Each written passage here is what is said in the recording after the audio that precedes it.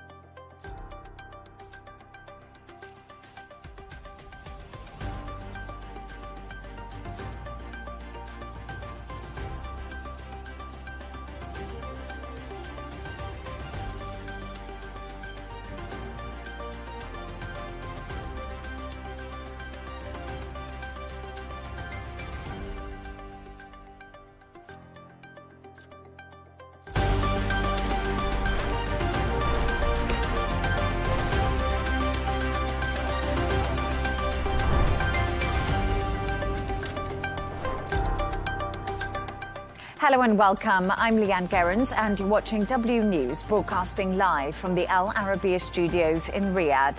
These are our top stories. The US attacks 90 military targets in a second night of strikes on Iran as Tehran takes aim at US bases in the Gulf. Meanwhile, Ukrainian drones blast Russia's dwindling oil supplies, setting several tankers ablaze. And the nominations for the next Labour leader and UK Prime Minister open with likely successor Andy Burnham, the only candidate.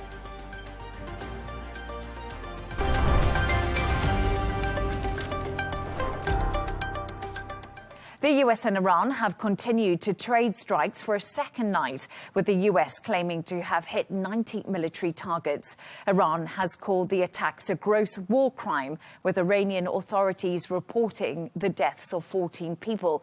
US President Donald Trump says Iran wants to make a deal, but he doesn't know if they're worthy. Take a listen. We have many ways we can win, but we've already won militarily. They have very little. They have very little left, and they want to make a deal so badly. They called a little while ago. They want to make a deal so badly.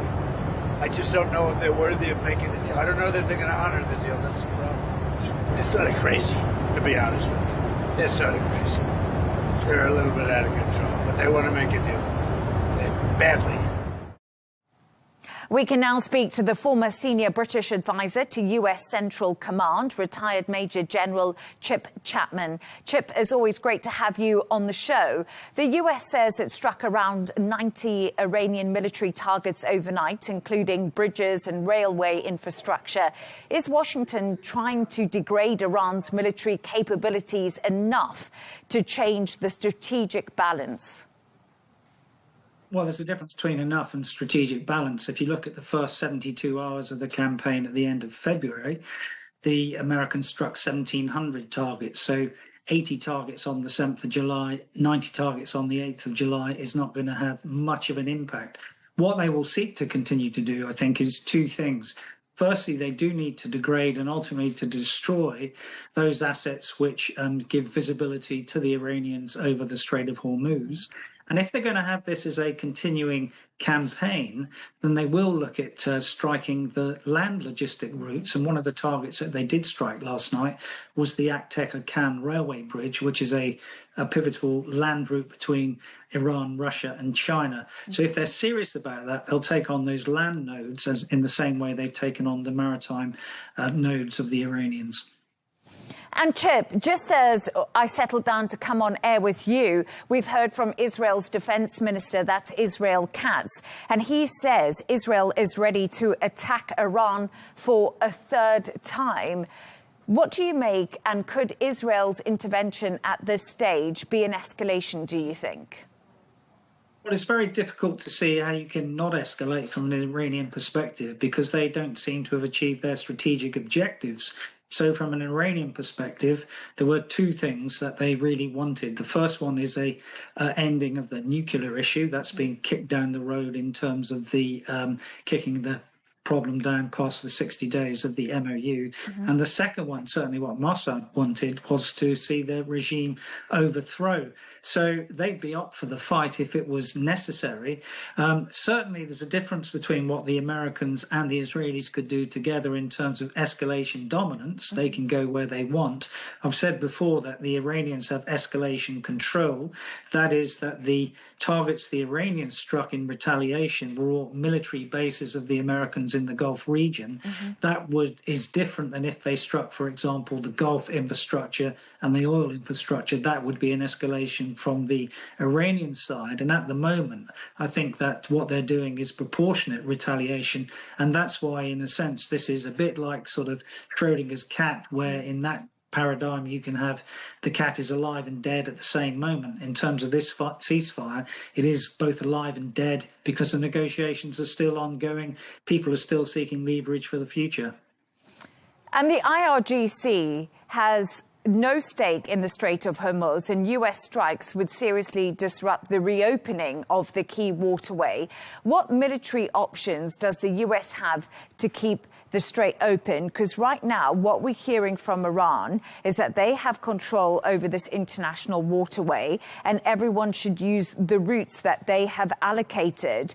But how difficult will it be for the US, even after what you were saying, to militarily open this up? Well, the first point is this is a contentious point to do with the MOU because the naval blockade from the Americans should have been lifted under Article 4 and under Article 5 ships should have been allowed to go through the strait unhindered. The Americans can do a lot of things. So you can say that in terms of precursor operations, the strikes that the Americans have done in the last 2 days are part of that. So the two precursor operations would be to degrade and ultimately destroy those assets over the Strait of Hormuz, and secondly, to make sure that mines are cleared. They would be the precursor operations.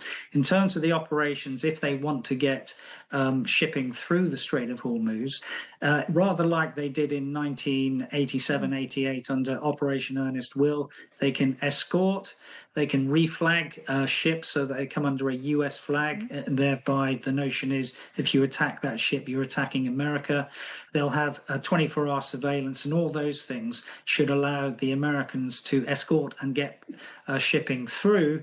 And if they're going to do that significantly, they would also reinforce the blockade to make sure that the financial lifeline of the Iranians is cut off.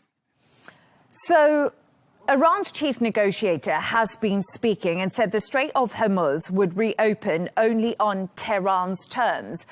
Do you think Iran is prepared to return to large-scale conflict with the US if it means maintaining control over the Strait of Hormuz? Do you think that we're moving towards that, or do you think negotiation is still possible at this stage?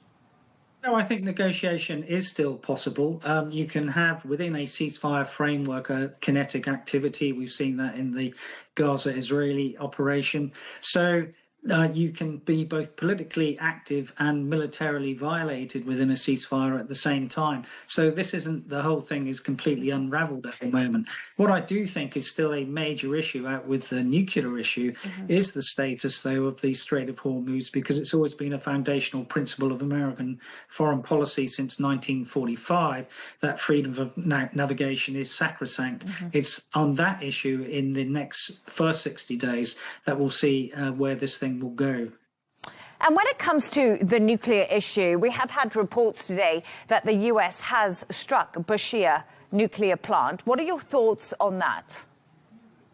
Well, again, it's sort of from an American perspective, it's dust or not. So they want that ultimately. That will have to be part of the negotiation. That is not, again, strategically significant. They've never been able to make it so, but it just shows again that they can go where they want, but it doesn't alter the factor that there's somewhere out there. There's 990 pounds of enhanced enriched uranium, which will become the major issue.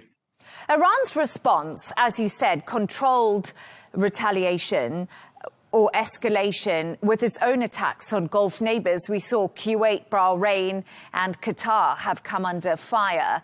Do you think these countries are likely to remain defensive, or could they become more directly involved in the conflict? Because we've seen them take a defensive stance throughout. Well, I think they'll still be in an accommodationist mode. So from their perspective, they want the first part of this war impose significant security and economic costs on them. And from their perspective, given the geographical proximity to Iran, they want coexistence and de-escalation over confrontation. So I think they'll be forced in a way to ensure that the Americans have access basing and overflight to conduct their strikes, but I don't think at the moment they're likely to join in, because the further escalation from the Iranians would be the attack on their oil and energy infrastructure, and that would be a significant impact on the Gulf states. And let's talk a little bit about this MOU. Do you think it's on life support, or do you think there is a path back to diplomacy? Or has the conflict now fundamentally entered a new phase with what's been happening over the last few days? I don't think it has entered a new phase. The first thing I'd say about the MOU is that it was absolutely a novel and contentious way of sort of ending a war. It wasn't war ending. It imposed a ceasefire. The MOU was not a settlement. And Trump actually said at the G7 summit that it may not be permanent. So a war needed to end because of the dangers in the first phase due to the global oil supply, according to Trump. That is also one of the things that caveats how much escalation is ultimately done by the Americans and the Israelis, because there are two other factors which restrain Donald Trump, it seems to me. The first one is that he has very limited support for the operation from the American public. And second one, he has very little support from the Senate in America. And the longer this goes on, and if oil prices go up again, he's facing the midterm elections, and the Republican Party, I don't think, will want some sort of whitewash in that. So there are constraining aspects from Donald Trump. So he can't just unleash the whole armory, it seems to me, of the American military. And that is part of the problem. All this notion of finishing the job from America is not a mission verb. It is not an end state. And you can't end war successfully just by dropping ordnance from afar. There is no model in history which would say that that would bring about a successful conclusion. Retired Major General Chip Chapman, always good to have you on. Great to speak to you. Thank you. Thank you, Leigh Ann. Let's continue this conversation with Seema Sabet, British-Iranian journalist and host of the Seema Sabet Show. Seema, always great to have you on the show with me. Iran is bearing the late Supreme Leader Ali Khamenei after a week of funeral ceremonies across both Iran and Iraq. Do you think once the mourning period is over, there's a risk Tehran could intensify attacks on Gulf neighbours and significantly escalate the conflict? There is no yes or no answer to this, because we cannot really consider Iran as an irrational state. They are acting totally as irrationally. So considering their behavior, no one was expecting that during the time that the funeral is happening on the streets in Iraq and Iran, as you mentioned, that they are going to attack ships in Persian Gulf. So this is what they do. They normally create tensions, and what they are intending to get out of it, somehow there is a tendency between some fractions of the Iranian government and Iranian state that they want to be somewhere between a full-scale war and still keeping the tension on. And this has like internal purpose and also outside external purposes. And we can just see some of those pictures on the screen right now of Ali Khamenei's funeral, as I said, coming to an end. But Mujtaba Khamenei, of course, his son and successor, we still have not seen him at all in public. Is the leadership transition in Iran exposing cracks within the regime, do you think? We know that there are different groups inside the state at the moment. They know that they have different benefits and interests, and there is also a tension internal of those fractions and groups, which part is the hardliners, part is IRGC, part is the negotiator teams, and each of them, they are struggling somehow to gain more power, and it's the moment that the power inside Iran is going to be established. So whether it's going to create crack within them, of course, any big tensions amongst those groups is going to have end up an internal conflict between them. But they are at the mode of survival, whether they confirm or whether they confess to it or not. They are fighting for the survival. And at the same time, you mentioned that there is an absence of Mujtaba Khamenei. No one heard of him. No one knows where he is, whether he exists or doesn't exist. That's the main question for them, that who is going to take the leadership from now on. So I guess, there is also an internal conflict over who gains the power after this stage is the main thing. Even the attack on the ships last night was part of this. I see it more about the IRGC wants to say that we have the last word. We are the one who dictates what we want. And then it's really interesting because you say you see it like that. The IRGC attacks ships to say it wants to dictate what it wants within inside of Iran. But what does that mean for the people inside of Iran? Because we then get news that the US has struck 90 targets inside of the country, and we already know that life has been difficult. So how does this affect the Iranian people? I guess at the level of the US, IRGC is working on Trump and his psychology. They are trying to get him tired, and by putting him in a position that he can not continue the war. They want to get most and much out of the current situation and out of the negotiation. Whether it's going to lead into a full-scale war or whether it's going to lead to an agreement, that's the main question. I'm glad that you brought this point out about what millions of Iranians inside Iran wants, because there are 90 millions of people living in Iran. Whatever these three countries they reach, whether it's full-scale war or whether it's going to be a negotiation or agreement, the main question is, what do they want? And Iranian people, they have had few rounds of protests. They paid a very heavy price. Iranian state IRGC killed tens of thousands of Iranians inside Iran just 6 months ago. Today is the 6 months since the day that they killed tens of thousands on the streets of Iran. And this is not a thing that people inside a country can forget or they can compromise over. And the main answer to Islamic Republic is it will be defined by Iranians inside Iran, those 90 million who are paying the price of this war and this unexplainable behavior of IRGC. When they attacked the ships, they knew that there would be a retaliation. They knew that there would be consequences. But who pays the consequences? Of course, Iranians. And they don't care about Iranians. They don't care about Iran. My other question is that why the Arab nations in our region, the countries around the Persian Gulf, why they don't come to an alliance in order to defend themselves? For how long these negotiations, round of attack is going to cost them their security and attacks on their soil? For how long they are going to endure it? Is there any solution on their side? Is there going to be an alliance inside the region between those countries that they are getting attacks in each round that IRGC is attacking US and they're retaliating? And you say it's been 6 months since those deaths on the streets of Iran, since those anti-government protests I think we did speak about at the time. Right now, do you think there's any possibility that we could see protests against the Iranian government again? Or do you think people are just far too scared and tired now? People are definitely tired. We don't have a unified and united opposition in order to represent them at the negotiation table.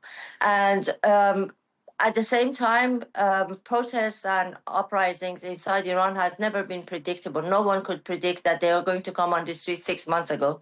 And but there is a potential. People are angry, people are hungry, people are living under unbearable conditions inside the country.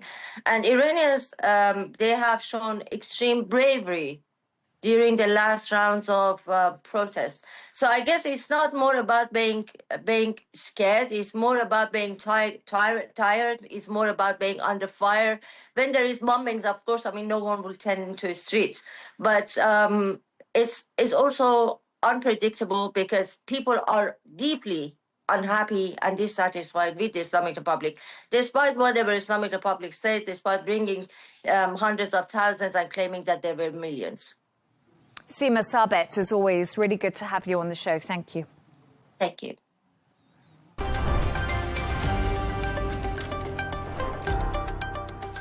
Ukrainian drones hit 2 Russian oil facilities on Thursday, as well as 12 oil tankers.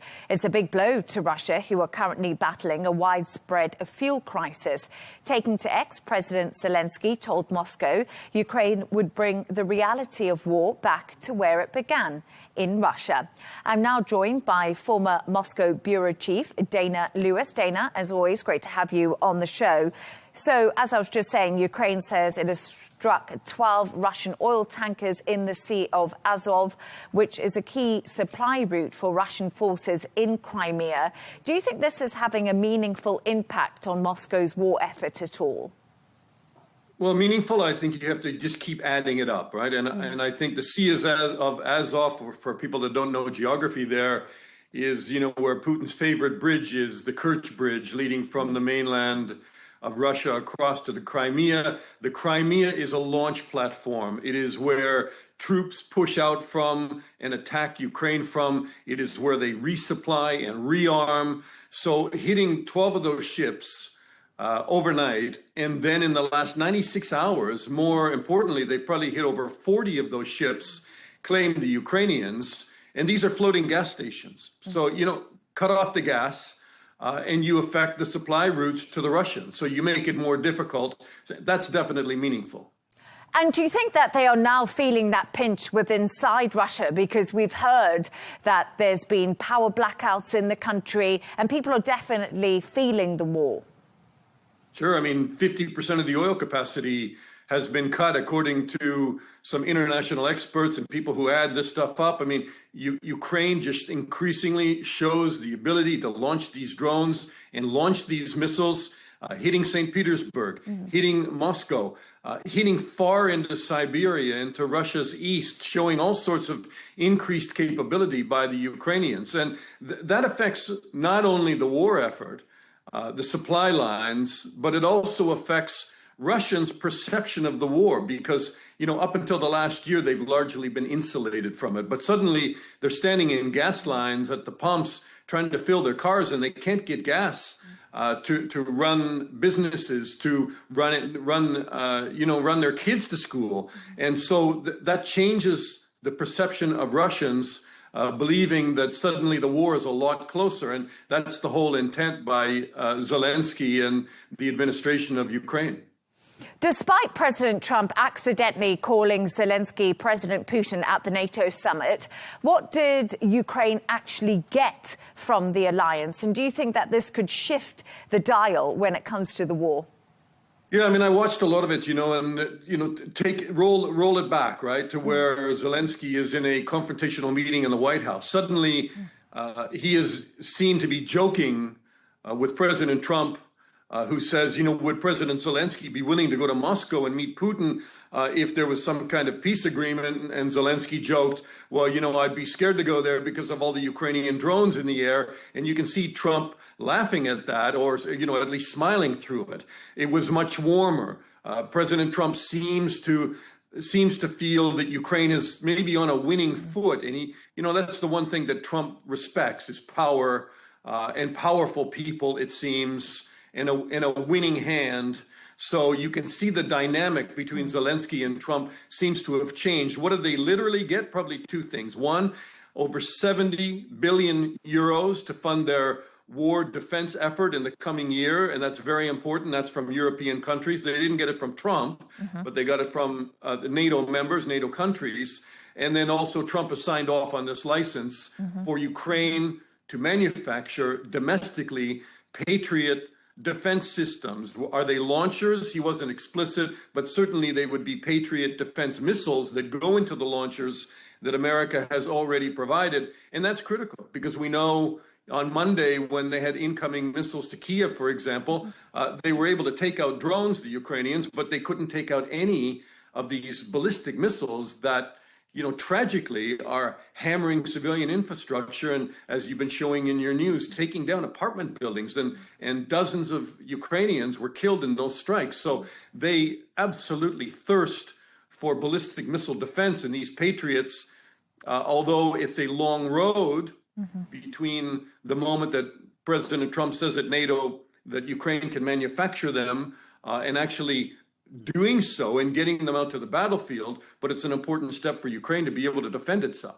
Yeah, you're just reading my mind there, Dana, because I was going to say, they've agreed to this licensing of these Patriot defense systems for Ukraine at this NATO summit. But it is a long road and it will take a long time to manufacture that for Ukraine. So I think a lot of people are asking, what do they do in the immediate term? Good question. And it's a tragic answer. And in the immediate term, probably peace would be the best answer, but it just seems like we're far away from that. And a lot of different reports saying that President Putin is just digging in more and more. And look, I've covered this guy from 2000 when he came to power, and he launched his war in Chechnya and wouldn't withdraw. And then he's launched this war in Ukraine. And now the Russians are claiming that because of these strikes deeper and deeper inside Russia, that maybe they should go beyond these 4 areas that they've annexed and put an even bigger buffer zone in Ukraine. So that tells you that the Russian war machine isn't going to stop because the Kremlin is just going to continue to keep the gear in forward motion. So, long term, Ukraine and Russia have to come to some sort of agreement and try and stop the war. But tragically, we're not heading in that direction. Tragically, we're probably heading towards escalation. Tragically, now you even have Russia saying that, threatening European countries from Poland to Latvia, Lithuania, Estonia, the Baltic nations. And maybe by engaging NATO more, there is a thought that they may use that to say that they're now in a war with NATO, and that would allow them to do a general call-up, a forced conscription of Russians, because they're losing so many men on the battlefield and they're unable to fill those ranks. And I wanted to talk to you a little bit about these warnings that Russia could stage a limited provocation against NATO members. You mentioned that they're Baltic states and also Poland. I think the big question here is, do you think the NATO alliance is adequately prepared for this at the moment if we see Russia do this? Because we always see Russia flirt on the sidelines of countries with drones or even with submarines or boats. We've seen it time and time again. I guess we would really have to play that out and say what kind of a tactic would Russia use? Would they just roll tanks up to the border? That's something different. And NATO would certainly respond to that and do it in a very effective way and do it very quickly under Article 5. But if they start trying to, push drones further into Poland or into the Baltics and destabilize the situation, how far can NATO go in reacting? What would seem proportionate or disproportionate? And so I think probably that Russia would like to test that, but it's a very dangerous game. Dana Lewis, as always, great to have you on the show. Thank you so much for your time with me. Thank you.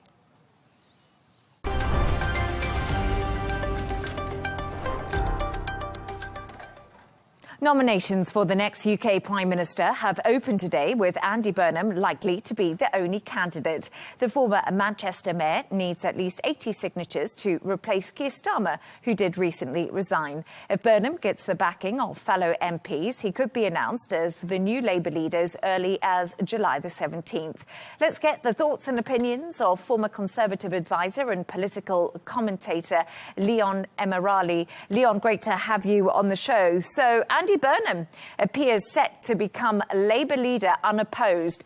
Is a coronation without a contest actually a sign of party unity, or do you think it's a missed opportunity by Labour to properly test its new leader?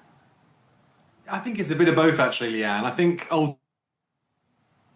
strong tradition of having these contests, having candidates from each wing of the party, from the right of the party all the way through to the left of the party, having this battle of ideas. And that tends to be the way that Labour runs its leadership contests. In this instance, they haven't. And I think part of that is because Andy Burnham is someone who straddles a number of the different factions within the Labour Party. If you are a Corbynite, you can see some of what Andy Burnham wants to do and agree with it. If you are a Blairite at the other end of the party, you're also seeing some of what Andy Burnham is saying and agree with it. So he is this unifying candidate. So there's a little bit of that. But also, to be entirely honest with you, I think he was the only real candidate who would have had the backing of both enough MPs to be nominated in the first instance, and then the actual membership to vote for him to become leader. So I think a little bit of it is the Labour Party just simply getting in line behind Andy Burnham because he is the obvious and logical choice. And what do you think Andy Burnham will bring to the leadership that Keir Starmer so greatly lacked? Because we look at Andy Burnham and he's a bit of a man of the people, isn't he, Leigh Ann?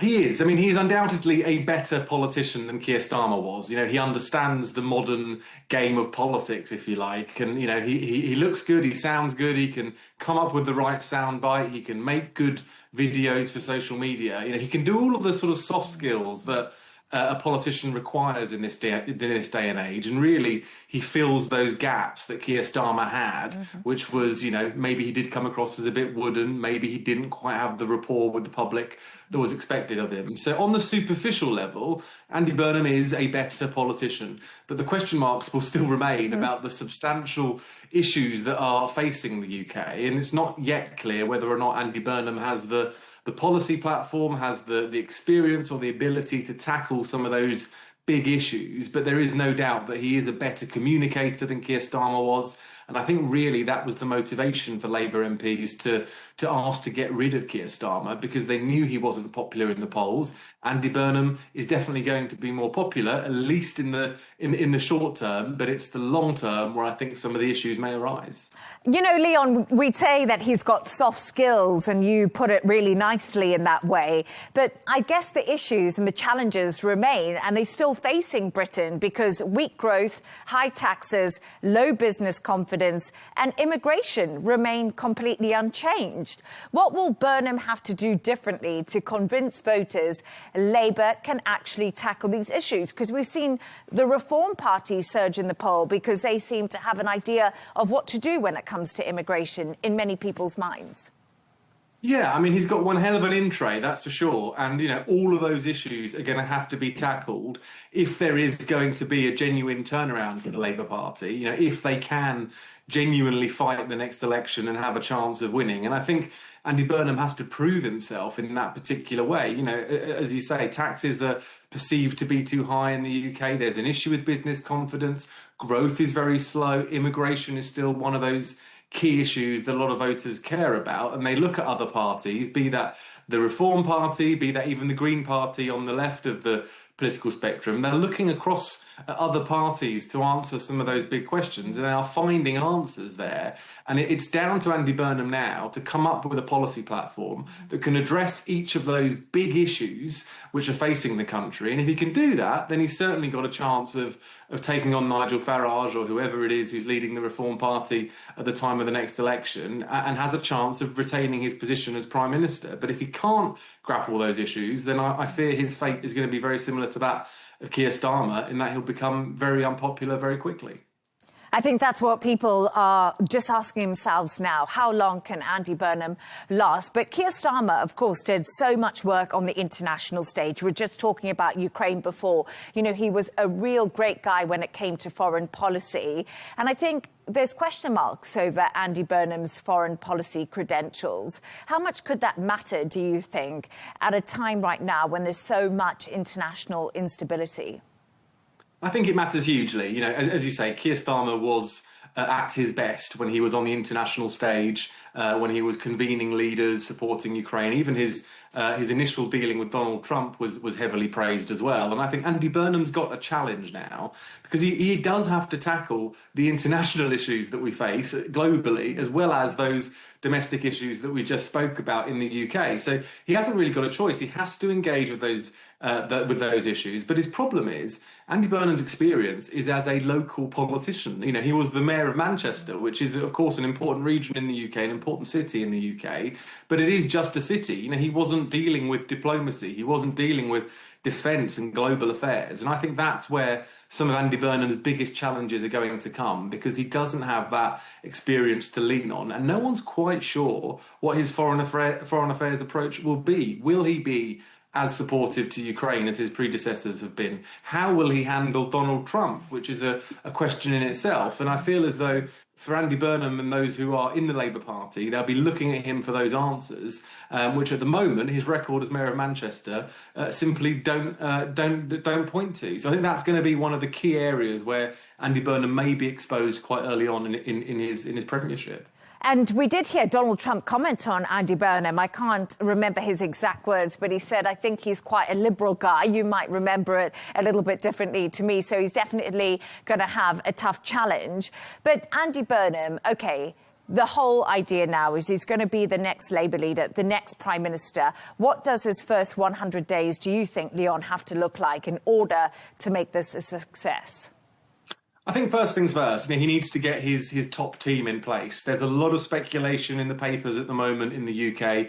Who's going to be his Chancellor? Who's going to be his Foreign Secretary? I'm sure those conversations are already ongoing. He already has an idea who those individuals might be. The Chancellor job is the biggest one, because if he doesn't make that appointment and make it well, you know, that could spook the markets. That could see a lot of pressure on Andy Burnham early on, which he'll want to avoid. So that's a really key job. And then the second part of his agenda is going to be about tackling the cost of living.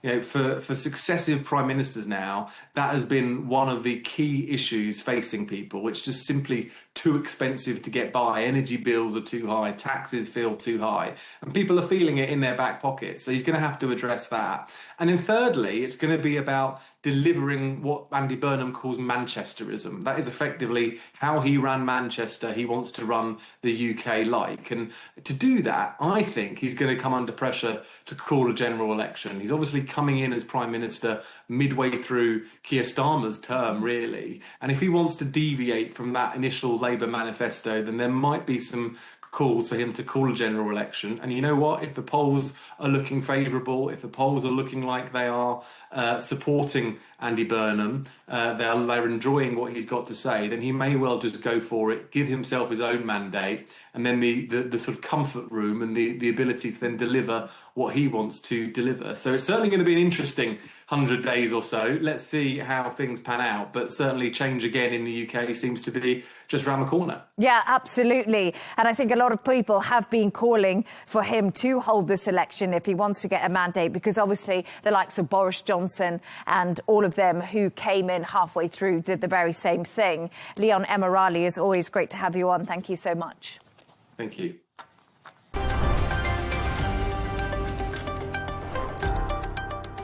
Britain's Arthur Ferry is set for an astonishing rank rise after reaching Wimbledon semi-finals. Ferry secured his victory on Wednesday in front of nearly 15,000 spectators, including Queen Camilla and the Princess of Wales, who described the match as a memorable day at Wimbledon. Wandi Intengento has more.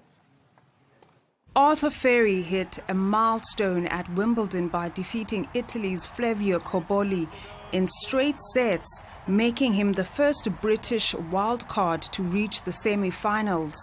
Ferry, who started the tournament ranked number 114 in the world, is only the second wild card since 2001 after Croatian veteran Goran Ivanisevic. Always believed in myself and believed that I could, be a top player in the world. Semi-finalist of Wimbledon is something else, and I've taken it match by match. The 23-year-old's progression into the second week had already saved Britain's Lawn Tennis Association from its worst ever Wimbledon after Jack Draper and Emma Raducanu pulled out on the eve of the tournament. The next step for Ferry is to face German Alexander Zverev on Friday. Zverev is a step up again. I'm ready for it. I have nothing to lose. Meanwhile, the second seed said he is excited and ready to take on one of the favourites for Britain's Royals. I'm very happy to play him in the semi-finals. I think it's going to be a great atmosphere. Of course, I know that 99% of the people will be cheering for him. The men's final will take place on Sunday, which is coincidentally Ferry's 24th birthday, who hopes to celebrate the special day on the court. Wandi Swandengendo, Al Arabiya English.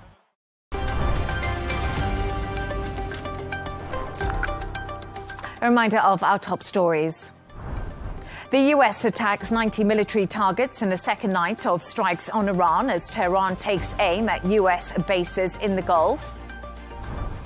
Meanwhile, Ukrainian drones blast Russia's dwindling oil supply, setting several tankers ablaze.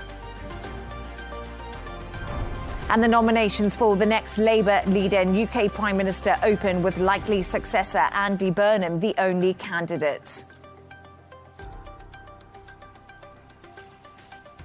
And that's all from us on W News. Don't forget to subscribe to our YouTube channel. Of course, follow us on X. We'll be back in a couple of hours with W News Extra. Goodbye and thank you.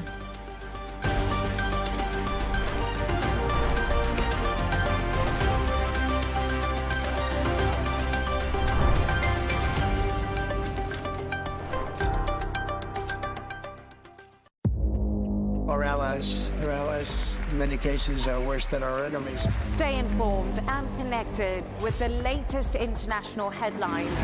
There obviously is a risk. From breaking news to in-depth analysis, it would appear that this war is coming to an end. Who buys this stuff? Investors, pension funds. We deliver the most important developments straight to your screen. Iran always wanted to deal with militia. Join us for compelling, expert-driven conversations. A curfew order has been established. And an insightful look at the issues shaping our world today. There are a lot of proposals about European architecture for security. I'm Leigh Ann Gerrans, and this is W News. We dealt with this when I was Chief of Staff in the first term. Where you don't just hear the headlines, you get the full story.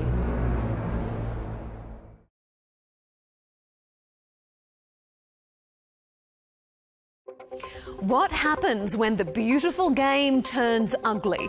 Football's governing body FIFA is no stranger to controversy, but the latest accusations are making headlines well beyond the sports pages.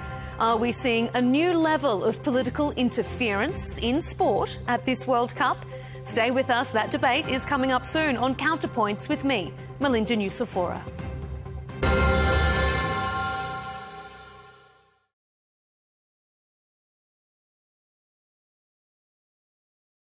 Welcome to Al Arabiya English. My name's Greg Swenson. I'm the host of American Unfiltered, and I'm really thrilled to have as my first guest Beverly Turner, who's the host of GB News Late Show Live here in Washington, and an old friend, and originally media friend, but also social friend as well. And so it's great to have you, Bev.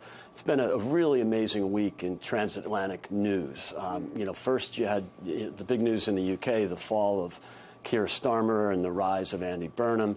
And then, of course, the timing is particularly good speaking with you today because you were at the White House yesterday and had a conversation with the president who, thanks to you, has got himself involved in UK politics, which we always love to see here in Washington, being the Anglo-American community that we are. And so that was a big day.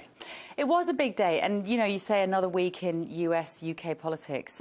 It feels like, is there a week when the two countries are not in some way connected, colliding?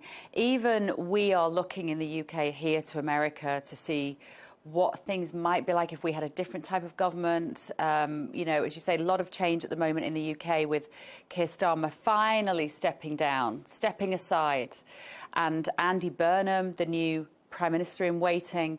And so yesterday, I got the opportunity to be in the Oval Office with President Trump, and I was so desperate, Greg, to ask him about Andy Burnham because nobody has got that question out of him yet, and we are all dying to know how he feels because we know how he felt about Keir Starmer. No love lost there. And so when I was able to say to him, you know, what do you know about him? He basically didn't know anything. It was great. He had no idea. It was classic President Trump, where he just said, I think he's the mayor of some town. It was great. Exactly. Now, meanwhile, we all know that Manchester is not just some town. You know, it's third biggest city in the UK. Third biggest city in the UK. It's kind of like almost like the Chicago of the United Kingdom. Similar size. Yeah. And so that was a great moment. And you've had a few with the president, which is exciting. I have.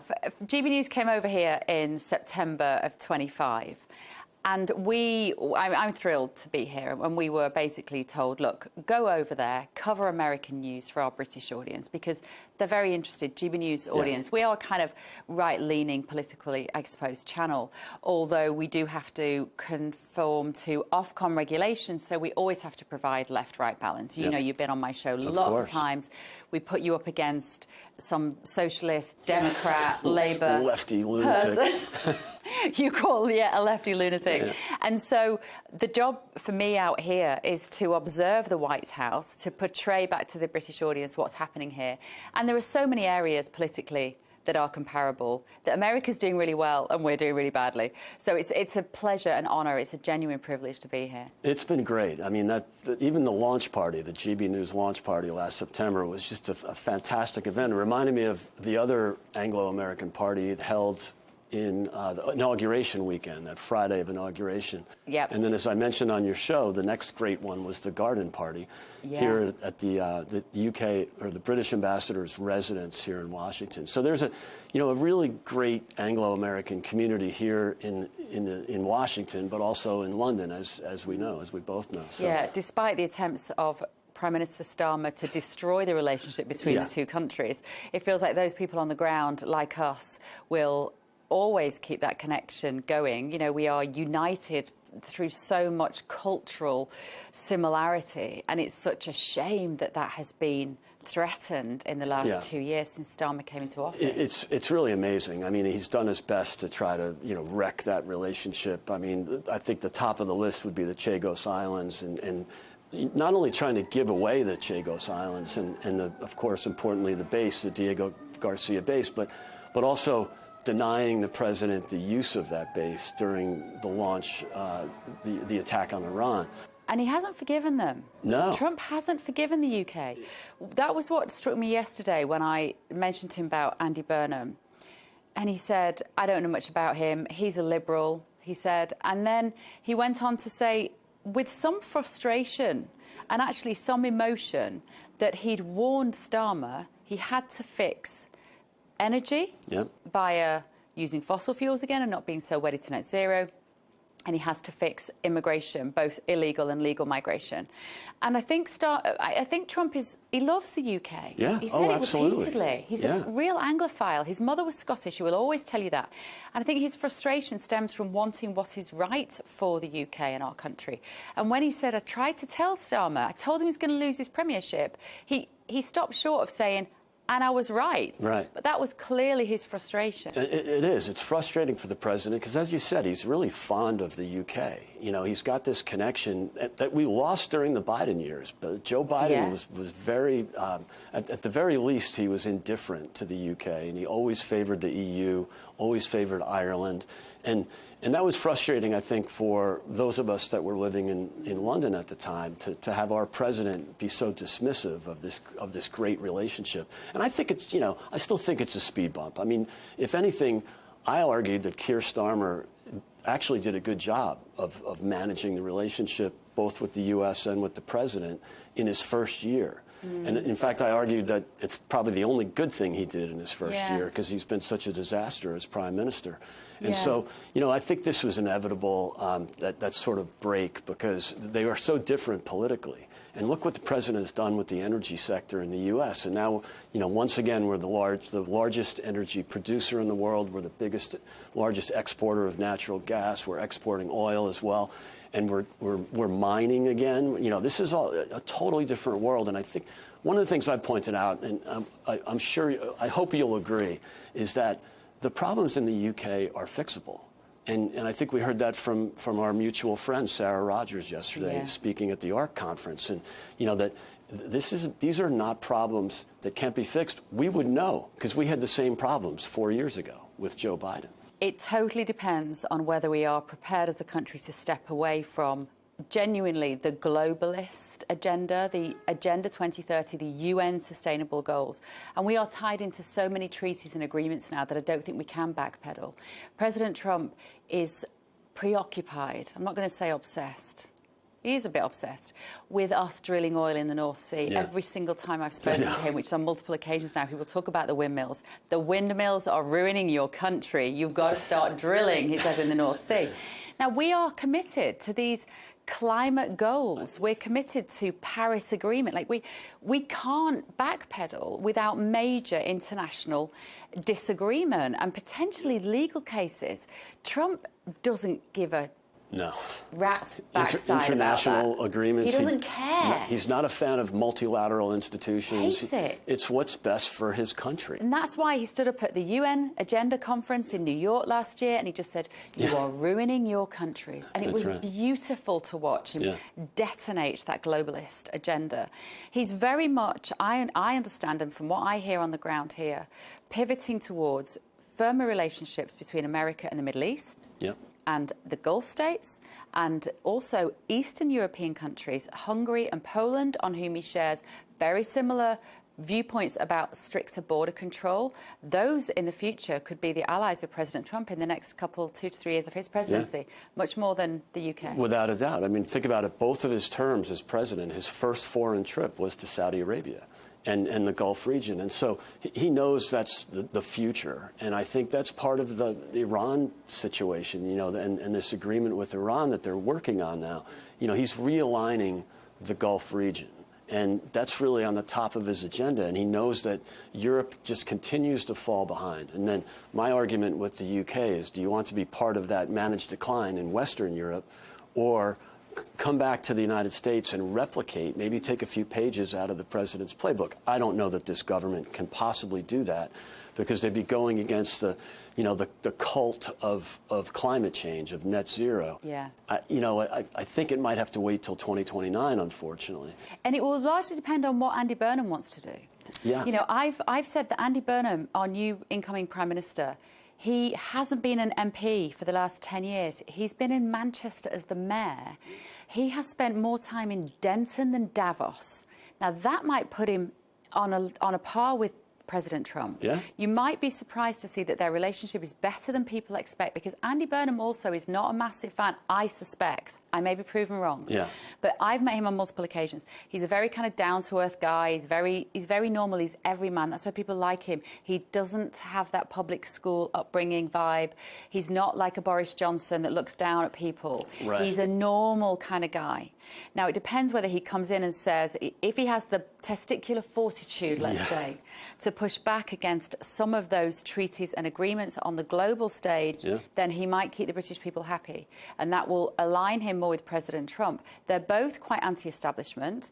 They are both well aware of the fact that the political class hasn't served the working person for a very long time. There may be more synergy, Greg, than we anticipate. That's a great point, Bev, because he is more of a man of the people. He's been in Manchester, he's been in the North, and he's connected much more to the trade unions like a proper labor politician, like the old Labour. Whereas Keir Starmer, as we all agree, was from that new Labour, that, you know, North London, uppity, Oxford, Cambridge, kind of that lanyard class. And I don't see Andy Burnham as part of that. He might be a man of the left, and that's what I worry about. But you're absolutely right. He might actually have more in common. And look what happened in I think it was Aberdeen in Scotland. You know, because oil and gas exploration is so important in Scotland, and that might be a moment for him to pivot and get away from Ed Miliband and the lunatic kind of fringe net zero crowd. He'll have so much pressure on him from the net zero agenda. I mean, his wife actually works for a big electric car charging company, is my understanding. She's quite private. She's Dutch, I think. You know, there will be a lot of pressure on him to maintain that course towards the greener future, whatever we mean by that anymore, I'm not even sure, and not to get involved in any oil and gas drilling. It might be that we have to wait until potentially another government, if that does become, for instance, Nigel Farage next time round. And I think that, you know, surely that's in the cards in 2029. I mean, liberating the energy sector, and again, we've done it here, so we know it can work. It might be a stretch to expect a Labour prime minister to endorse that. The other thing we often forget about, because you're right, President Trump is so focused on the North Sea, he's a common sense guy. He just can't understand why we in the UK are buying oil from Norway, who's drilling it in the same sea that we've banned drilling in. He's got a point. And this goes back to the Tory party, to the Conservatives, you know, and I've been lecturing them for years now on not only do you have to stop this nonsense of net zero, but apologize for it, bury it. Just, you know, don't even leave it lingering out there. Just end it and drill for natural gas. It's not just the North Sea oil rigs. There's plenty of natural gas under the ground in the UK. Well, it all depends on whether man-made climate change is scientifically nailed on. That's what it all comes down to. Yeah. You know, we have been told for 20 years the consensus is that using carbon is going to ruin the planet. And that was literally written into the broadcasting regulation in the UK. It still is. We're not meant to, in the UK, say that that is anything other than 100% true. It's because amazing. We could be fined by Ofcom for saying that. That's incredible. I didn't realize that, Bev. But I think that the tide is turning for sure. I mean, the public consensus is surely not behind it like it was 5 years ago. It never made the top 7 as an issue in the United States. And that's why when, you know, Al Gore started his lecturing 25 years ago, they bought into it in Western Europe and the UK, and the US never really did. No. In spite of that, Biden tried the Green New Deal, and he blew all this money on you know, wind and solar and the so-called Inflation Reduction Act, which was really the Green New Deal. And so, you know, he bought into it, or at least his advisors did, or his AutoPen did, but really the people in the U.S. never really did. And that's why they never really were able to get momentum. He almost went against, President Biden went against what the people wanted. And much like in the UK and especially in Ireland, the top issue right now is affordability and mass migration. And what did they get from their governments? Misinformation, policing misinformation, which you and I will just call censorship, and as well as net zero. So it's this total disconnect between that lanyard class, the Keir Starmers of the world. But I blame Theresa May and Boris and, you know, Rishi. 14 years of conservative rule that pushed through all of these policies that I think were the product of talking shops at these NGOs around the world. That's right. And not enough people in the room to stand up and go, hang on a minute, are we sure about this? Groupthink. Nobody being prepared to swim against the tide of popular opinion. And, Greg, money to be made. Let's be honest. What a cottage industry that was. What a cottage industry. When Biden lost the election, they had, you know, that 90-day transition, and they were shooting money out the door as fast as they possibly could to these NGOs that were just started the week before. That's right. You know, we're in the net zero education sector. Yeah. Can you give us $500 million? And they did. Yeah. It's crazy. So I'm a big fan, I have to say. I am a big fan of new homes in the UK being built in a way that can generate their own power. Sure. You know, so that we have solar panels and air source heat pumps and good insulation. Yeah. That makes sense to me. Common sense. Common sense. Because it also gives the homeowner an element of kind of autonomy away from the grid and away from the government. And away from deciding you've used your carbon credits. Yep. You know, I think that's something that, in terms of the environmental protections, go forward, build the right kind of houses. I'm totally on board with that. And God knows we need more housing in the UK, that's Don't for we? sure. Let's talk about Nigel Farage. He's a friend of both of ours.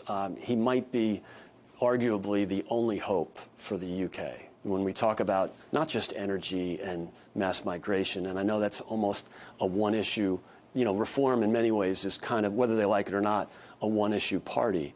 By some miracle of marketing, the Tory party is still leading in the polls when it comes to economic matters, yeah. which I think is something that Nigel has to, you know, has to change that view. But do you think he can save the UK? I think they are as close as we're going to get to a small c Conservative government, if I'm completely honest. Nigel's appeal, a bit like I was saying about Andy Burnham, is the concept that he's every man. Man of the people. Man of the people. Interestingly, Nigel's one of these people who, and I think President Trump is similar, actually, they can slide up and down the social spectrum fairly seamlessly. So Nigel can be with the shooting class, the pheasants, killers, you know, like with the kind of the hacking jacket crowd easily with a cigar, but he can also be with the man in the pub. Sure. And that's quite rare. Trump has that as well. It's amazing the similarities between the two. Yeah. They have got similar personalities. They're able to capture basically free media. Yeah. Nigel's name recognition is off the charts in the UK, much like the president's was before he ever ran for office. Very divisive. Yeah. Some people love them. Some people hate them. Yeah. Marmite. And that's how you cut through, actually, I think, in politics. They have, I think, a very good chance of winning the next election. It largely depends on when that is, I would say. If Andy Burnham has the confidence to call a snap general election when he gets into number 10, which could be before the end of this year. Well, he'll be in there probably within a couple of weeks, but he could call an election before the end of the year. The question is going to be, are Reform ready for that? They say that they are. They say that they have really good candidates, and I know behind the scenes they have been vetting and training and getting candidates ready for those 300 and odd seats around the country, nearly 400 seats around the country. Nigel still is, as I say, very, very divisive. He still has to win over the dinner party class. He's got to win over some Liberal Democrats. He's got to win over some Labour voters. I think they're and he's got to also win over some Conservative voters as well. Yeah. But that strength of feeling towards the ambition that Reform have for the country is incredibly strong and only getting stronger by the day. Yeah. Firmer borders, common sense educational ethos around schools. It's all the basic points. Can a woman be a woman and a man be a man? No. Or, you know, on the economy, I think you're right. You're reflecting that the mood of the nation, that they aren't quite sure yet who would be the person to make those key decisions. But we know that Nigel has a background in finance. We know he's no slouch when it comes to the economy. I think he knows exactly what he wants. He's also looking over here to President Trump to see how he can make that happen. I think it remains to be seen, but I think this is probably the best shot they're going to ever have. Yeah, I mean, he definitely has momentum, or at least he did until maybe the last few months. They've gone from maybe 35 back down to 30. That can be restored, though. That's part of it, because they basically have, you know, are polling at 5 or 6%. And then you're going to have a bump with Andy Burnham. You know, Labor's already got already in the polls. They've had like a 5 or 6 point bump. So that could be just a temporary sugar high, but it'll be really interesting over the next 3 years. And that's a good point. Maybe they call a snap election if he's getting a real vibe from the people. I'm quite sure Andy Burnham will be more popular with the party. That's for sure, and probably more popular with the people too. I think it's worth considering is we had those local elections in May. So that was in the UK, that's the council election. So these are people who decide whether your bins get recycled when and your potholes get filled. Like, it's domestic, local issues, right? But Reform swept the board. They did. And so you're right, kicked out it's the Labour and the usually Conservative kind of Council. local stuff, but they Yeah. turned it into a referendum on Labour and a referendum on governance in Yeah. the UK. And that was a massive movement. And what was then so shocking was for Andy Burnham to then win the Makerfield seat so convincingly, because he didn't have a huge amount of choice where he could stand. He obviously, as I said, he was a mayor, and an MP had to stand down so he could go in, and then he could challenge Starmer. It's all this protocol political system that we have in the UK. And I was convinced that he wasn't going to win that seat because that area... Reform had swept the board on the local elections only like 2 or 3 weeks before. And it was very much a Brexit community as well. Yeah. You know, they went decidedly for Brexit back in 2016. So I thought that would help Reform. I thought so. But what was interesting was that there is a suspicion and a rumour, and actually I'm seeing a lot of stuff online about this, that there were quite a lot of Reform voters who voted for Labour. Why? Because they wanted Andy Burnham to win, because they wanted Keir Starmer kicked out. Yeah. Now, I don't know how sensible that was. Yeah, it's sort of tactical voting argument. Because they hate Starmer. Yeah. But I would say, well, that wasn't very clever, because the country quite like Andy Burnham. Like, if you wanted Labour out, or maybe their supposition was that would therefore trigger a general election, because Andy Burnham couldn't run without a mandate, couldn't sit in number 10 Downing Street without a single British person having voted for him. And maybe, we still don't know, he might do the decent thing and call the general election. He could, but wow, they have such a majority. You know, they'll never replicate that majority. No. That was like a perfect storm in 2024, where they only won 34% of the vote, and yet they have this massive majority. Yeah. You know, unprecedented, really. Because the British people were absolutely sick of that Conservative government. It's the so-called Conservative government. Post-pandemic, all that. We just wanted them out. And that's what, you know, I hope that Reform, and frankly, I hope that the Tories can come back to traditional conservatism, small c conservatism. And I've been banging the table on that with both parties, but especially with the Tories. You know, get back to the Thatcherite philosophy of, you know, deregulation and lower taxes and economic growth. They kind of lost their way. They had, you know, this is the party of price caps and windfall taxes. Joe Biden can only dream of windfall taxes. He could never get that passed in America. And yet the Conservative Party in the UK, the party of the right in Great Britain, had windfall taxes. Yeah. It's crazy. So I hope they can get back. And this enormous bloated benefits bill that we now have. It's almost like government, for at least the last sort of 15, 16 years, haven't factored in human behaviour. They haven't factored in how people actually think and operate.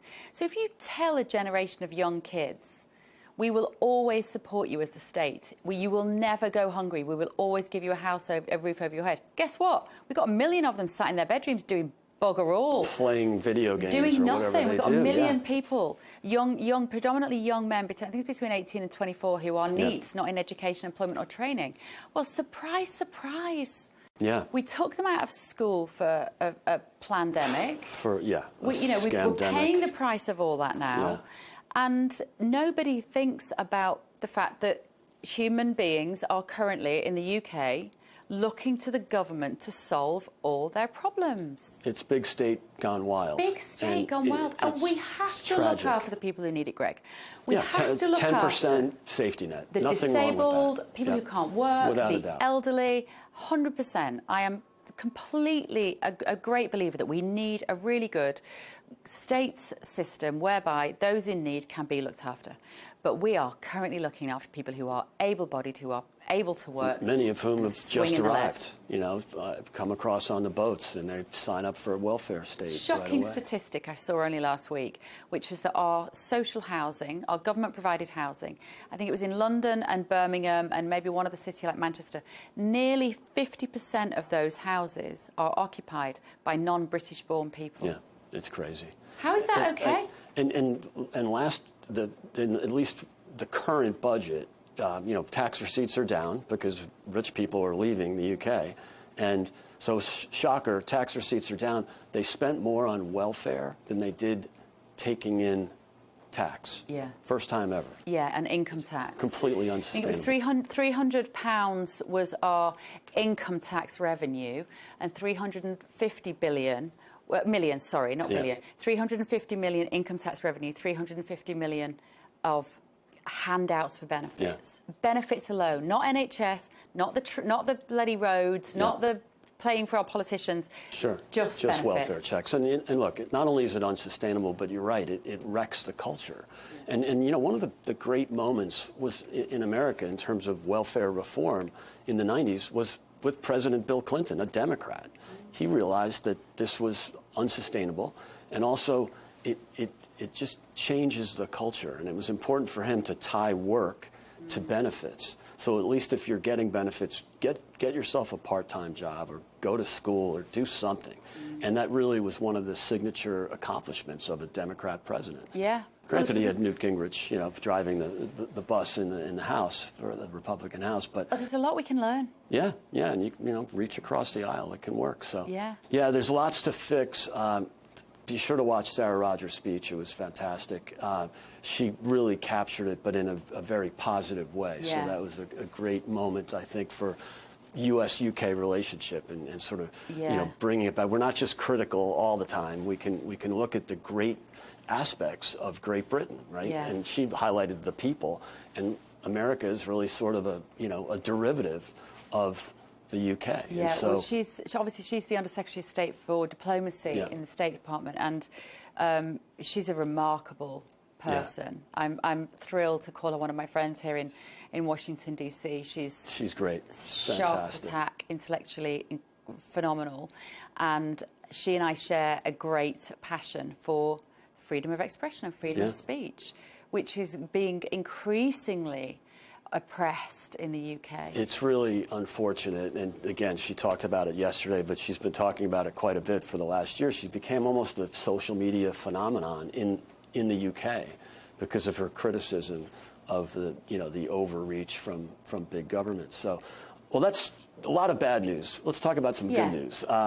It's been an exciting year for you, not quite a year, but an exciting for you and GB News. Let's talk about the relationship in the media between GB, and so far so good. Really good. GB News is only 5 years old, just had our 5th birthday. It was born out of, I think, a frustration with the British media landscape being predominantly left-leaning, very anti-Brexit. It was born just after the Brexit referendum, and our ambition, I think, of the channel, I wasn't there right in the beginning, though, was to portray Brexit in the way that we hoped it would be a positive outcome. Pandemic came hot on the heels, and so who knows what the benefits of Brexit would have been. We never kind of got to see that, I don't think. But we are the UK's most watched news channel now. We beat Sky News and BBC News every day, sometimes both channels combined. We have more viewers than them.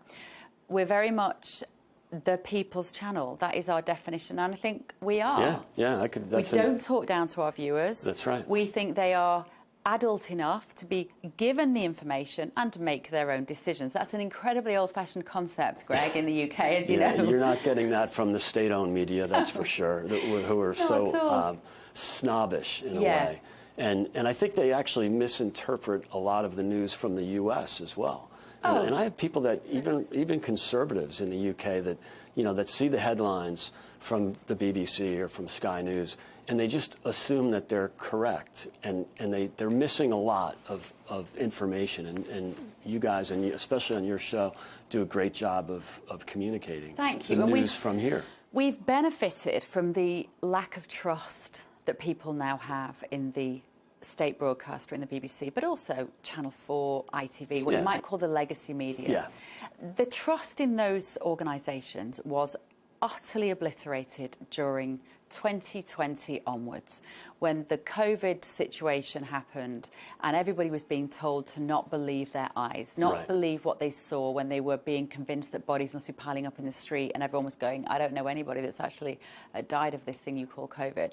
And so we came out of the back of that, and people were going, this is ridiculous. Absolutely. We had censorship in both countries. If you posted anything about the Great Barrington Declaration, you were taken down from social media. I was annihilated. You must have been. I'm not surprised to hear that. I was cancelled beyond belief.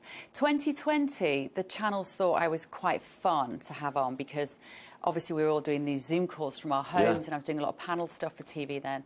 And I would be saying, listen, I've got 3 teenagers in my house, or they weren't all teens then, 3 kids in my house who should be at school, who have probably had this thing, whatever it is, and they're fine.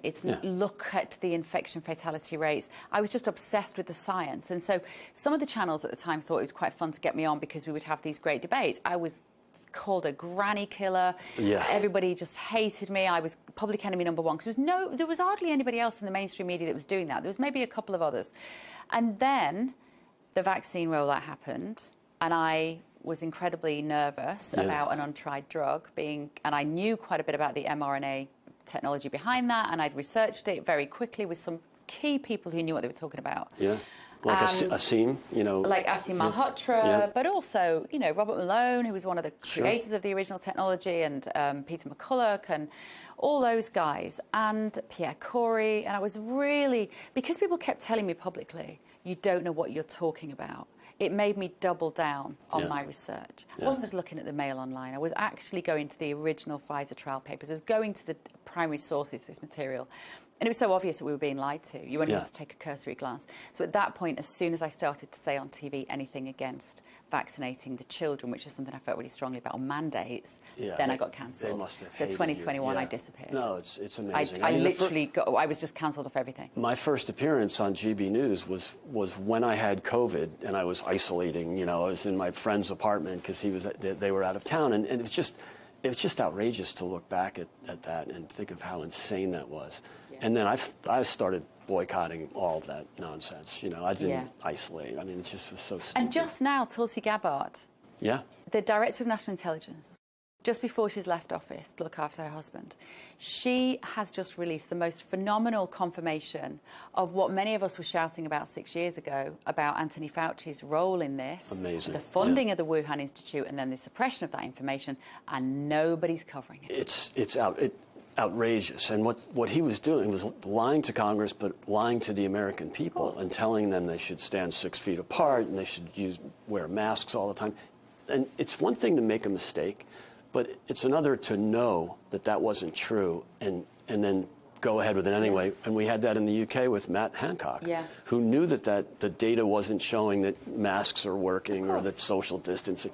And he went ahead with the lockdown anyway. It was really insane. And now nobody wants to look back and learn any lessons from that period of time. But I think there's so many people who are now untrustworthy of organisations and establishments and institutions, who are doing their own research, who are thinking about their health differently, who are thinking about the relationship between themselves and the state. And all of that is good. Yeah, I mean, this skepticism is so healthy. Right. And that's why I think RFK Jr. has won a lot of skeptics skeptics about him, but that, Make America Healthy Again movement has caught on, especially in some sectors that we didn't do so well with in the elections, like suburban women who are actually looking after their children and really like this idea of healthy eating. I don't think Bobby Kennedy gets enough credit for getting Trump elected. Oh yeah, so, I mean, you're absolutely right. So when he obviously got kicked out of standing as a Democrat, and he had to stand as an independent.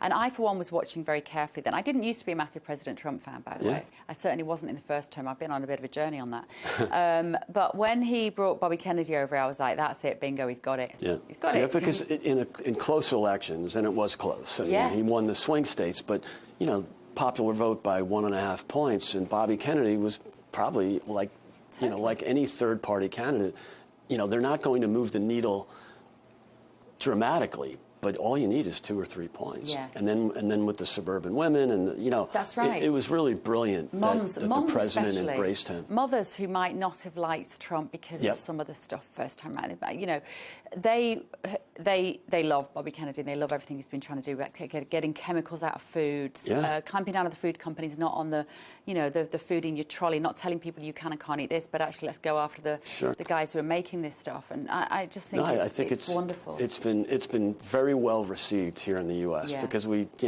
all grew up here on chemicals in our food. It's really still you are right. You're about 7'2". I'm surprised I'm still here to talk about it. So back to UK U.S. relations. Yeah. The World Cup, I don't think you could argue there's ever been more excitement about a sporting event. I mean, it's really phenomenal. Yeah. And it's really done wonders for not just the U.S. relationship with the world, but especially with the UK. All these Scots and English people, the Scottish and the English are here, and they're having an absolute ball. And the bit that I didn't see coming was all this social media footage of all these fans going, America's amazing.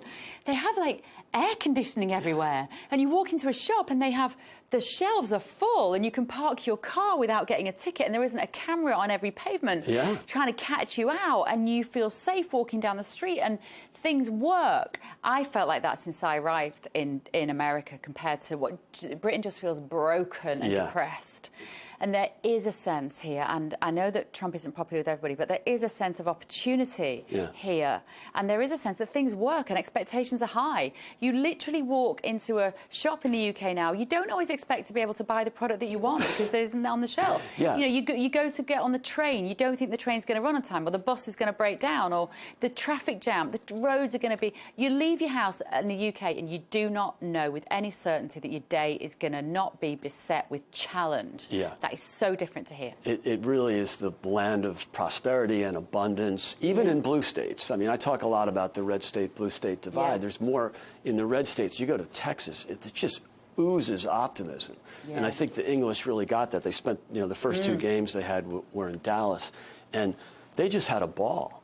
And everything is just bigger there. But even, you know, here in blue city, Washington, and I spend a lot of time in Chicago. I spend a lot of time in the UK, in sort of left-leaning areas. It's still, there's still abundance in the blue states. And look at the Scottish up in Massachusetts, a very left-leaning state, but they have welcomed the Scots. The Scots have embraced it. They've absolutely charmed the people of New England.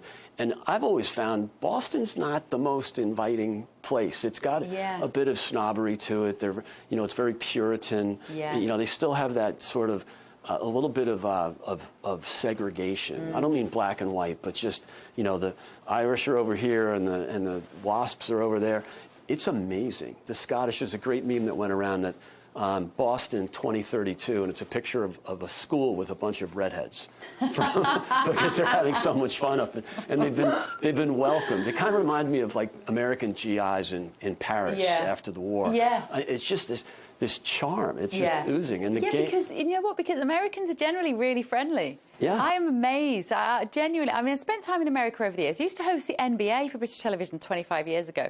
So I've spent time in the US, but there's something about a warm friendliness. There's like a confidence about people that I meet here now. People are approachable. There isn't that, you know, there's that unspoken law in the UK. You shouldn't speak on the tube, on the subway. Well, London. You know, when Americans... Manchester's different where I'm from. And yes, that's true. But I know from living in London for 10 years, you know, all the Americans knew each other.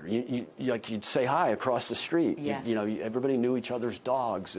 It's very, you know, we're very friendly. And I think, you know, the visitors to the country for the World Cup are getting the true version of America, not what they read in the BBC. That we're shooting each other and everybody's got a gun and everybody's got a Confederate flag on their pickup truck. It's just not true. And so they're actually sifting through that. I mean, they don't get that from GB News, but they surely get it from the legacy media. Oh, without a shadow of a doubt. So, and then on the other hand, it's an opportunity for us to embrace the visitors. My brother went to the game in Los Angeles.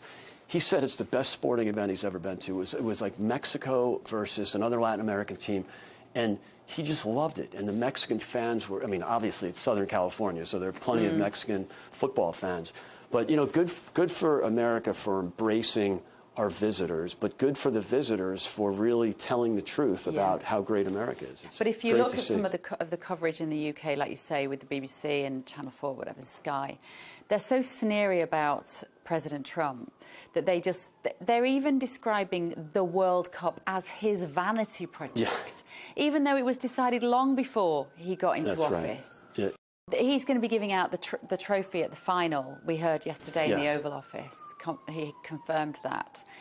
He will be so criticised for that. Right, which is crazy because he is the president of the country. You want the president at the games. I mean, it's fantastic that he went to the Knicks game. Unfortunately, it's the one they lost. Yeah, it is New York, right?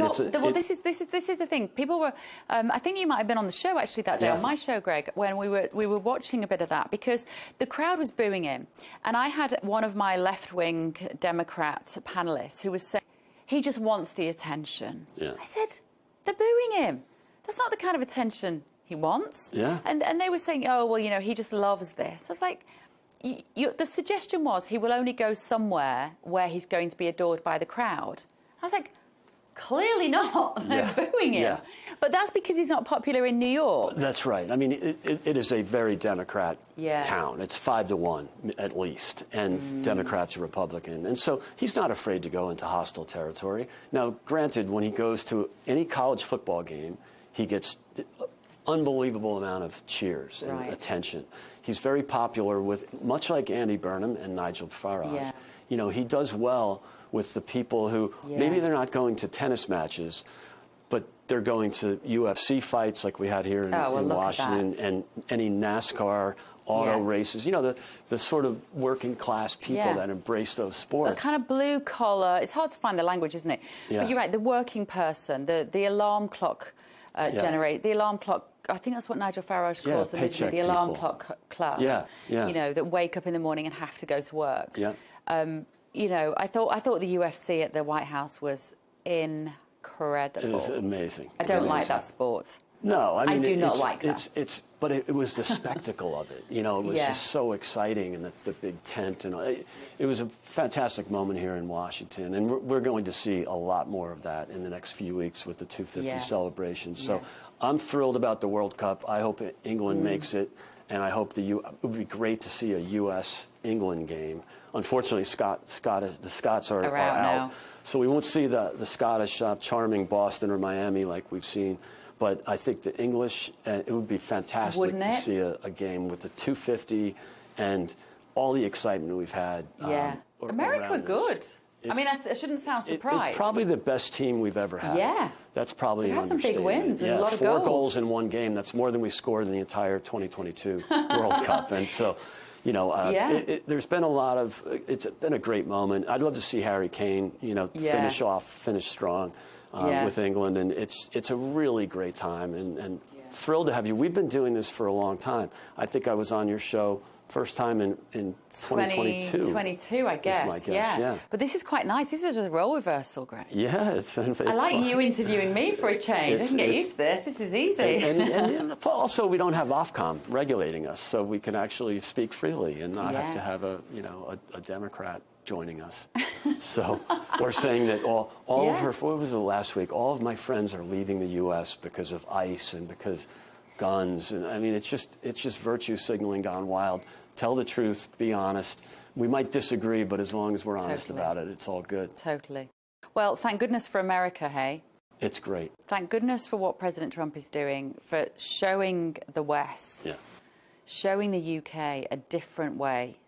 I mean, like I say, I didn't used to feel like that about President Trump in 2017. I was one of those people who wasn't paying attention. Yeah. I didn't know where the threats lay. Because they were just so busy calling him a fascist or a Nazi or a misogynist and all that other nonsense. And what we found out is he liberated the economy in his first term. He's liberating the economy again. Scott Bessent did a great speech the other night at the Economic Club of New York.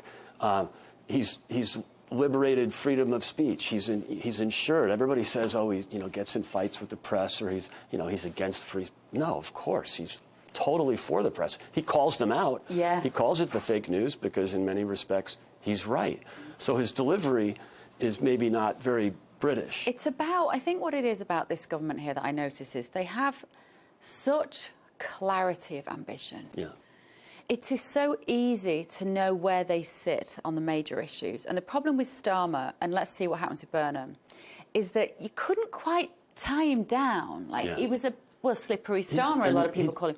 You couldn't quite work out on the big issues. Who is he trying to keep happy? You often felt like somebody's pulling his strings. He can't really think the stuff that he's coming out and saying, digital ID is a classic example. Yeah. He came out behind the lectern and said, we're going to have a mandatory digital ID centralised system in the UK. And I sort of wanted to look over his shoulder, think, who's telling you, who's got a gun to your head? Because you don't even like believe it. Yeah, I never felt like he believed in anything. But that comes down to, as I was thinking about the big bureaucracy, what Trump would call the deep state. It comes down to the 600 or whatever it is NGOs around the world that are deciding policy, the UN, the World Health Organization, the World Economic Forum. It's all those unelected bureaucrats. And that is what Trump is trying to dismantle. People don't realize how much work he's doing behind the scenes on that. It is really disruptive. And look what happened just in Latin America in the last few weeks. We've had massive swing to the right. Now, that's part of the movement, and, you know, led by Javier Milei and the chainsaw, and, you know, he's done such great things in Argentina. I think other countries in the region have learned that. So I think the momentum was moving to the right anyway. But it doesn't hurt that the cuts to USAID, that Marco Rubio and Doge, they were funding leftist political campaigns all over the world. And that's completely disappeared. Yeah. So you're not going to, at least the elections will be fair. Yes. You won't have it kills me that U.S. taxpayer dollars were going to fund leftist campaigns. They shouldn't go to anybody's campaign, but especially not a leftist campaign. So, you know, I think the trend is great here in this hemisphere. I hope that the UK and Western Europe, I'm a little more skeptical of, but I hope they can take some pages out of the playbook because it's working here. When I interviewed Monica Crowley just recently, the wonderful Monica Crowley, Chief of Protocol for President Trump. She is the very glamorous, very beautiful, blonde lady, used to be a TV host, and she's often there, and she has a very important job. And she said to me in this interview, you know, it's the deep state that is trying to kill President Trump. Yeah, and that was why first term was really difficult for him. And you also had the media fabricating these stories, the Russia collusion hoax, the Charlottesville hoax. Yeah. There was so much collusion between the mainstream media and the big state. It's really hard to defeat the bureaucracy when you have the media and the universities on their side. It's really tough. But he by winning in 2024, he's really been able to break through and set back the bureaucracy. So his team, though, Greg, his team of people. I've been in those cabinet meetings when you look around the table, and he's got Hegseth, impressive. Rubio, phenomenal. J.D. Vance, brilliant. Tulsi Gabbard, sadly, no longer there. Who else is there? They're just brilliant. Yeah, he's surrounded himself with people that are really good. Scott, of course, or the Treasury Secretary. You know, Doug Burgum, was on Fox this morning talking about liberating not just the energy sector, but the mining sector. And again, it's all common sense. Why are we dependent on China for critical minerals? We've known this for 25 years, and nobody did anything about it. You know, Iran was about to get a nuclear weapon. Nobody did anything about it. 47 years. So I think the president is bold. I think he's even more bold this term than the first term. It's a massive bureaucracy to fight against, and they're doing their best to keep his agenda from really materializing. But so far, so good. And I think there's one myth that I would like to bust a little, which is this idea that the people around him are sycophants, and that his cabinet just don't really respect him. They're just telling him what he wants to hear. I hear this all the time, and I've been in those rooms. That could not be further from the truth. Yeah. You can't get people who are as independently minded as Tulsi Gabbard, Bobby Kennedy, former Democrats, Scott Bessent, former and Marco Democrat. Rubio. Yeah. Do you think you can get those people to somehow fake their feelings towards that man? Impossible.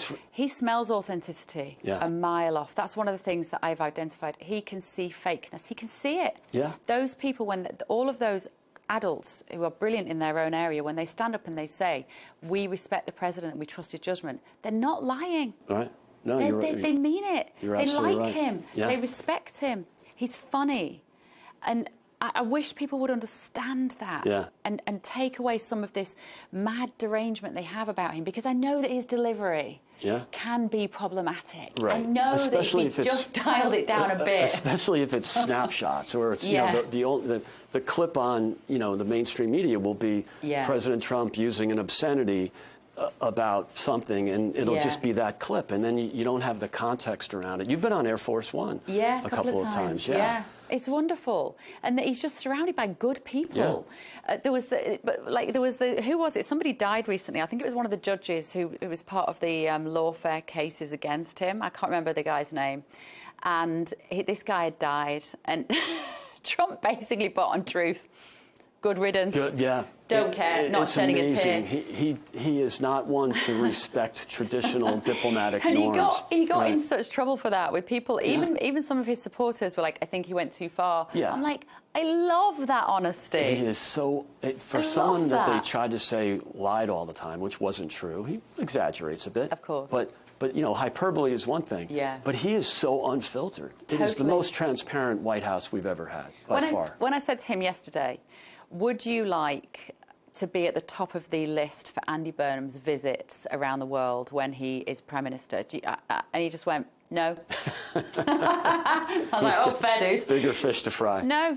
He's Yeah. like, no, not bothered. Yeah. And I thought that was so amazing. The fact that he's not a politician, people think he's a politician. He's not a politician.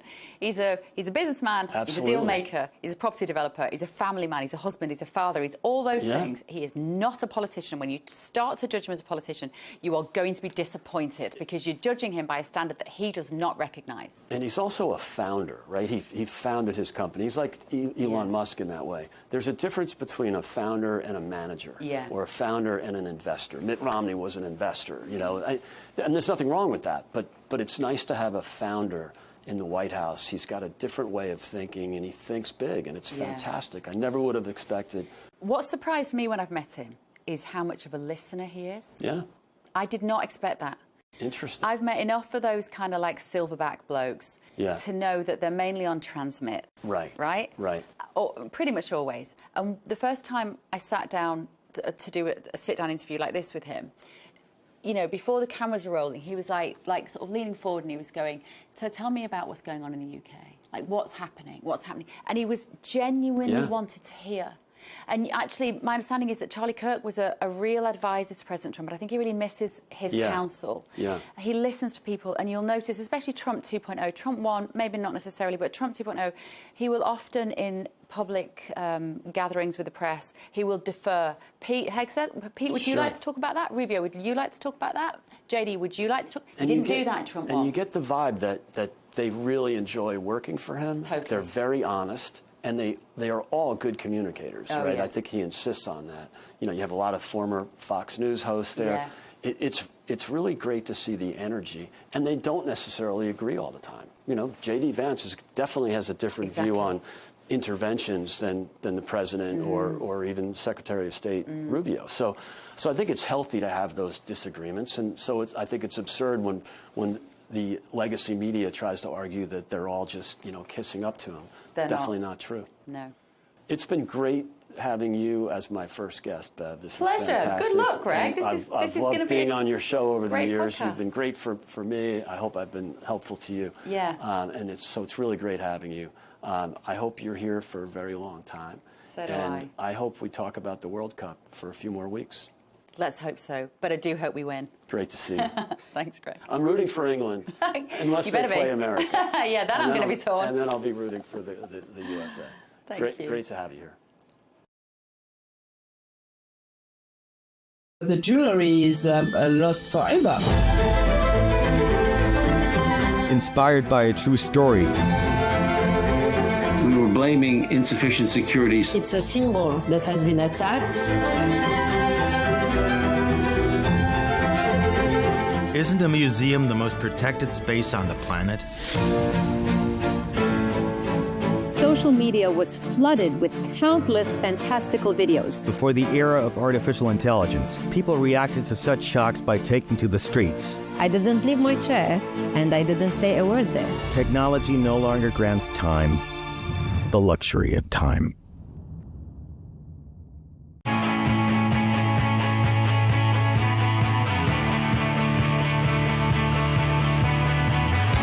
Welcome to the metropolis, the big city. This is where tech, trends, and culture meet. Meet the people, see the sights, walk the city streets, and experience the lifestyle.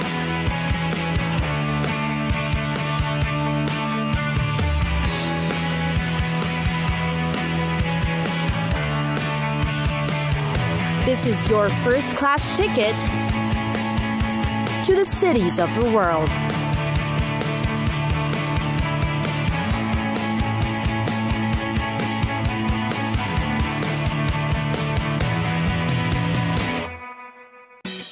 Dublin.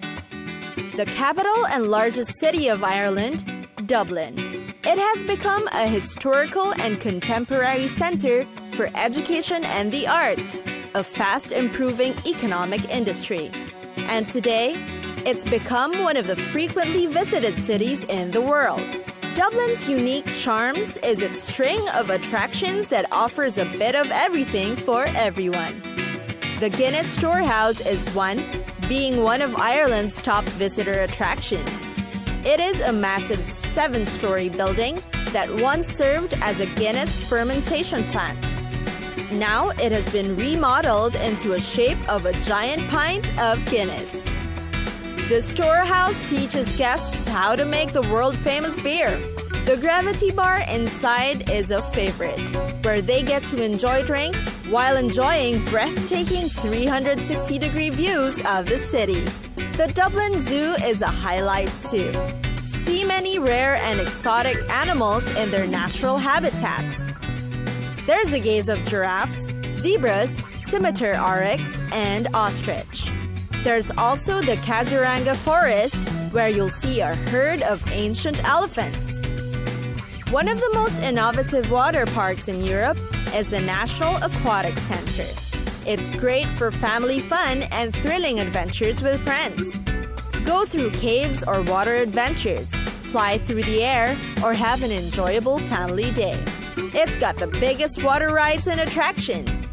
The National Gallery of Ireland is where you'll find over 2,500 paintings and some 10,000 other works in different media. Watercolor arts, drawings, prints, and sculptures are all there. Another museum is the National Museum of Ireland Archaeology, where you'll be transported back in time.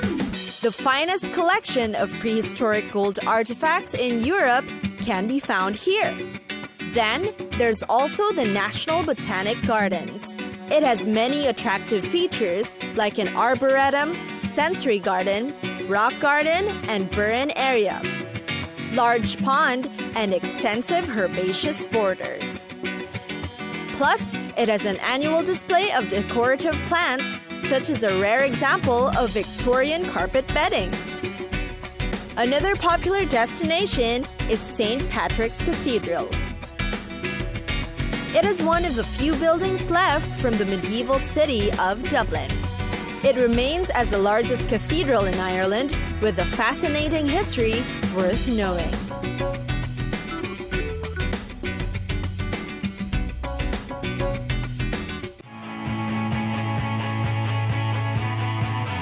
It's time for us to go.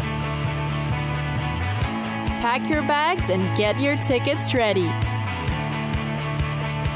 And we'll see you on the next destination. Catch us again next time on Cities of the World.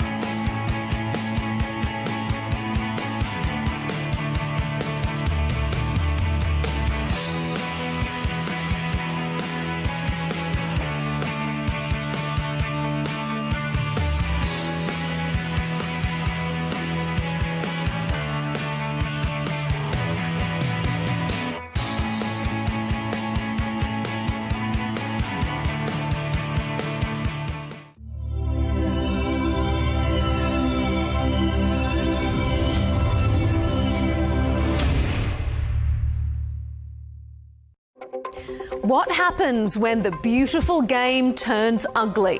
Football's governing body, FIFA, is no stranger to controversy, but the latest accusations are making headlines well beyond the sports pages. Are we seeing a new level of political interference in sport at this World Cup? It's up for debate here on Counterpoints with me, Melinda Nucifora.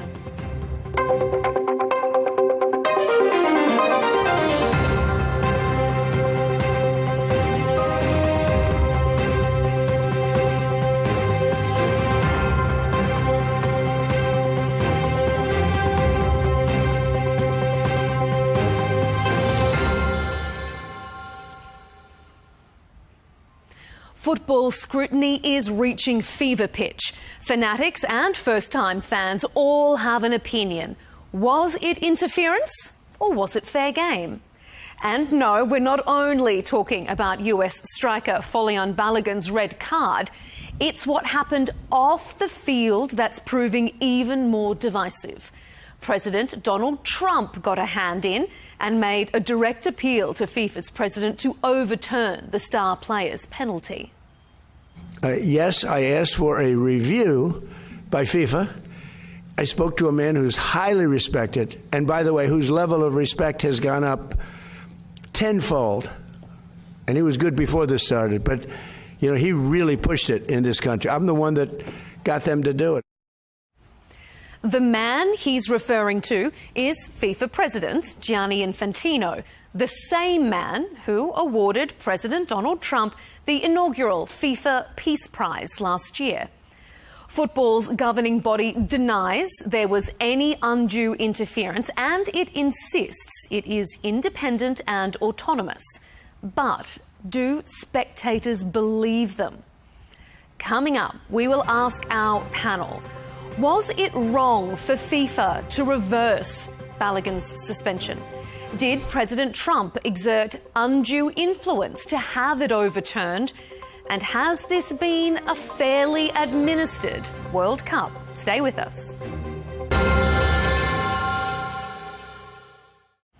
Joining us for this discussion is Mickey Ambrose, a former professional Chelsea player and an ambassador for the British Royal Family Charities. Will Chamberlain is back with us, Senior Counsel at the Article 3 Project and also the Internet Accountability Project. And rounding out this panel is Kareem Ben Sharifa, football manager and head coach with experience in international and national teams from across the world. To all of you, thanks for being here on Counterpoints. Well, you're welcome. Thank you. It is almost unheard of for football fans to universally agree on every decision that a referee makes during a game. And taking pot shots at FIFA politics is almost a sport in and of itself. But the analysis around the Folarin Balogun's red card has gone all the way to Capitol Hill. President Donald Trump said he went from not knowing what a red card was to personally calling the FIFA president, Gianni Infantino, to ask for a review. It's raised a lot of questions about political interference in sport, especially when you take into account the reputation between the two men. So, Mickey, let's start with you. Was it fair and right for FIFA to overturn the suspension of the American player Balogun? We'll leave Donald Trump out of it for just a moment. Was FIFA's move fair? Well, first of all, what a spectacle of football on the pitch. I'm a footballer. I like to see what's happening on the pitch. I thought all the countries are doing magnificently well. The lesser so-called countries have really put a shift in. So fantastic spectacle for young boys and girls to watch. I thought it was fantastic, the actual what's going on the pitch. Unfortunately, what's going on off the pitch, we knew something was going to happen. In my opinion, I don't think that was fair at all. When we look at the game against Egypt, if they had allowed that goal, it was an identical sort of move and set up for Argentina. I just think it's very unfair, personally. It's interesting that you raise Egypt because we're going to come onto some of the refereeing controversy as well. Will the idea of FIFA saying that they're purely abiding by the rules, even though this is the only time we've seen it happen since, I think, the 60s, was it fair and just? Well, I'm not a footballing expert, but I think that the red card suspensions have been lifted before. They were lifted for Ronaldo. I think this is a strange situation. Yeah, but even so, I mean, if FIFA's lifted a red card suspension before, then it's not unprecedented, right? The fact that it's happening during a World Cup or during normal international play doesn't seem to be particularly material. And I would also say that it's part of the reason. I mean, you saw it, even Thierry Henry and Zlatan were both saying this is not a red card offense. And I think it's not just that it wasn't a red card offense, it's that there were procedural problems with how VAR was being used. They were using slow-mo and freeze frame, not just to identify the person who committed the foul, but to actually try and look at the severity of the injury, which they're not supposed to do. And so, in American sport, well, first off, you wouldn't have automatic suspensions as a result of the decision by a ref in a game, right? A ref can kick a player out, but in none of American sport can the ref in the game suspend somebody for future games. That's left to the sort of higher authorities in the sport.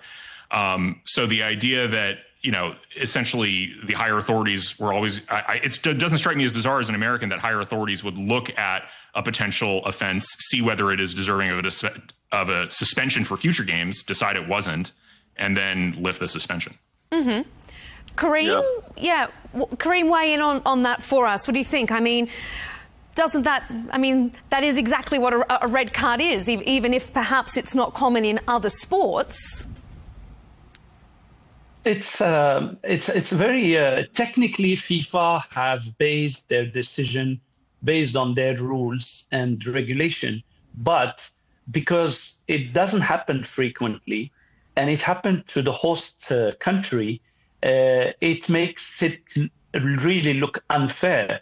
And the irony is, I don't think it did help a US team or even the player himself, where just 24 hours before the game, the whole world was talking about it and how unfair it was. So in fact, in my opinion, it galvanized and motivated more Belgium to prove a point. And it also, when you watch the game, the concerned player, I don't think he had a good game. And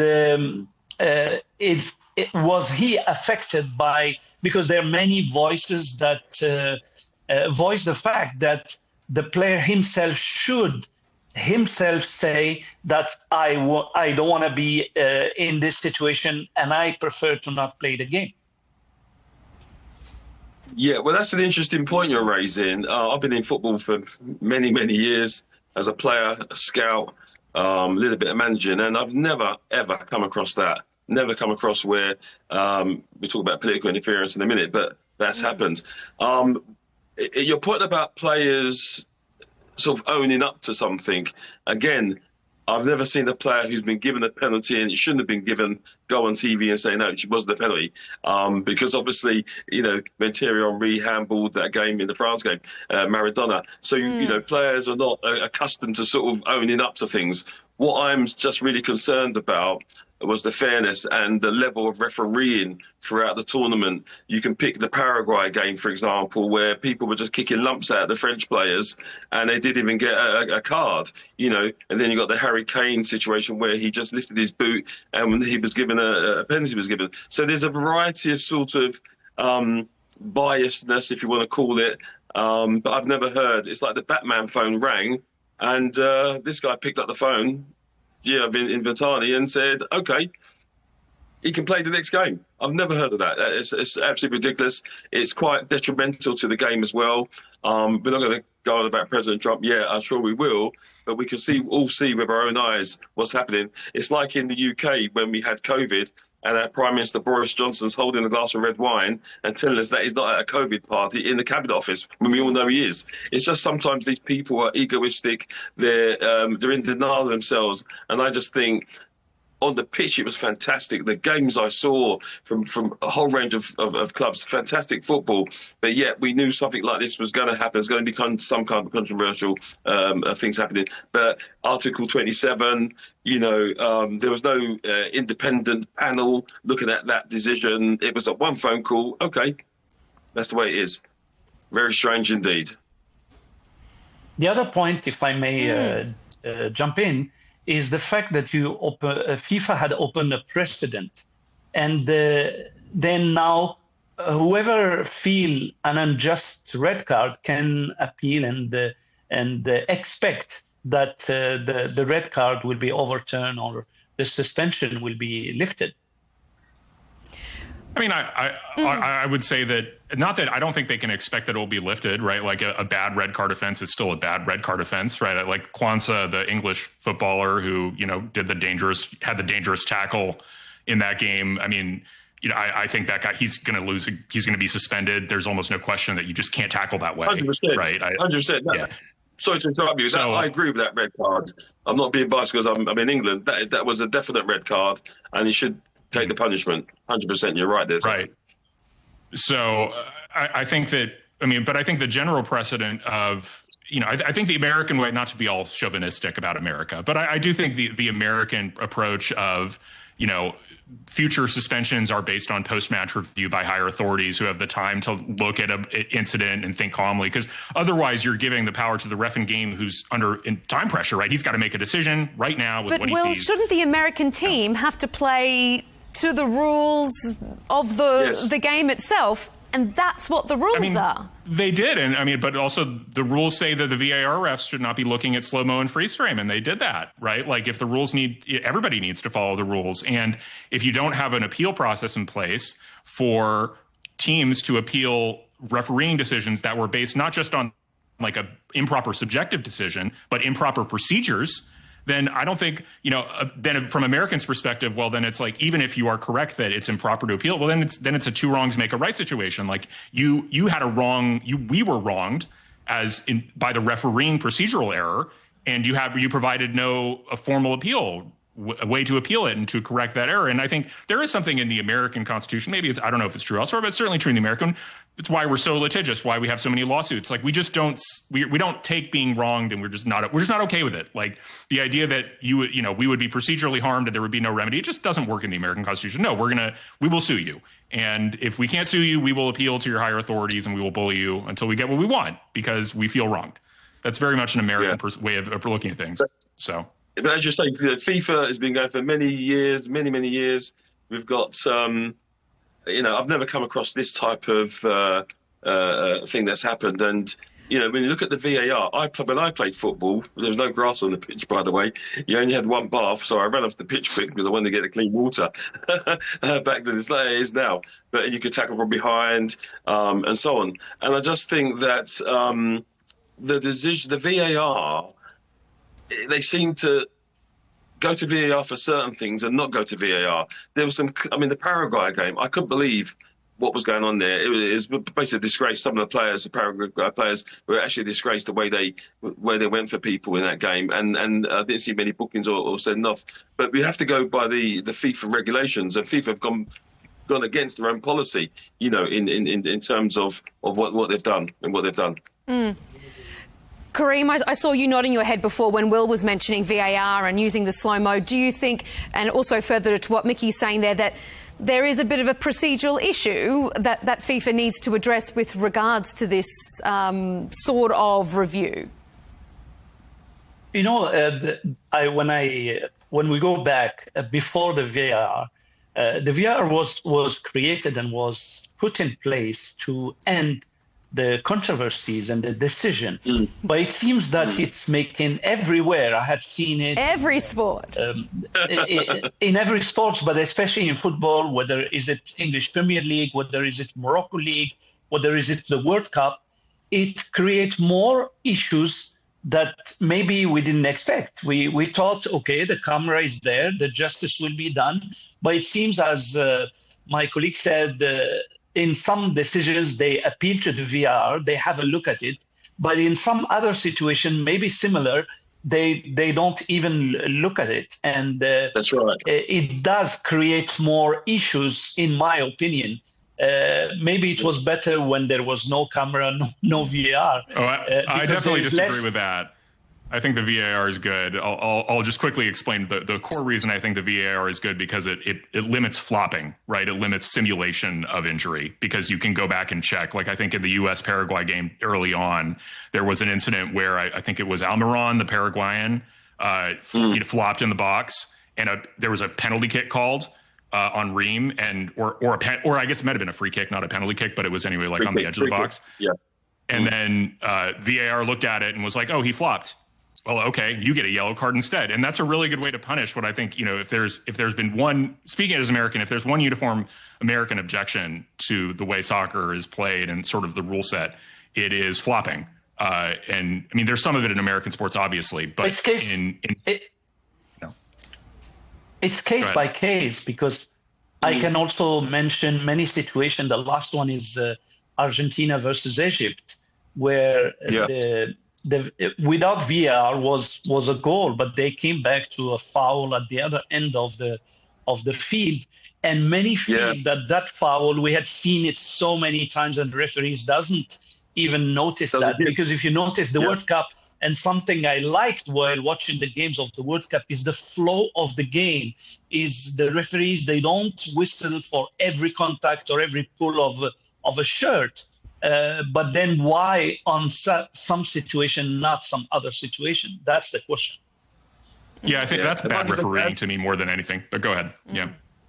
I just wanted to add. I say back in the day when we had the old First Division, it was the human eye. It was the human eye. The referee was the human eye, the linesman, and you had free flowing football. I just find it stop start.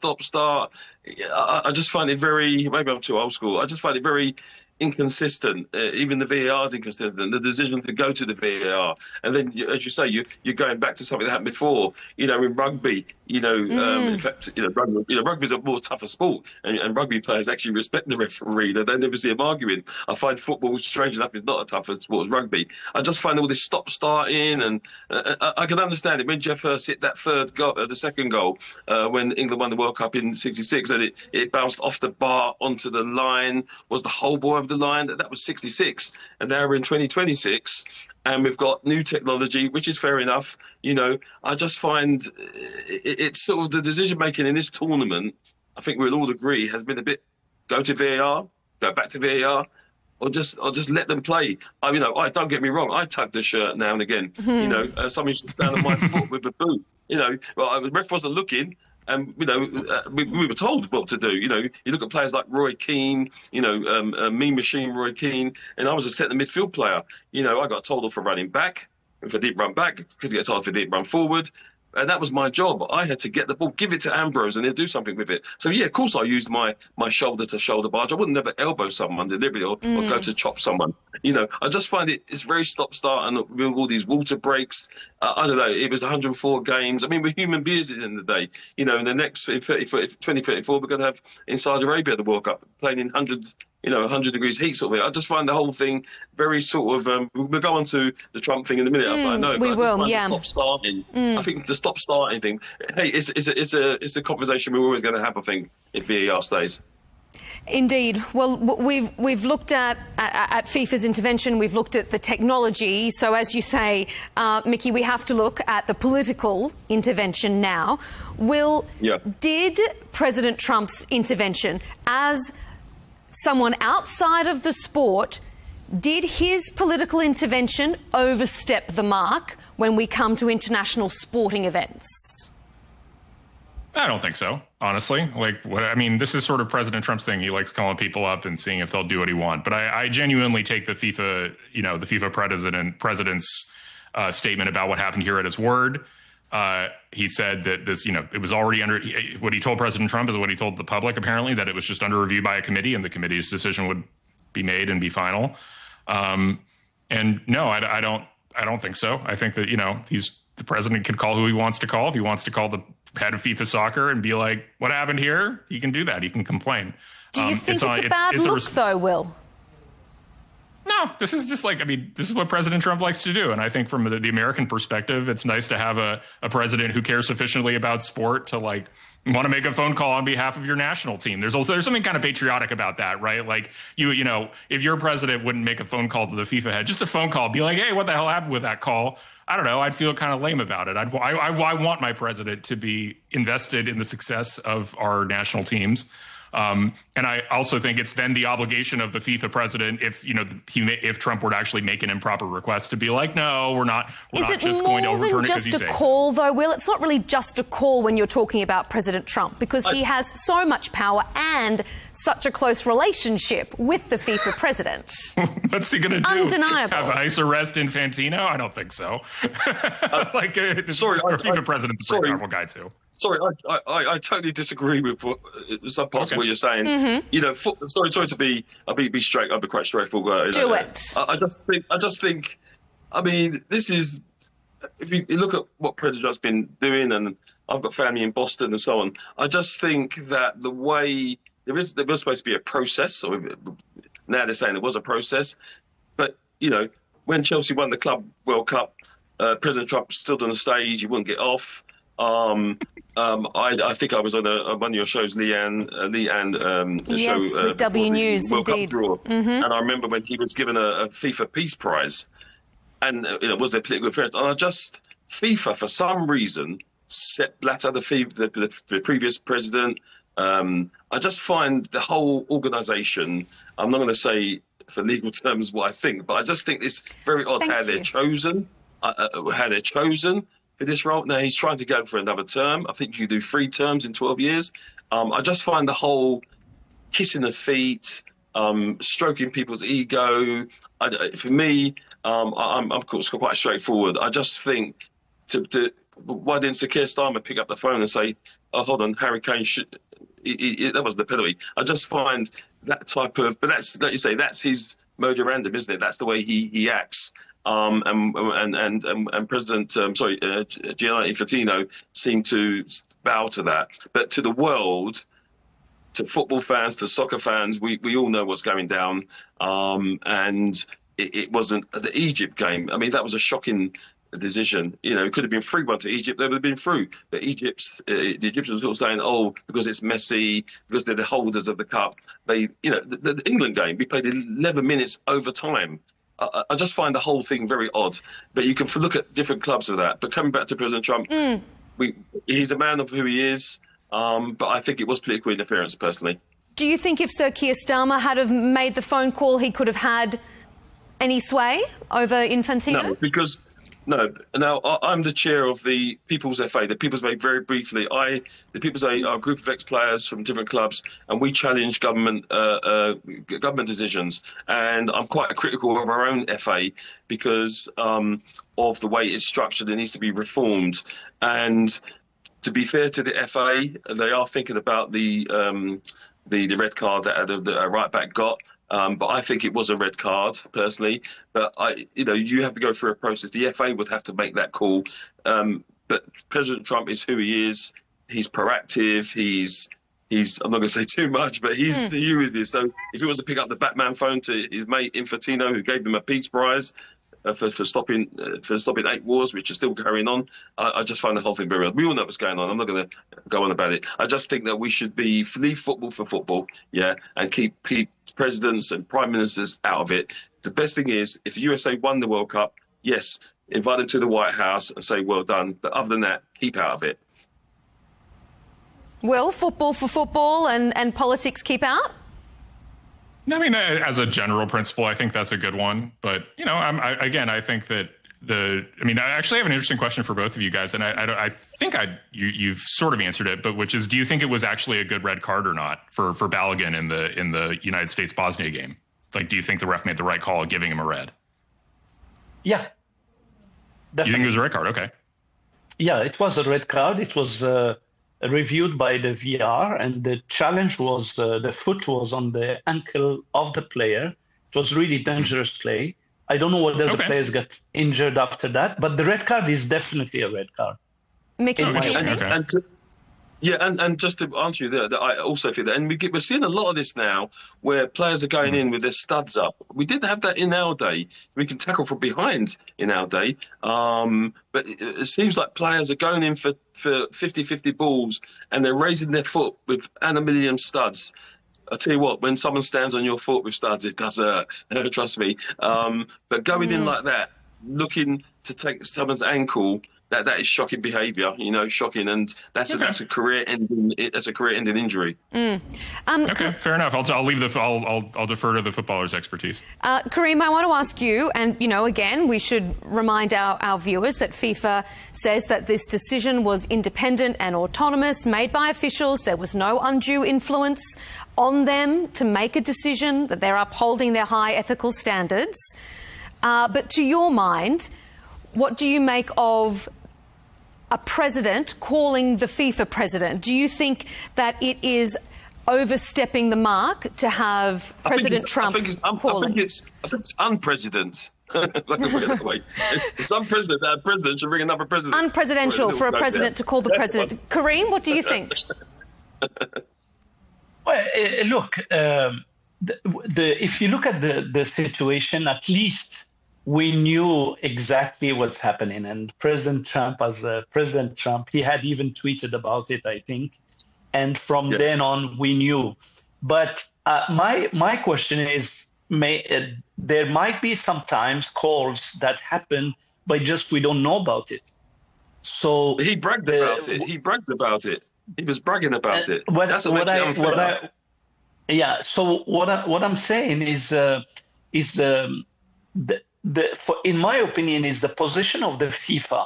Of course, President Trump calling Infantino put a little bit, the situation was kind of embarrassing for FIFA.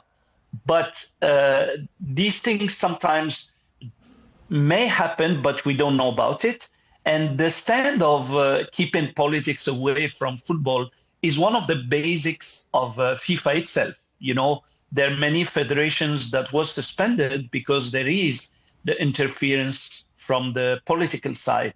And now that it did happen, I think it's a good debate, in my opinion.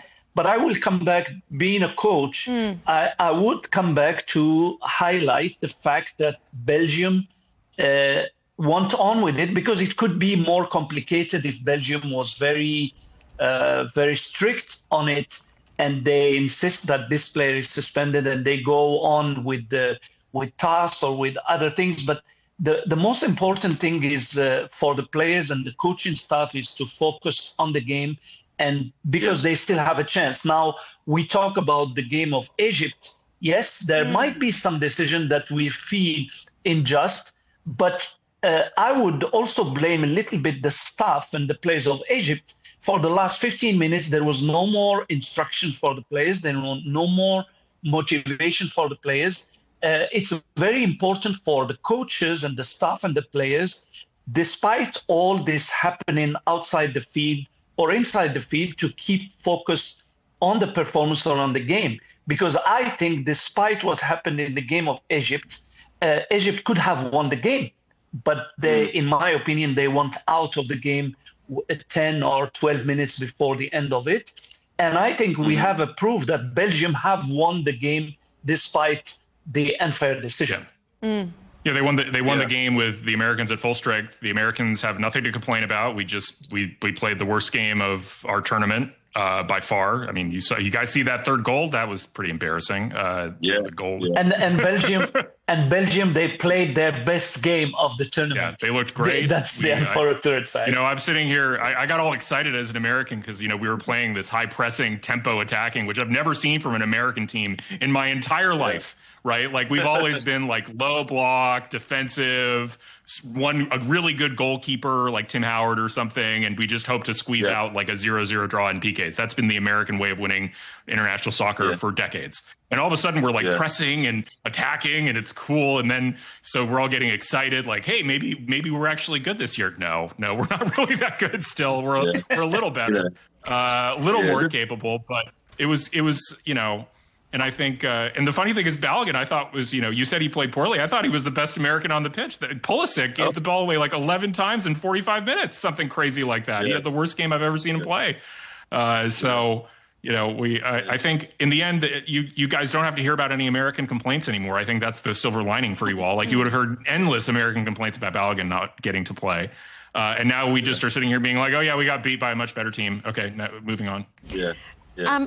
Just really quickly, going back, I mean, by the process, when you mentioned about why didn't Keir Starmer bring President Trump, the process is you go through the federation. So the USA Football Federation, Mr. Trump should have rang them and said, I don't agree with what's happened. Can you contact the FIFA and see what we can make an appeal? But what he did, because he's got a close relationship, he just picked the phone up. He must be on speed dial or something. But normally you go through your federation to make a complaint. But obviously, because of the relationship they've got over the many years and the things we see in the UK, with the draw and everything else. But just coming back to the Americans, I thought that high pressing was quite impressive. You've got to be really fit to keep doing that for 90 minutes. When I organise celebrity charity matches and some of the celebrities in the UK, when they get their DVD, they say to me, Mickey, was I really running that slow? And I say to them, now you know what box to box means. It's all right looking at the telly. But I thought it was a very good tournament. I think everyone gave, all the countries gave what they gave. I think it's fantastic spectacle for football for our young children, boys and girls to follow.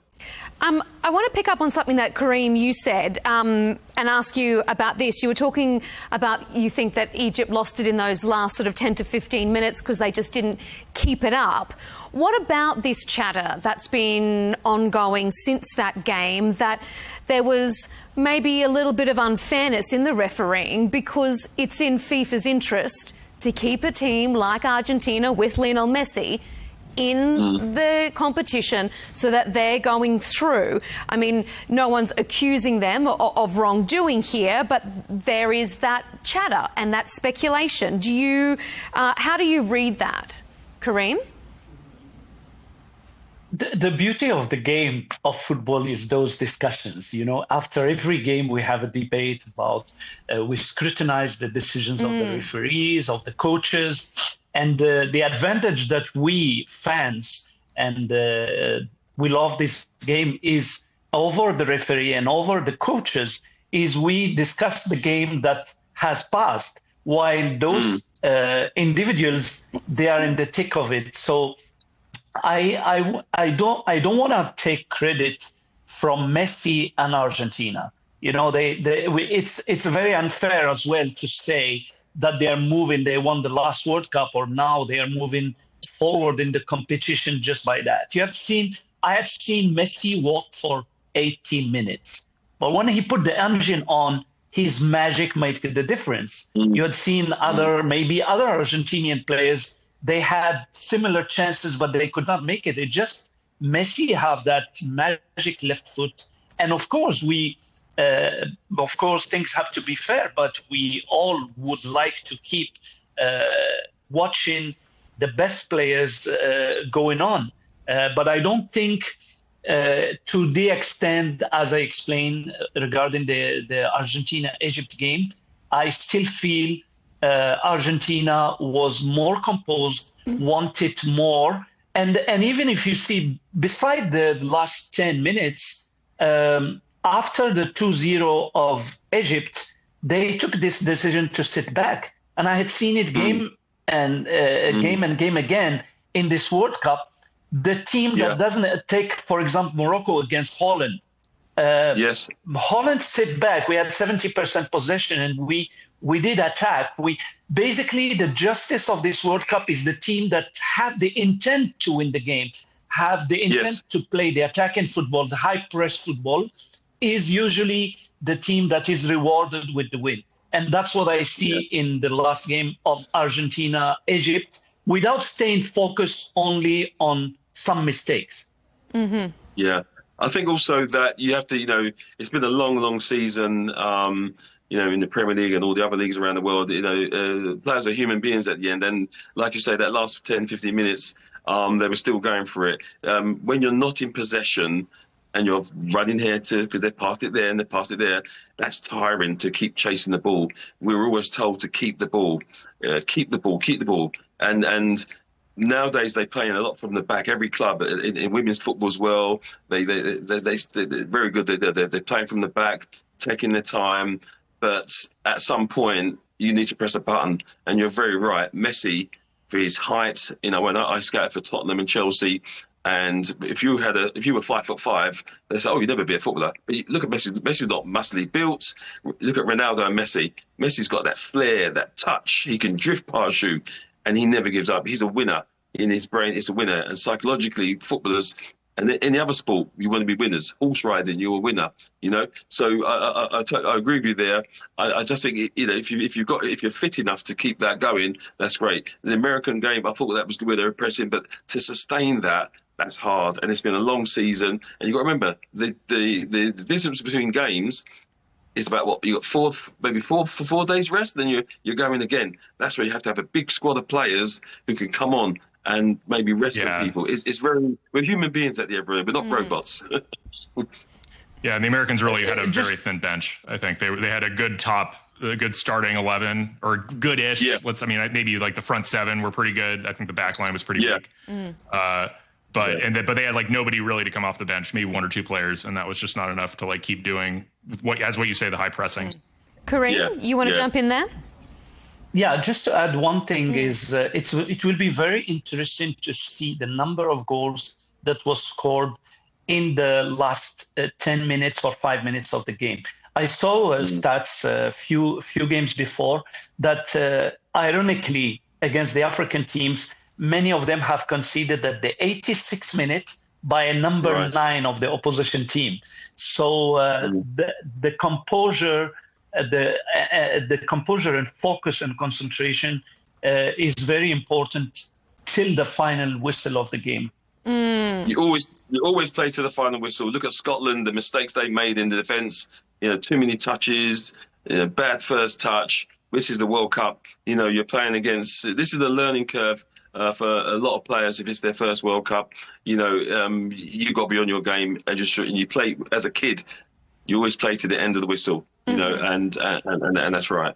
All right, I'm going to move us on to the second component of our debate, looking at FIFA, because, as I think some of you have mentioned, we've got a re-election year for the president coming up next year. So let's have a look at Infantino. The FIFA president, as all FIFA presidents do, during any World Cup, they're always coming under fire for something, but particularly for the Balogun decision.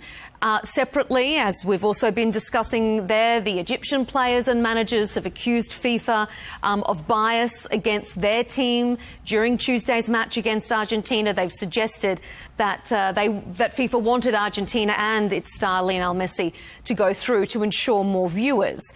But it hasn't all been bad press, we should say, for the FIFA boss, because Infantino has delivered record turnouts at this World Cup, with more matches, more teams competing, and opening up audiences to much broader geographical scope, more countries than ever before at this World Cup. So, Mickey, is this going to tarnish Infantino's reputation?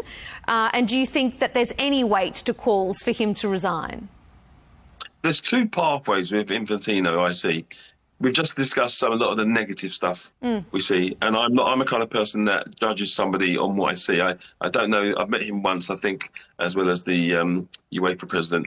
And before we started the World Cup, 104 games in Canada, Mexico, USA. How is the working person going to afford for any country to go to all these games? The ticket prices. Previous to that, we had the Qatar World Cup and human rights. We've always had something going on. But to the credit of FIFA, and of course the hydration breaks means more advertising, more money coming in. I do look into FIFA's community, what they do in grassroots, and that's very good. There are a lot of negative things, but the positive things of FIFA is, they do go into countries and do grassroots football. They are building infrastructures for more soccer, and they are opening football soccer to the third world countries. And I think that's fantastic. Football is a fantastic vehicle that you can use for anybody. Now I work in education now, and I brought the assistant England manager, Steve Holland, to one of my schools just after they resigned because we lost against Spain. And he spoke to two or three students who got a few anger problems. And he said to one student, he said, so when the teacher said you can't go to the bathroom during maths, you sort of kick off.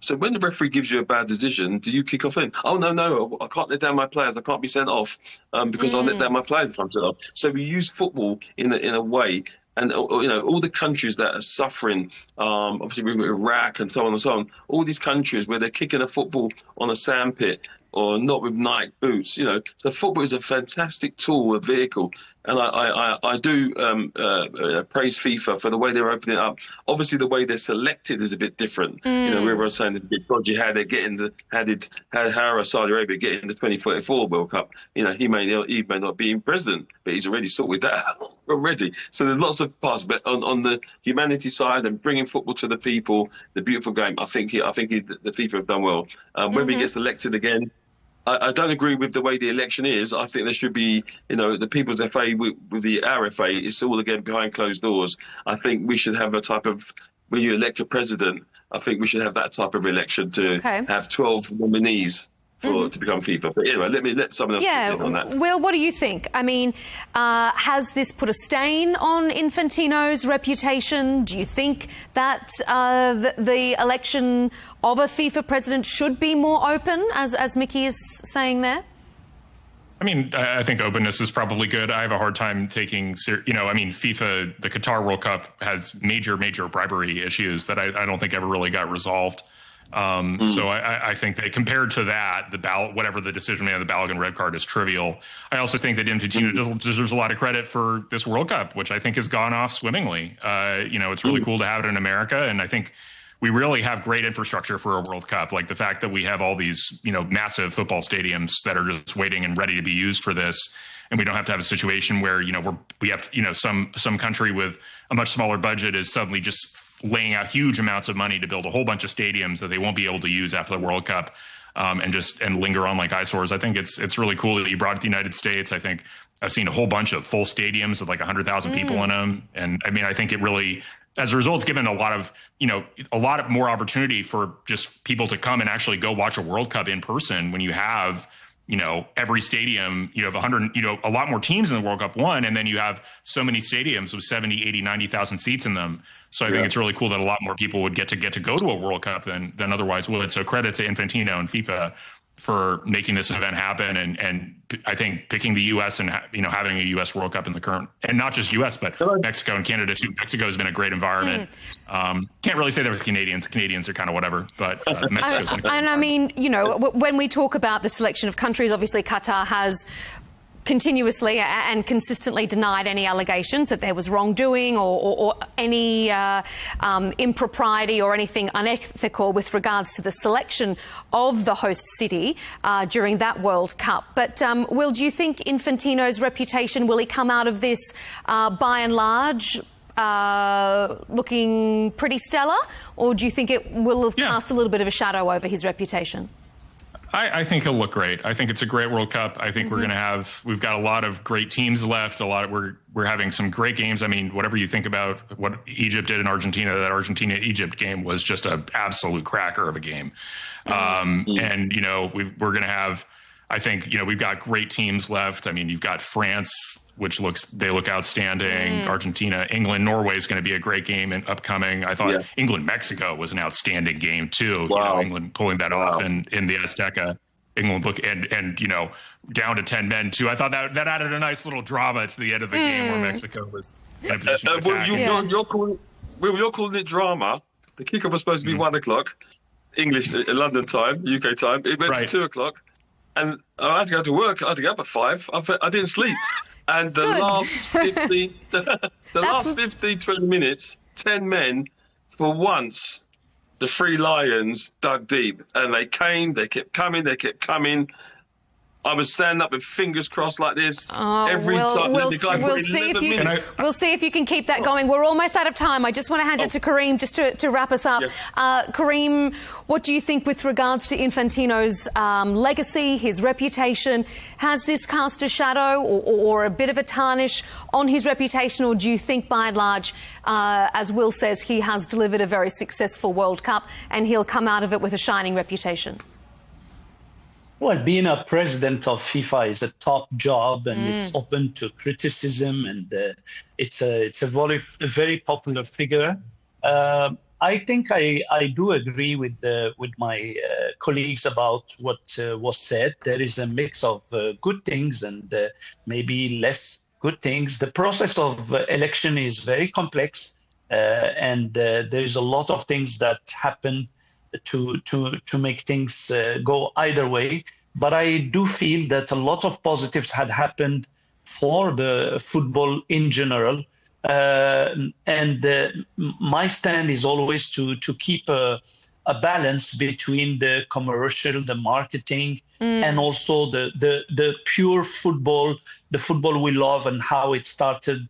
It's about the sports. And there was many, for example, things that was said in a negative way about the tickets expensive and all that. Honestly, I thought that we will see some empty stadiums during this World Cup, but it didn't happen. The atmosphere was great. Stadiums was filled up.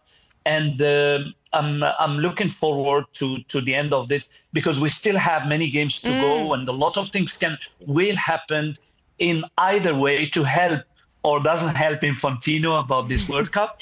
But I'm looking forward to my American colleagues didn't mention Morocco, the dark horse Morocco's of been this. playing great. They look all right, well, because since USA is no more there, I'm counting on you to support us tomorrow against France. Love it.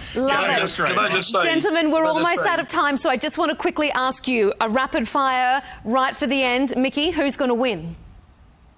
Well, my last time I was on here, I said I put £200 on 30-2 for England to lift the World Cup. We're still in it. Pele came to the cosmos in the USA. USA are now on the map for soccer. Well done to Infantino for that and open up football to the USA. Pele and all the greats came to George Best, Clyde Best, all came to the USA to galvanise the US League. And I think the Infantino's done very well on that side. So, but England for the World Cup is coming home. Oh, you've been saying that for a long time. All right, Will, is it coming home?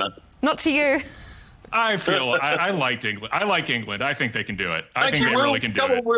Bellingham looked immense. I thought they're really good back to front. They're incredibly athletic, high pressing. I think they'll at least make the final. I think an England-France final is coming, and I think that'll be really competitive. Oh, okay, Kareem. France, Argentina are up there logically based on what they show in this tournament. But how sweet it will be for Morocco to win this World Cup, you know? I think if we can get over tomorrow the hurdle of France, Morocco play fantastic football, attacking football. I think it's a young team, by the way. Wadi and other players are 18, 19 years old. And I feel that we have the whole world is with Morocco because we are the only African team still there with the giants. And I hope that Morocco will make it. It's good to see. It's good to see. England final. Come on, oh, England final. Yes, could be interesting. Well, look, best of luck to all of you. It's going to be a very interesting wrap-up to what has been a great tournament. We really appreciate this is a little left field for us at Counterpoints, but wonderful to have this discussion with all of you. Mickey Ambrose, former professional Chelsea player, Will Chamberlain, Senior Counsel at the Article 3 Project, and Kareem Ben Sharifa, football manager and coach. To all of you, thanks for being here on Counterpoints.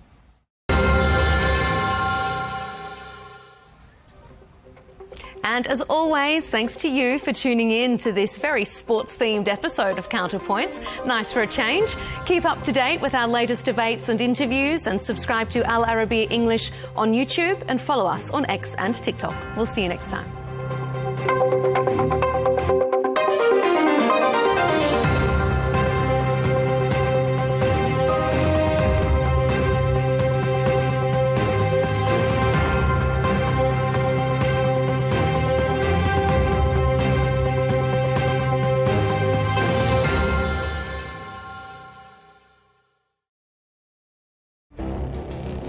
It feels like decades are passing by in a matter of weeks. Seismic shifts in the world order. Never, ever will be part of America. With so much happening and so much noise.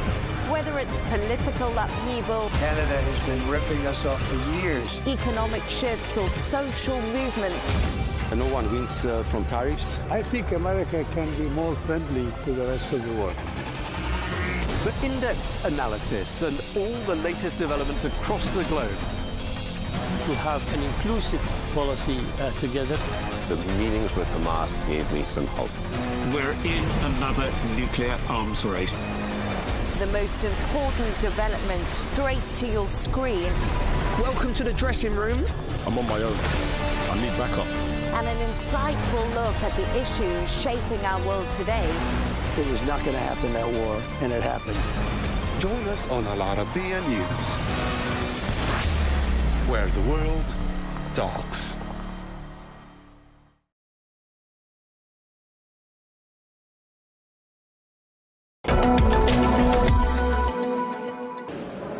Well, I'm here now with Manus Ward, who is the Associate Vice President of Technology and Special Projects at King Abdullah University Science and Technology. Thank you very much indeed for taking the time to speak to us.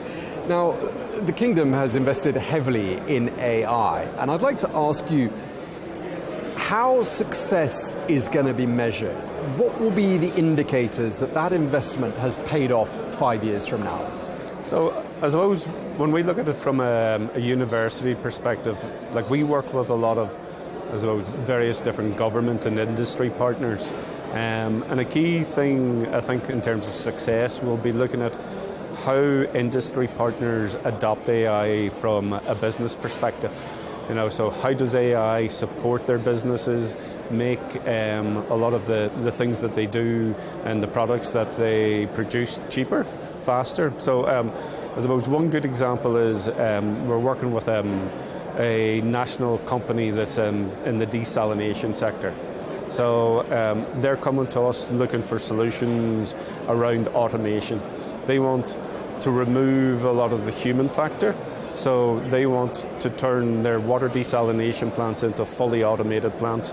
So, and that involves various different sensors and data. They can look at how the water is being processed. They can monitor the water intake. They can monitor the chemicals that are being used as part of the desalination process.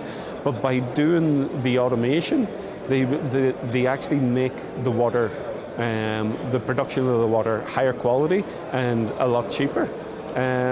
So we have a range of different sort of initiatives where we're heavily engaged, and I think from a government perspective, particularly within the region, you know, there's key things around water security, energy security, food security that are critical to how the government sees the next 5 years, 10 years and 15 years to come. And when it comes to AI, obviously Saudi Arabia wants to be a global leader, doesn't it? And you probably hear that a lot. Does the Kingdom have any competitive advantages you think that other countries don't have? So one of the biggest competitive advantages is energy.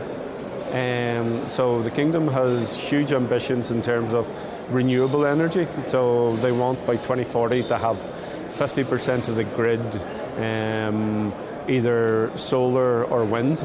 So if you layer that on with the fact that we can produce oil at a very cheap rate, so you have the mixture of fossil fuels, wind and solar energy, we have the cheapest energy in the world.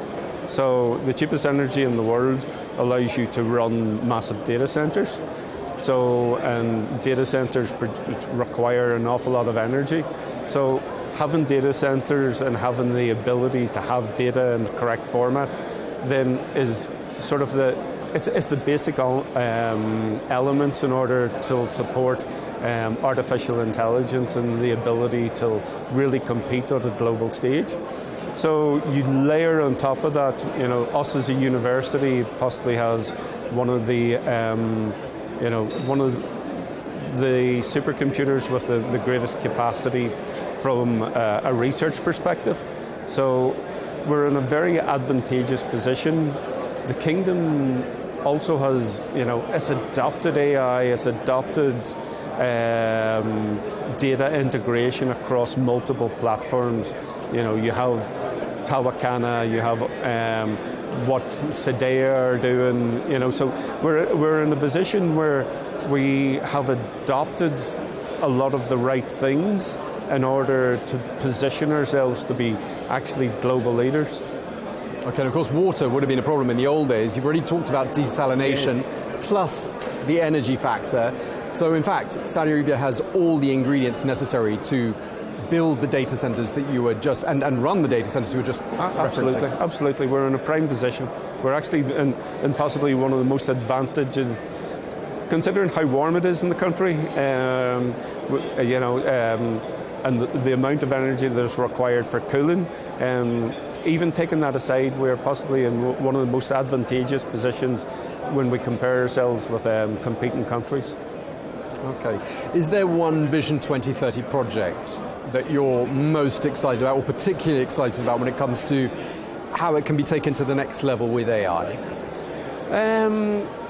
So I suppose we're just talked about the energy one. So we have been doing a lot of work. One of our closest companies in terms of partners is Aramco, and we've worked with Aramco for years. But now with a new energy mix, so when you have renewables, so you have wind, you have solar, you have storage capabilities in terms of battery, and then you mix that in with fossil fuels. So you have a really nice, or a really interesting mix in terms of various different energy inputs as well as storage potential.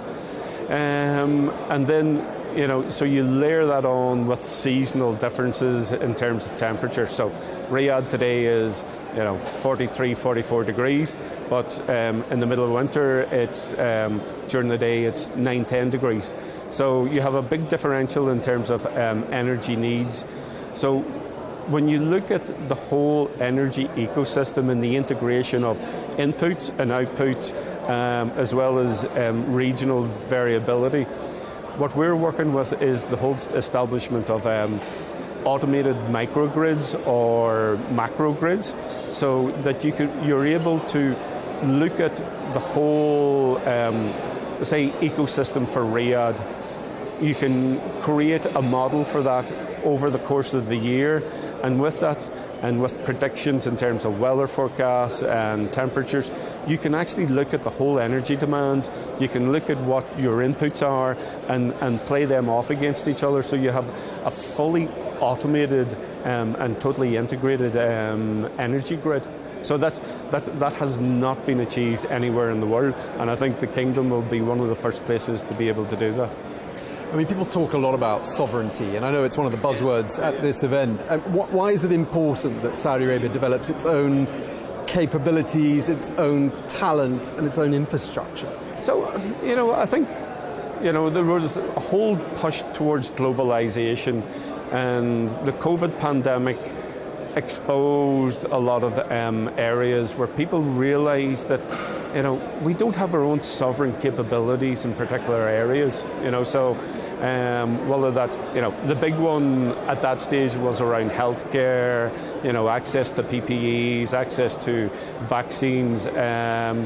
So I think there's, from a national perspective, a lot of countries across the world are now looking at where they see their global, their sovereignty and how we can protect ourselves. So if we have another pandemic or there's another sort of climate crisis, or how does that impact us as a nation, and where are we best placed to really support ourselves over the course of the next 5 to 10 years, whether that's food. The big ones for us now as a university is we're really looking at health, food, water and energy, and how we can support the nation in terms of developing its sovereign capabilities within those various different sectors. So in your position at the King Abdullah University of Science and Technology, you've got this sort of helicopter view of so much of what's happening in the kingdom. It sounds like a lot of people come to you for advice, guidance. You're almost a consultant in many ways, yeah. I'd imagine, on a lot of the projects. If you could sit down with each CEO of, let's say, all the major projects that are underway in Saudi Arabia right now, what is the key piece of advice you'd give each of them? Yeah, I think one of the major pieces of advice is for people to be more open and more trusting in how people can use their data. So people see data as something that they need to secure and protect, but a lot of this is maybe to the detriment of their own goals and their own activities. So getting access to data from sort of kind of key entities it's quite difficult. People will hold on to their data, but keeping data locked away in a data center is of zero value to that organization and zero value to the kingdom. So I think people need to understand, they need to learn more about, and this is one of the things that I talked about, AI literacy, and how their data can be utilized, not only for them from whether it's from a government perspective in terms of educating them and informing them, or from a business perspective, it's how that data can be utilized for the national good, and how people can transform that data from its current format into something that is, as they say, data gold. Okay, just lastly, we're nearly out of time. A lot of young people in Saudi Arabia, a lot of people under the age of 30, the majority of the population. And clearly today there are a lot of startups with booths, with stands at this event. Obviously AI is guided by the human mind, and I'm wondering whether you think young minds are a particular asset for this country when it comes to steering AI in exciting new directions. What are your thoughts? Yeah, so as part of my talk, I was saying one of the other speakers was talking around Generation X, moving Generation X completely out of the way. I think Generation X is important in terms of helping guide and inform, and we've all grown up and we have a lot of knowledge to share, but the younger generation, we don't have to worry about them. I have 3 kids, they're teenagers. Those guys think differently to the way I would think. They still need guidance, they still need to be shaped. So, and particularly, when we look from we have a very strong entrepreneurship component within the university, and what we see coming through that is a whole new wave of AI-led startups. So the young generation within the kingdom they're very clued into technology. They use technology the whole time. So we don't have to worry about the young. It's educate the old so that they can help support and guide the young people. Okay. Well, on that note, we're going to have to wrap up. We really appreciate you taking the time to speak to us. Manus Ward, the Associate Vice President of Technology and Special Projects at King Abdullah University of Science and Technology. Thank you very much. Thank you very much, Phil. Thank you.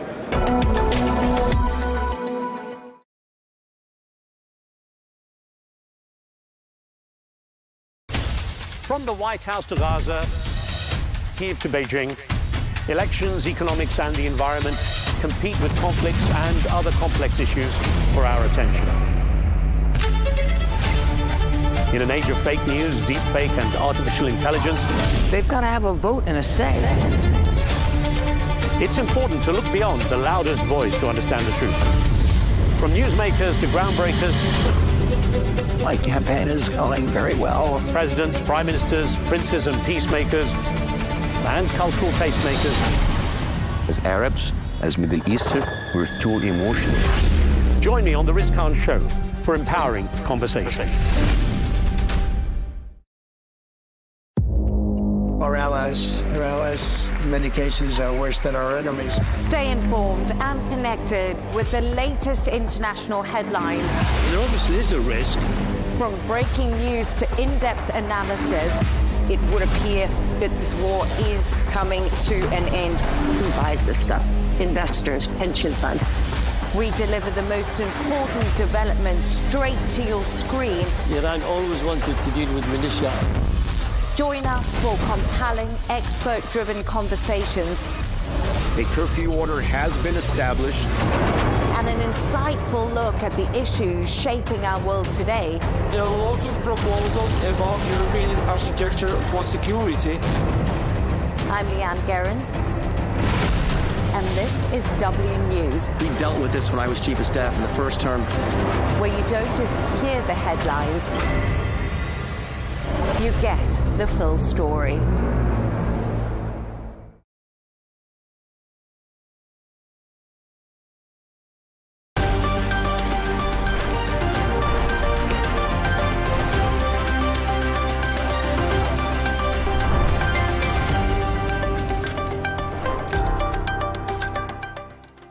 Hello and welcome. I'm Leigh Ann Gerrans and you're watching W News Extra, broadcasting live from the Al Arabiya studios. These are our top stories. The US attacks 90 military targets in the second night of strikes on Iran as Tehran takes aim at US bases in the Gulf. Meanwhile, Ukrainian drones blast Russia's dwindling oil supply, setting several tankers ablaze. And Andy Burnham is on track to become Labour's next leader after a huge show of support from MPs.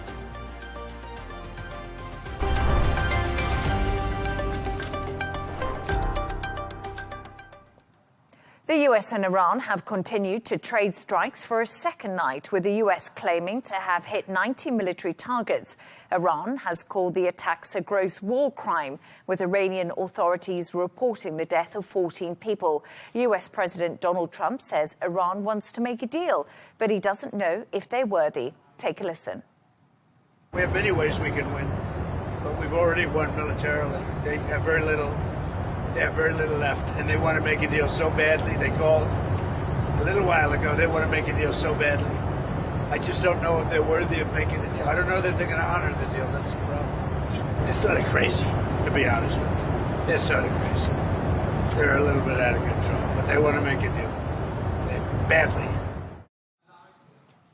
To discuss this and all of today's stories, I'm joined by Shane McGinley, news editor at Arabian Gulf Business Insight, and geopolitical journalist Alina Cara-Beyer. Alina and Shane, great to have you on the show with me. Alina, just before we start, I'm going to bring some breaking news. So we've had several explosions were heard in southern parts of Iran, including Bashir, where one of Iran's nuclear plants is located. We have had reports of a strike near to Bashir, and that was yesterday. Are we seeing both sides right now, both the US and Iran, trying to gain leverage when it comes to the talks? Or do you think that diplomacy is just slipping away? So it all started 2 days ago when Iran attacked the ships in the Strait of Hormuz. Then US retaliated with, now over the 2 days, 170 strikes. Also, you mentioned it at the nuclear states, which is clearly an escalation. We didn't have that before, especially not during this ceasefire. And Iran hit back with missiles against US bases in Bahrain, in Kuwait, Qatar. Qatar, interestingly enough, they are the main mediators, and Iran is now attacking them, and now also today at Jordan. So we definitely see an escalation. Trump also yesterday called a ceasefire over, said talks with Iran are a waste of time. Then earlier this morning, the Iranian negotiators said if US is attacking again, then they will widen their attacks around the Gulf region. And then today, US is attacking also Tehran, where people are mourning because they lost their leader. So it's clearly an escalation from both sides. However, I would say negotiations still keep on going. Those channels never close. We know that Pakistan is still negotiating, Qatar is still negotiating, Oman is also pushing for a deal. And in general, I'd say it's a pressure diplomacy on one side, on the other side further escalations. And when we even look at Donald Trump's book from 1987, it was his bestseller, it's called The Art of a Deal, he lays down his whole tactics and explains why he wants to put pressure on his opponents. And you always have to have different balls in the air and try different techniques in order to find a deal. The problem, of course, is Iran is not a normal partner for negotiations. It's not a business partner. It's a country fighting for its life. So if there's one wrong turn, of course, this can lead to a whole escalation. But so far, I'd say it's pressure diplomacy. And it's really interesting, Shane, what Alina's just said to us, because in a lot of ways, Donald Trump concentrates on the art of the deal. But when it comes to Iran, he's struggled to actually make a deal because they are also shrewd negotiators when it comes to diplomacy. And things haven't been that easy. And the MOU was extremely vague. And both sides appear to have read that very differently. And now we see an escalation, especially when it comes to the Strait of Hormuz and US attacks again. But rightly so, the channels of mediation are still open. Yeah, I think Yeah, Iran is a very good negotiator, and the comments that Donald Trump made there earlier that they're ringing up desperate for a deal. He has said some of this before, so I'm not entirely sure that I really buy that. That's kind of rhetoric that he's used a lot. But I think the fact that the latest development, as you announced at the top of the show, this explosions that we're seeing on Bushehr is very, very concerning, because that's where the Iranian nuclear power plants are, and the Iranian Revolutionary Guard said quite clearly at about 6 o'clock Dubai time this morning that if the US kept attacking, that they would expand to more attacks across the region. And this was around the same time when they were already attacking bases in Kuwait and Bahrain, and they previous days, as we mentioned, they had attacked Qatari and Saudi tankers. So I think the latest developments just in the last 25 minutes are concerning, because obviously Iran has previously attacked close to nuclear power stations in the Gulf, and obviously if that escalates further, that would be a very, very disturbing development in the war.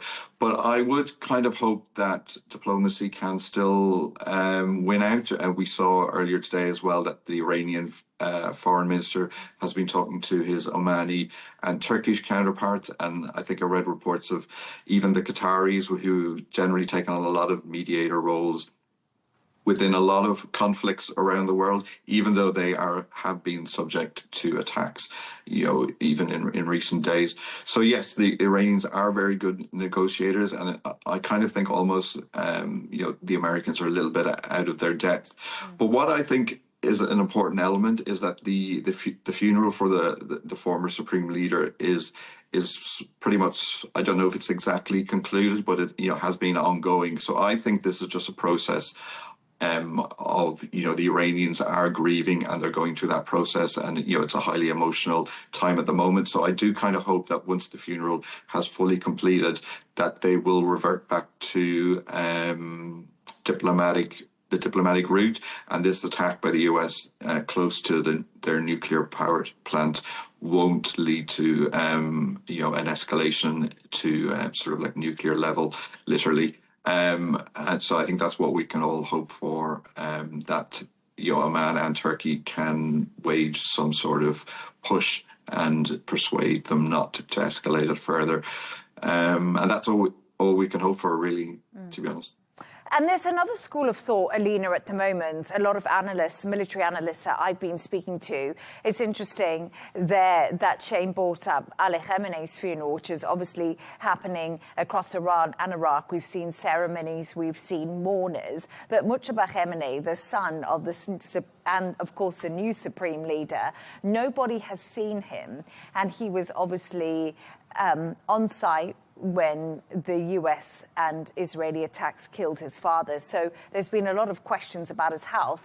And now I think the feeling of a lot of people and analysts looking at this are saying there's big cracks within the different factions that are in Iran, because there's the IRGC, there's the hardliners, and there's central Iranian government, and they don't all seem to be communicating at the moment. Yeah, the question is really why he didn't show up. Is he really that injured? Why he didn't even send a video? This is definitely signaling not really strength. It signals weakness. And of course, this will fire up other discussions. Also, the Iranian people will discuss about that. And this could also fire up new demonstrations. We don't know yet, but it will be interesting to watch that. And of course, the question is why he didn't. Is he really that injured? It could be the case. Absolutely. Shane, I don't know your thoughts on that. Do you think that there's now this power vacuum just opening up in Iran, and people are fighting for the top spot because Mujtaba Khamenei hasn't been nowhere to be seen, and the IRGC appear to be taking control of what's happening in the Strait of Hormuz, which is raising lots of questions at the moment? I think yes, the optics don't look good, and I'm quite surprised that they haven't even just send a lookalike or something, like we saw allegedly in the Saddam Hussein sort of regime days. But I think just watching a lot of the funeral, I kind of think that actually there was a lot of factions within Iran, leading up before February 28th, when we had the US and Israeli attacks.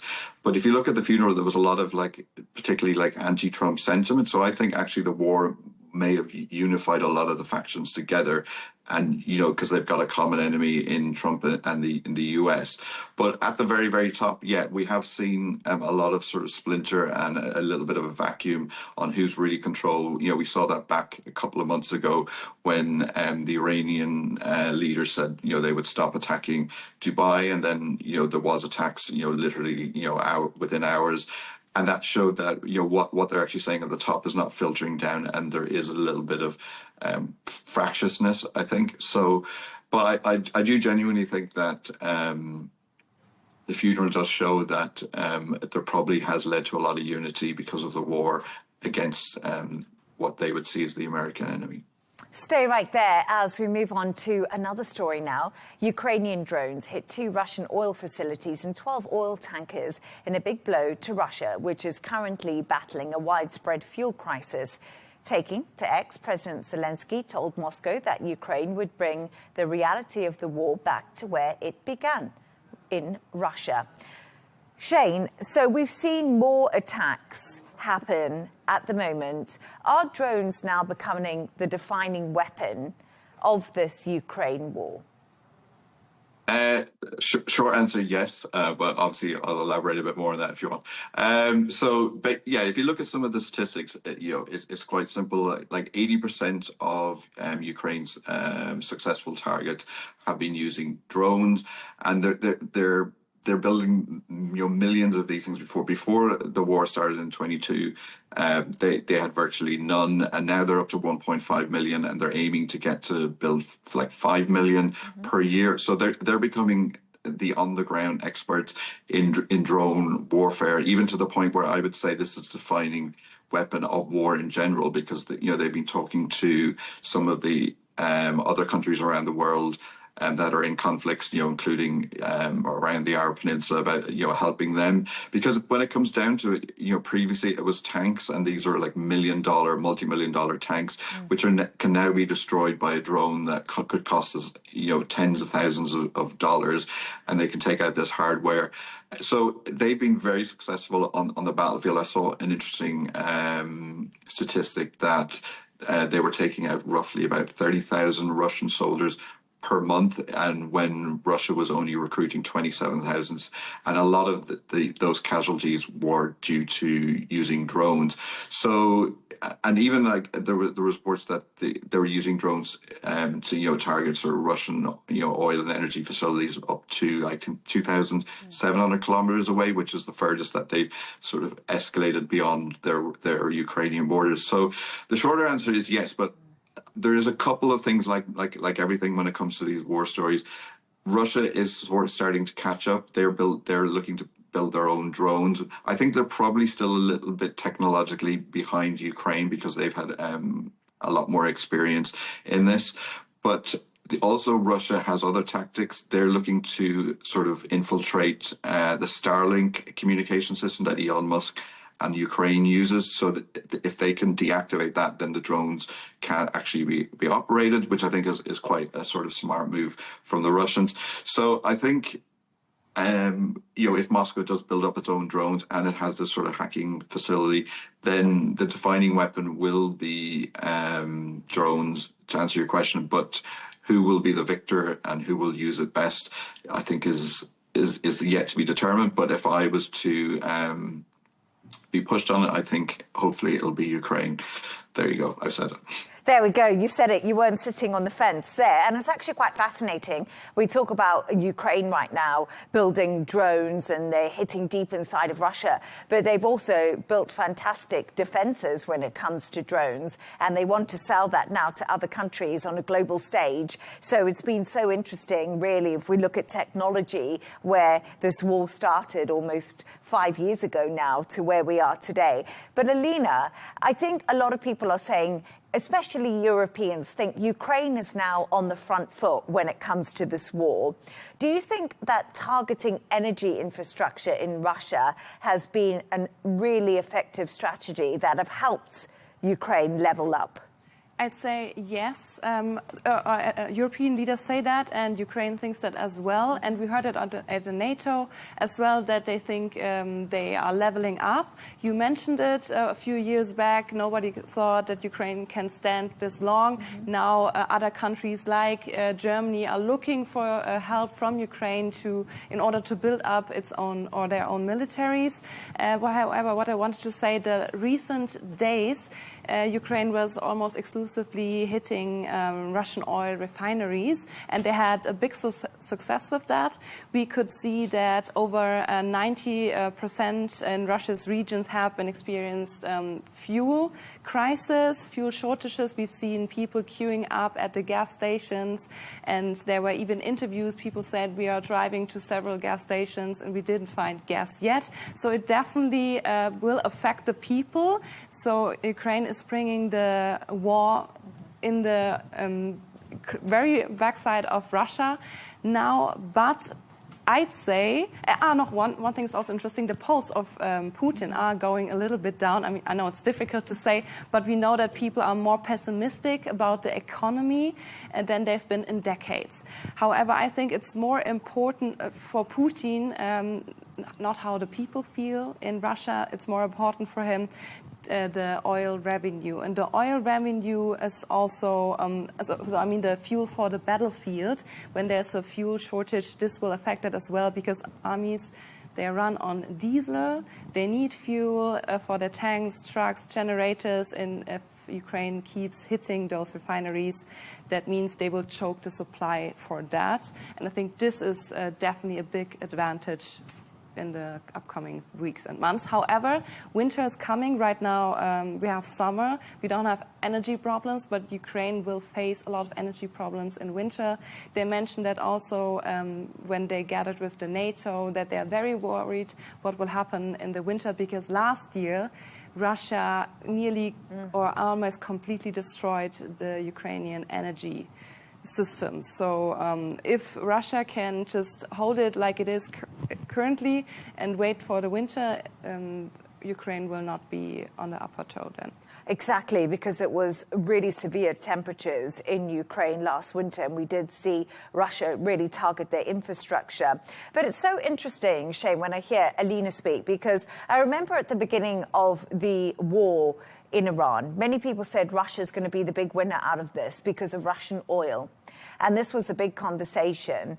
And it seems now that Ukraine has managed to dent that aspiration in many respects from Russia, because the Strait of Hormuz was closed and they were hoping that they could transport their oil across the world. Yeah, I don't think that sort of theory has worked out too well, and mainly because the oil price hasn't shot up to levels that Moscow would probably want and need to sustain its economic challenges and finance the war.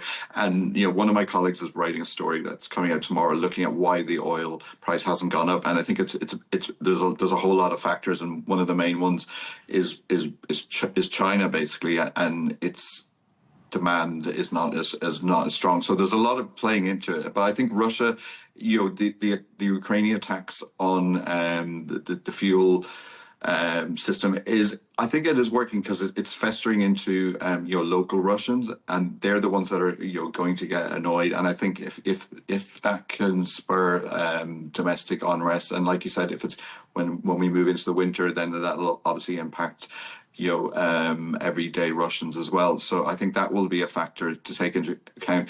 But I don't think Putin's really going to worry about what a couple of Russian farmers are going to think, unfortunately. But it was interesting yesterday when I was listening, Elena, to President Donald Trump. He was sitting down with Zelensky at that NATO meeting. They seem to have a lot better body language than that Oval Office chat we saw between both of them. But he said that both Vladimir Putin and Volodymyr Zelensky were difficult men. And I did think to myself, that's probably true. Both are wanting to carry on in many respects to protect their interests. I mean, there's three now. Trump is also, I guess, a difficult man. Yeah. But I feel like Putin and also Zelensky, they're kind of trying to sweet-talk Trump or trying to find out who can sweet-talk Trump the best. We know that Trump was talking to Putin before NATO and the meeting with Zelensky. Mm-hmm. And after the meeting, Trump and Putin had a phone call as well. So I think there's also a lot of talks going on both sides. And Trump likes a strong man. So currently Ukraine has the upper hand. So he's more nice to Ukraine than he recently been during the last meeting in Washington. And next time it might be Putin again. Three difficult men all dealing with one big situation. That's a very good point. Thank you so much for your thoughts on that. Stay right there as we move on to another story now. Labour leadership nominations open today with Andy Burnham quickly emerging as a clear front-runner to replace Keir Starmer. Burnham has secured the backing of 322 Labour MPs and no other candidates have entered the race. If that holds, he's expected to become Labour's next leader and, of course, the Prime Minister of Britain. So, Alina, I find this quite fascinating because now we've got these figures through. Andy Burnham has reached 322 nominations. So this immediately will make him the next Prime Minister in the coming days and weeks. But we've only seen one candidate in this race for leadership, and that has been Andy Burnham. Do you think that that's good for stability or bad for democracy? Because I think a lot of people are saying just one person running. I have a very practical view on this, and Europe has a lot of problems. We have migration crisis, we have the war, US against Iran, we have Ukraine against Russia, we have the running oil markets, we know we have the cost of living crisis. So a lot of problems. We know at the latest polls, people in the UK are very unhappy with the government in general. More than 70% are not happy with the decisions being taken. So I think we have big problems. We need to face them. We need a government that actually works. So the faster they can start working, start governing instead of taking care about their own issues, just Labour talking about himself, the better. So I say he just should start. Of course, on the other hand, people in UK didn't vote for him. It was only the Labour MPs who voted for him. But as you mentioned, 322 already voted for him. That means he will be the next Prime Minister. So in the end, let's see what will happen. If he will call in an election or not, this is also up to be discussed. And then if there will be an election, then people can give their votes. But it shouldn't be the normal case. But right now, I'd say we have so many problems. Let's try to deal with them and then figure out the rest in the long run. Yeah, it's a really good point. It's a very practical point of view. Right now, a lot of people feel in the UK, Keir Starmer's just a lame duck. You know, how much politics is actually being done, how much governing is being done in the UK. But you know, I find it quite fascinating. I don't know about you, because obviously there's been no leadership contest here at all, Shane. So that basically means that no one's had to lay out their policies or what they see in the future and how they're going to tackle those difficult issues. So we still don't actually know what Andy Burnham stands for and what kind of Prime Minister he's going to be. No, it's a good point, and I don't think he can be any worse than Keir Starmer. That's for sure. Well, you would hope. You don't know, but I think what we can look at is his record and his performance as mayor of Manchester. And I think there was a couple of things that he did well that Keir Starmer didn't do, and that was in terms of laying out sort of his policies to Manchester people, I guess, and I think he'll carry that through. He's a much better speaker. He's much better dealing with the media. Again, compared to Keir Starmer, that wouldn't be really that difficult. But if you look at his sort of Manchester mayoral record, he was one of his things that he was particularly good on was sorting out public transport, which I was in London about 2 weeks ago, which I really hope he does manage to sort that out, because the trains were pretty awful. The week I was there. But the thing, he did have some sort of major challenges, and that was the issue of homelessness and also sort of police and crime, which are their major major issues. So I think he's going to have to sort those out. But I think running a city like Manchester is very different than being prime minister of a country of was it like 60,000 or 60 million people. You know, he's going to have to deal with energy crisis. He's going to have to deal with the migrant problem. He's going to have to deal with Nigel Farage. He's going to have to deal with, you know, Donald Trump. And, you know, Donald Trump has called him an extreme liberal, I think. And, you know, and Burnham hasn't said, you know, great things about Donald Trump either. So I think he's going to have a very tough time of it. And like you said, it's not entirely clear what his policies are going to be. And I think he's going to find it quite difficult going from being, you know, a very popular man of the people to being prime minister. And prime ministers are notoriously unpopular. And I think he will find that quite difficult to deal with, no matter how good he is at talking to podcasts and going on TikTok. And I think this is such a good point that you've made, actually, because Andy Burnham has the soft skills. Alina, he's good at social media, he's good at TikTok, he wears Birkenstocks, he dresses in Uniqlo clothing. You know, he's the man of the people, as they like to say in the UK. But then again, right now, we just talked about Donald Trump, you know, being a difficult man and how many problems there are on the international stage. Keir Starmer, to be fair to him, wasn't the best prime minister, but he was great on an international stage. He did a lot on the foreign platform. And Andy Burnham's never done that. And I just wonder if that's going to really affect how he is with Donald Trump, with lots of different issues, because really we talk about the international stage, but they're feeding into the domestic problems in the UK when it comes to the cost of living, because energy is so high. When it comes to migration, that's all linked. Yeah, I mean, it's a trial and error, right? All the other European leaders had the same problem with Donald Trump. We've seen Giorgia Meloni. She was, Donald Trump loved her. Now he's ignoring, fighting for her. 2 days ago, he posted a picture. He has to take her in custody because there was a picture of her looking at him in a lovely way. So he's making fun of her. Before, he really liked her. Zelensky as well, a few months back. He humiliated him in front of a big stage. Now he's very nice. So you never know what you get. The chief of NATO, Marco Rutte, same. Now he's called the Trump whisperer before they had fights. So it's a trial and error. I don't think he will face more problems than the others do. And actually, I looked something up because he's not really a black box. There are some things he stands for. First, he said he will definitely 100% backing the Ukraine. And he said his first priority is to appoint a completely cabinet and a steady, unshaken government. And his very boring first task he mentioned is that he wants to have the biggest rebalancing of power.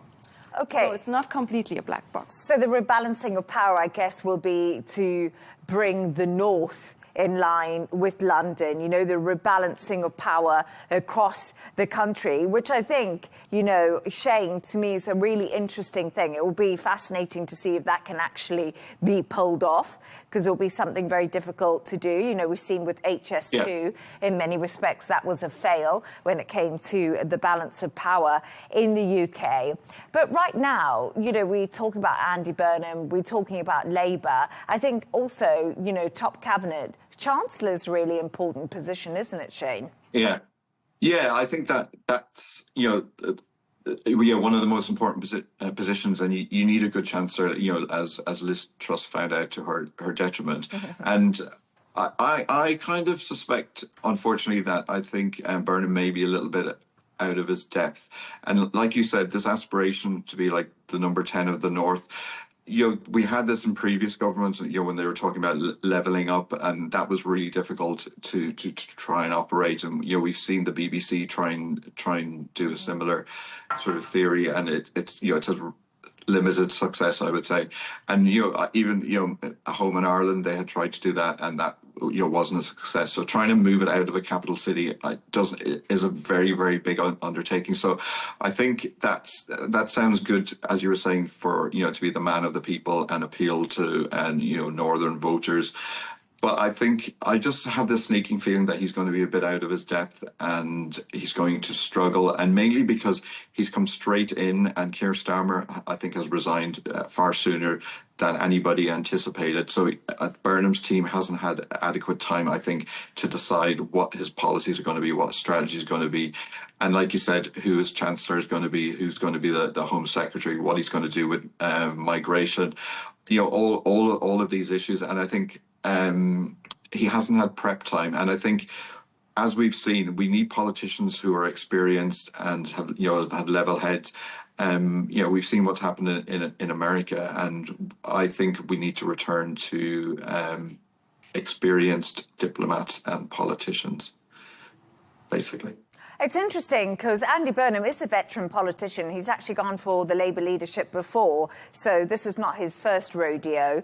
But I don't know what you think, Alina. Do you think that we need to stop having these X-factor presidents or prime ministers, people who are good at social media, and we need to get back to the nitty-gritty of civil service, diplomacy and leadership?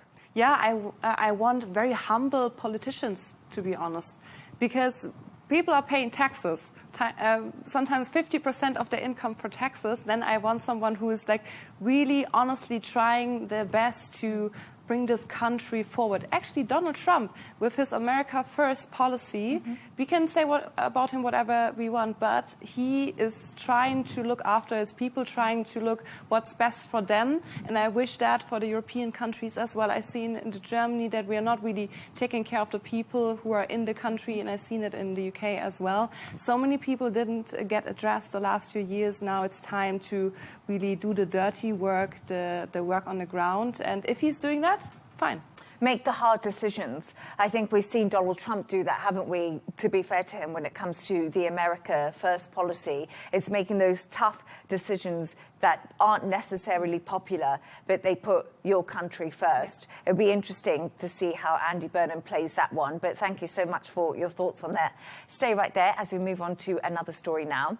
And British wildcard Arthur Ferry has become the surprise story of Wimbledon, beating 9th seed Flavio Cobolli in straight sets to reach the semi-finals at the All England Club. The 23-year-old is just the 5th British man to reach the last 4 at Wimbledon, and only the second men's wildcard ever to do so. Ferry's remarkable run will also make him the new British #1. Shane, let's start with you, because there's been so much hype about Arthur Ferry, hasn't there? I mean, there's always so much hype about Wimbledon if you live in London especially. But do you think this is the arrival of tennis's next big superstar, or is everyone just getting ahead of themselves?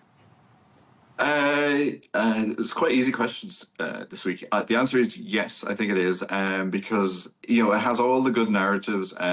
He's only 23. He was a wild card.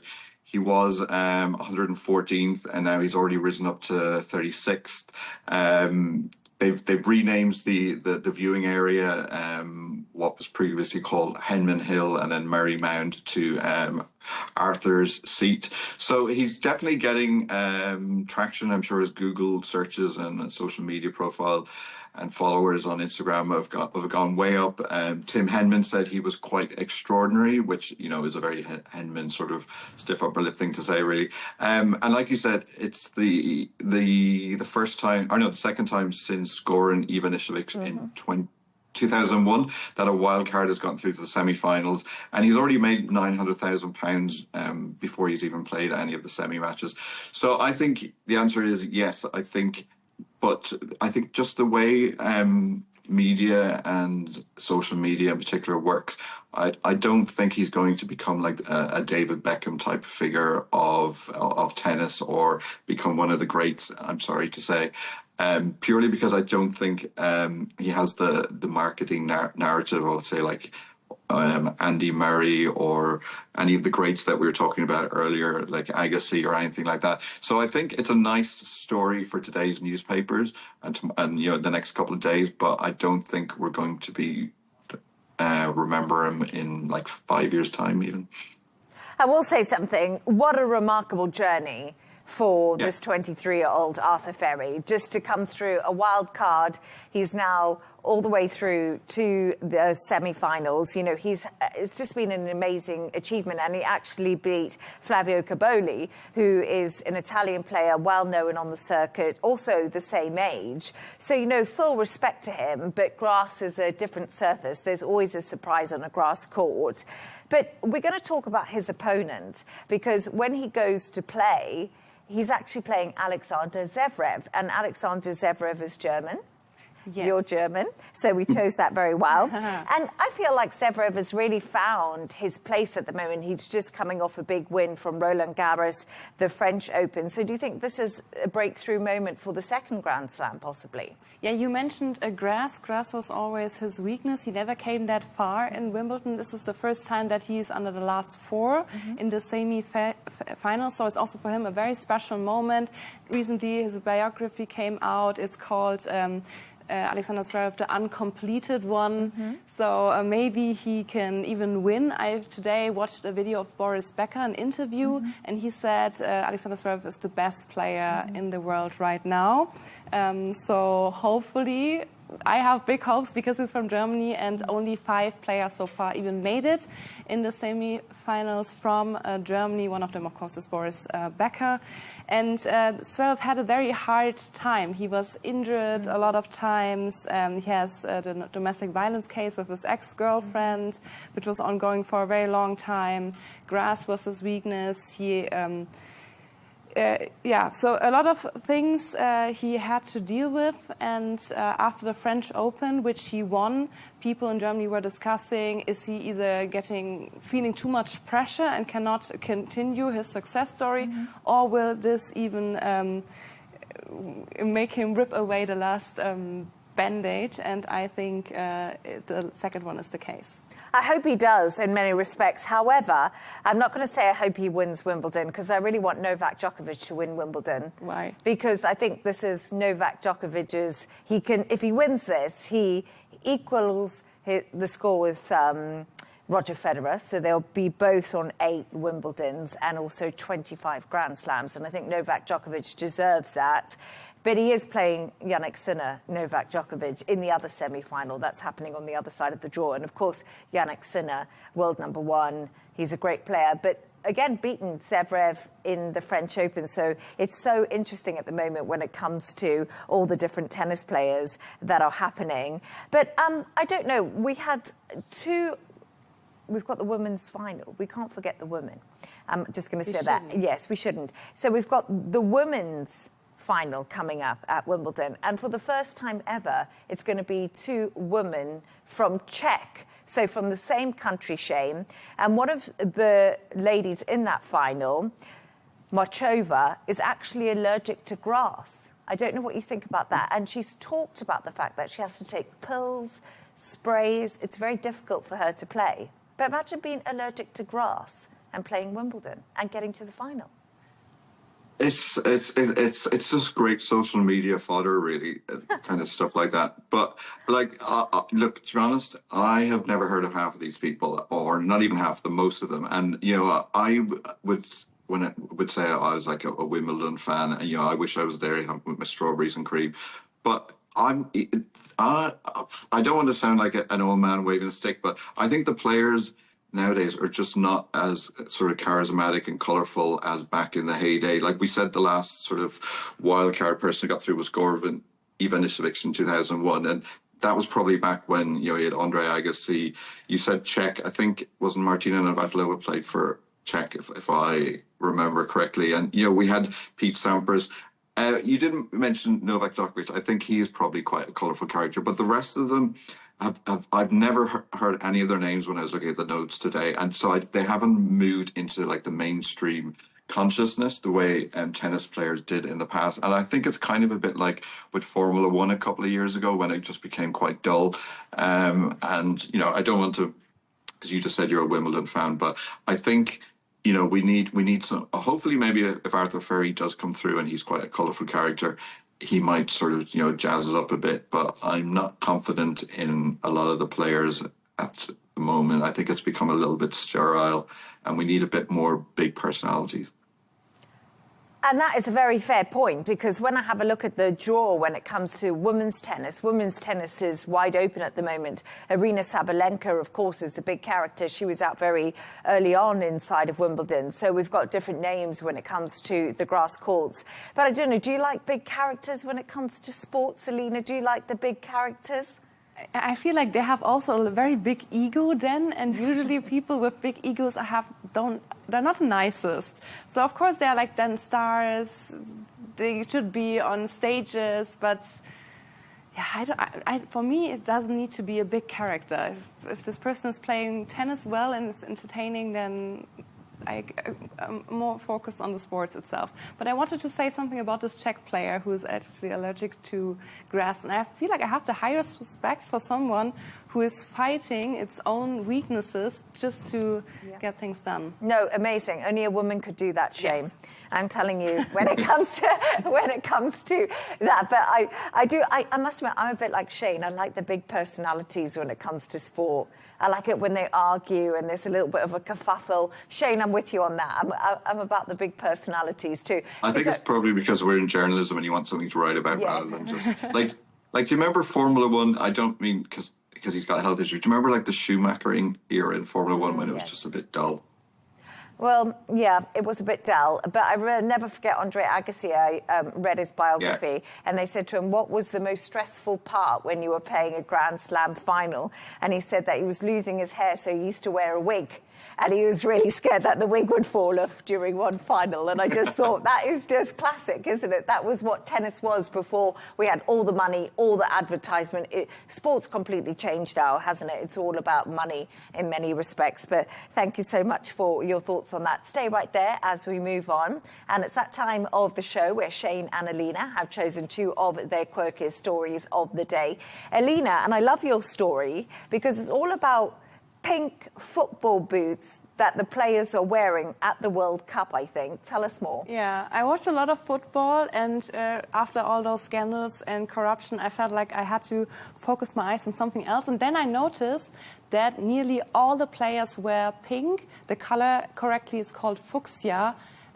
Boots, shoes, and I was wondering, why is that? Do you have any guess on that, Shane? Maybe you told me before, but yeah. So the reason for that is, there are several reasons. So the first reason is kind of obvious, that pink is very, very different color to the green grass. So it's very good to see it. And it's made not only for the people in the stadium, also for the people at home. And nowadays people watch football on the small screen. So it's better for them to see the shoes clearly. That's the first reason.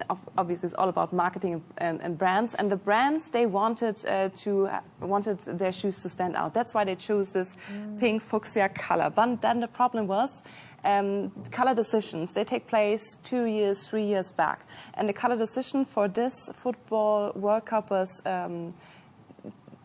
took place in 2024, and they looked at several studies about which colors will be very popular in the summer 2026. And there are so many studies. A lot of agencies try to find the trend color of the summer, but it turned out that all the sports companies who design shoes, they look at the same study. Even though there are hundreds of studies for the trend colors, they looked all at the same study. And now Adidas, Nike, Skechers, all those sports brands who design football shoes, they have the same. So the reason why they chose this color, the strong color in the first place, doesn't exist anymore, because on your small screen all of the shoes look the same. It's amazing, isn't it? I absolutely love the fact that they're wearing these pink boots. They're easy to see. I must admit something. You probably watch a lot more football than me, because I don't watch much football, but I love that idea.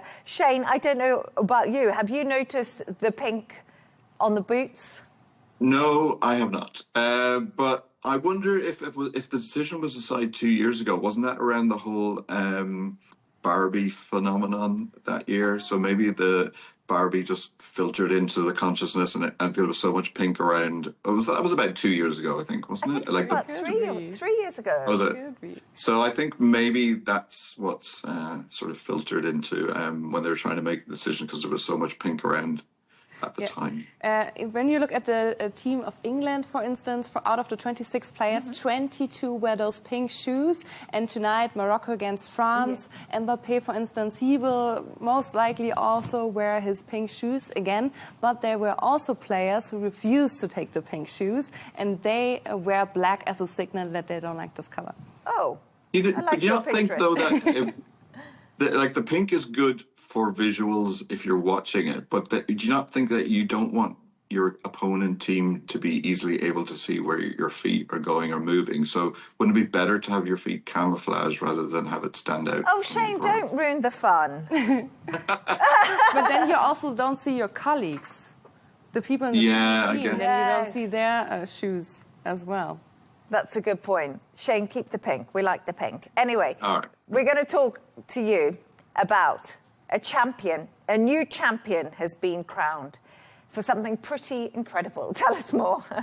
Yeah, so his name is Joey Jaws Chestnut, which is a great name to start with. He's 42, and he was competing in and won the 18th Nathan's Famous Hot Dog Eating Contest. So I think you've probably already seen the notes, but can you guess how many hot dogs he managed to eat in 10 minutes? You know what? I haven't looked at the notes, so you can enlighten me. 66 in 10 minutes. And he's not even chewing. No, it's bizarre.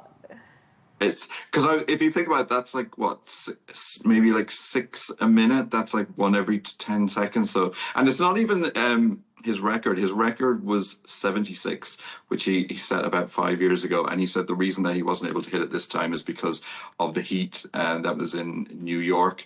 But yeah, this is an annual thing, and it's he's become quite the celebrity around Coney Island because of his record-breaking hot dog eating. But then I don't want to sort of put a dampener on it at the end of the show, but the female winner, her number was 38. So is that half, if my maths is about right? Roughly, yeah. So I think, the women of Coney Island need to up their game before next year and get closer to 66. I don't know about you, but I don't think it's something us women really want to be doing. I feel like this whole idea of eating food as much as possible, and then I don't even want to promote it, to be honest, because it's people on the other side of the world are like dying because they have nothing to eat, and then there's this guy eating 66 hot dogs. It's like it's so unhealthy, especially he's from America, in a country where we have so much obesity. It should not be promoted. Now I'm the one who's ruining the fun. Yeah, you've definitely ruined the fun. This poor guy ate 66 hot dogs to win a competition, and his fun's been ruined. Anyway, thank you so much. Yeah. But maybe one day we'll have to do a contest on here who can eat the most. Not hot dogs, though. We can think of something else. But that's all from us on W News Extra. Thanks to our guest, Shane McGinley, news editor at Arabian Gulf Business Insight, and geopolitical journalist Elena Cara-Beyer. And that's all from us on W News Extra. Don't forget to subscribe to our YouTube channel. Of course, follow us on XGNT. That's coming up next. Goodbye and thank you.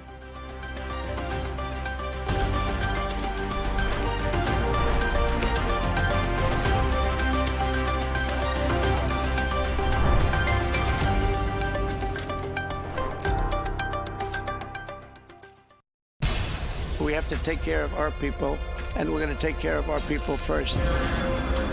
For in-depth analysis and all the latest developments across the globe, make sure you join us every weekday. President Trump is trying to negotiate a ceasefire. With so much happening, so much information, and so much noise, International law will have no part in his administration. It can be hard to keep track. Tariffs will just fuel inflation. We're going to fight these tariffs. But you can count on us to tell you what you need to know. We stand by your side. Join me, Tom Burges Watson, for Global News Today. right here on Al Arabiya News.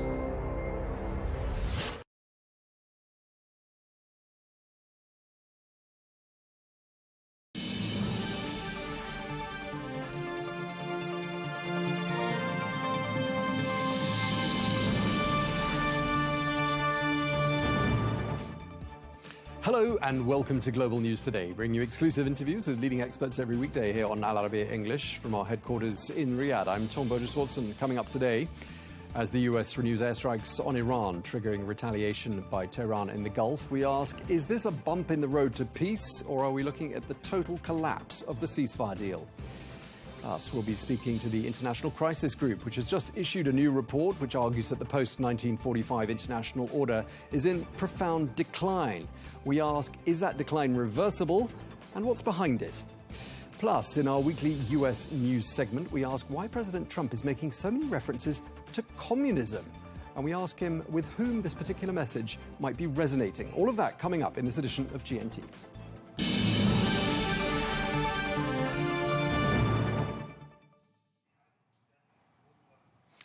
Hello and welcome to the programme. The fighting between Iran and the United States is showing no signs of slowing down. Well, the two sides have exchanged strikes for a second straight day after President Donald Trump suggested the ceasefire was over. This while speaking at the NATO summit in Ankara. Well, later, President Trump posted this image on social media showing US strikes on Chabahar in Iran. Well, he described the attack as retaliation for what he called Iran's bombing of ships a day earlier, warning Tehran that if it happens again, the response will be much worse.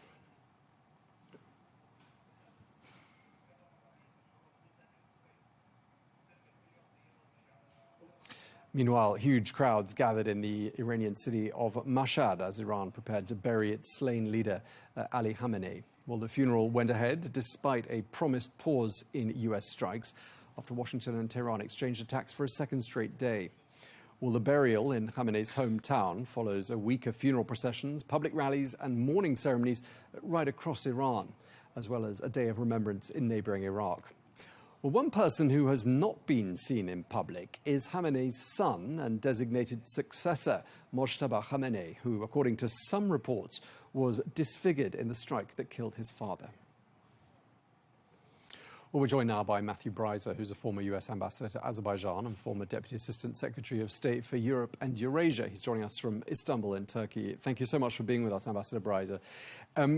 Let's start by talking about this ceasefire agreement. It's been around for about 3 weeks. It looked pretty fragile from the outset. It now looks like it's in tatters. Has it completely collapsed, do you think? I don't think so, Tom. If you listen to what President Trump said yesterday in Ankara at the NATO summit, okay, he said when pressed, well, do you think that the ceasefire is finished now? And he said, well, I guess so, as far as I'm concerned. But then he said that the negotiations will continue. He said that Steve Witkoff and Jared Kushner are the right guys to be serving as the mediators. And he made clear the talks will go on. You know, he definitely does not want there to be a resumption of full-scale military conflict, and neither does the Iranian side. So I think what's going on now is the negotiation is continuing with the Iranians pushing the envelope on the fourth article of the MOU, which says that Iran will, I forgot the exact wording, ensure safe passage through the Strait of Hormuz or work on the procedures. And Iran, I think, is trying to stretch that into saying it will control that safe passage. And the U.S. is saying, well, no, you won't. And if you use force to try to exert that right to control how ships pass, well, we will use military force. Right, which the United States has done. And Washington says this flare-up is in response to Iran's bombing, I think, of 3 cargo ships that were transiting the Strait of Hormuz. I mean, does it look reasonable to you that the United States took this action based on the fact that the ceasefire is still in place and those 3 cargo ships came under attack?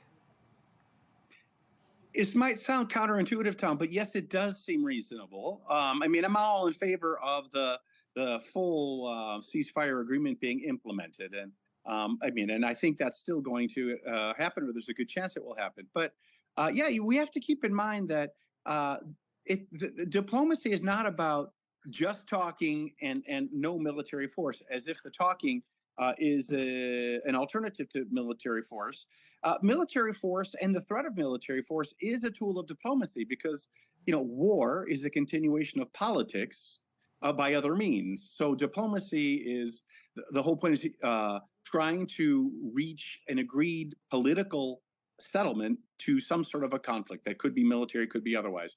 So I think it is reasonable because, again, Iran is exploiting, I think, sloppy language. I actually don't think the U.S. mediators did a good job in terms of leaving there being too much ambiguity in the language. Iran is doing what's fair in diplomacy. It's exploiting that ambiguity in its favor, and the U.S. is countering with the diplomatic tool of military force to say, no, we don't agree with your interpretation. Quite a lot of threats coming from President Trump over the course of the week. He said, if there's any repeat of that kind of action, it'll, quote, get much worse. Don't know what you think he's got in mind, but do you think there's also a risk here that too many threats sort of rather undermine the nature of any future threats? I very much do, Tom. It's like the old fairy tale of the boy who cries wolf. Definitely, I agree. And President Trump has maneuvered himself into similar situations in the past, and then he feels compelled to use military force. I think in this case, he wanted to use military force. He said on the way home to the U.S. from Ankara aboard Air Force One, the old Air Force One, he said, they hit us. Well, earlier today, he said, they hit us at a level of 1, we'll hit them at 10. Then on Air Force One, he said at a level of 20. So he seems to believe or want to make the Iranians believe that the U.S. has the military capability to eliminate Iran's own ability to target shipping in the Strait of Hormuz. I don't think the U.S. really has that capability without soldiers or so-called boots on the ground. And there is zero chance President Trump wants U.S. soldiers to be on the ground in Iran as the midterm elections approach in just 4 months. Right. And of course, you lead on to my next point, because while we hear President Trump saying things like they're a bit out of control, but they want to make a deal. I mean, a lot of people might say President Trump wants to make a deal and badly, because this war is dragging on and becoming politically, presumably quite damaging, with the midterms less than 4 months away. Definitely, Tom. I think you and I have discussed this before. Since the very beginning, I felt the clock was ticking, that President Trump knows not only that the midterm elections are coming up, but when he launched the attacks in February, at the end of February, I mean, there were still 8 months until the midterm elections, but now there are 4 months. He also knows that if the Strait of Hormuz shipping is constricted like it was, and if 20% of the world's crude oil, is actually about 12% of the world's crude oil supplies, can't make it to market, and 20% of liquid natural gas supplies can't make it either to market, then there is tremendous international pressure, and especially pressure among the U.S.'s friends in the Gulf, to get the strait reopened. And Iran knows that, and that's why it's exerting this bit of leverage on the United States. But President Trump knows that this war is unpopular. 58% of Americans in the most recent public opinion polls said they thought that going to war against Iran was the wrong thing to do.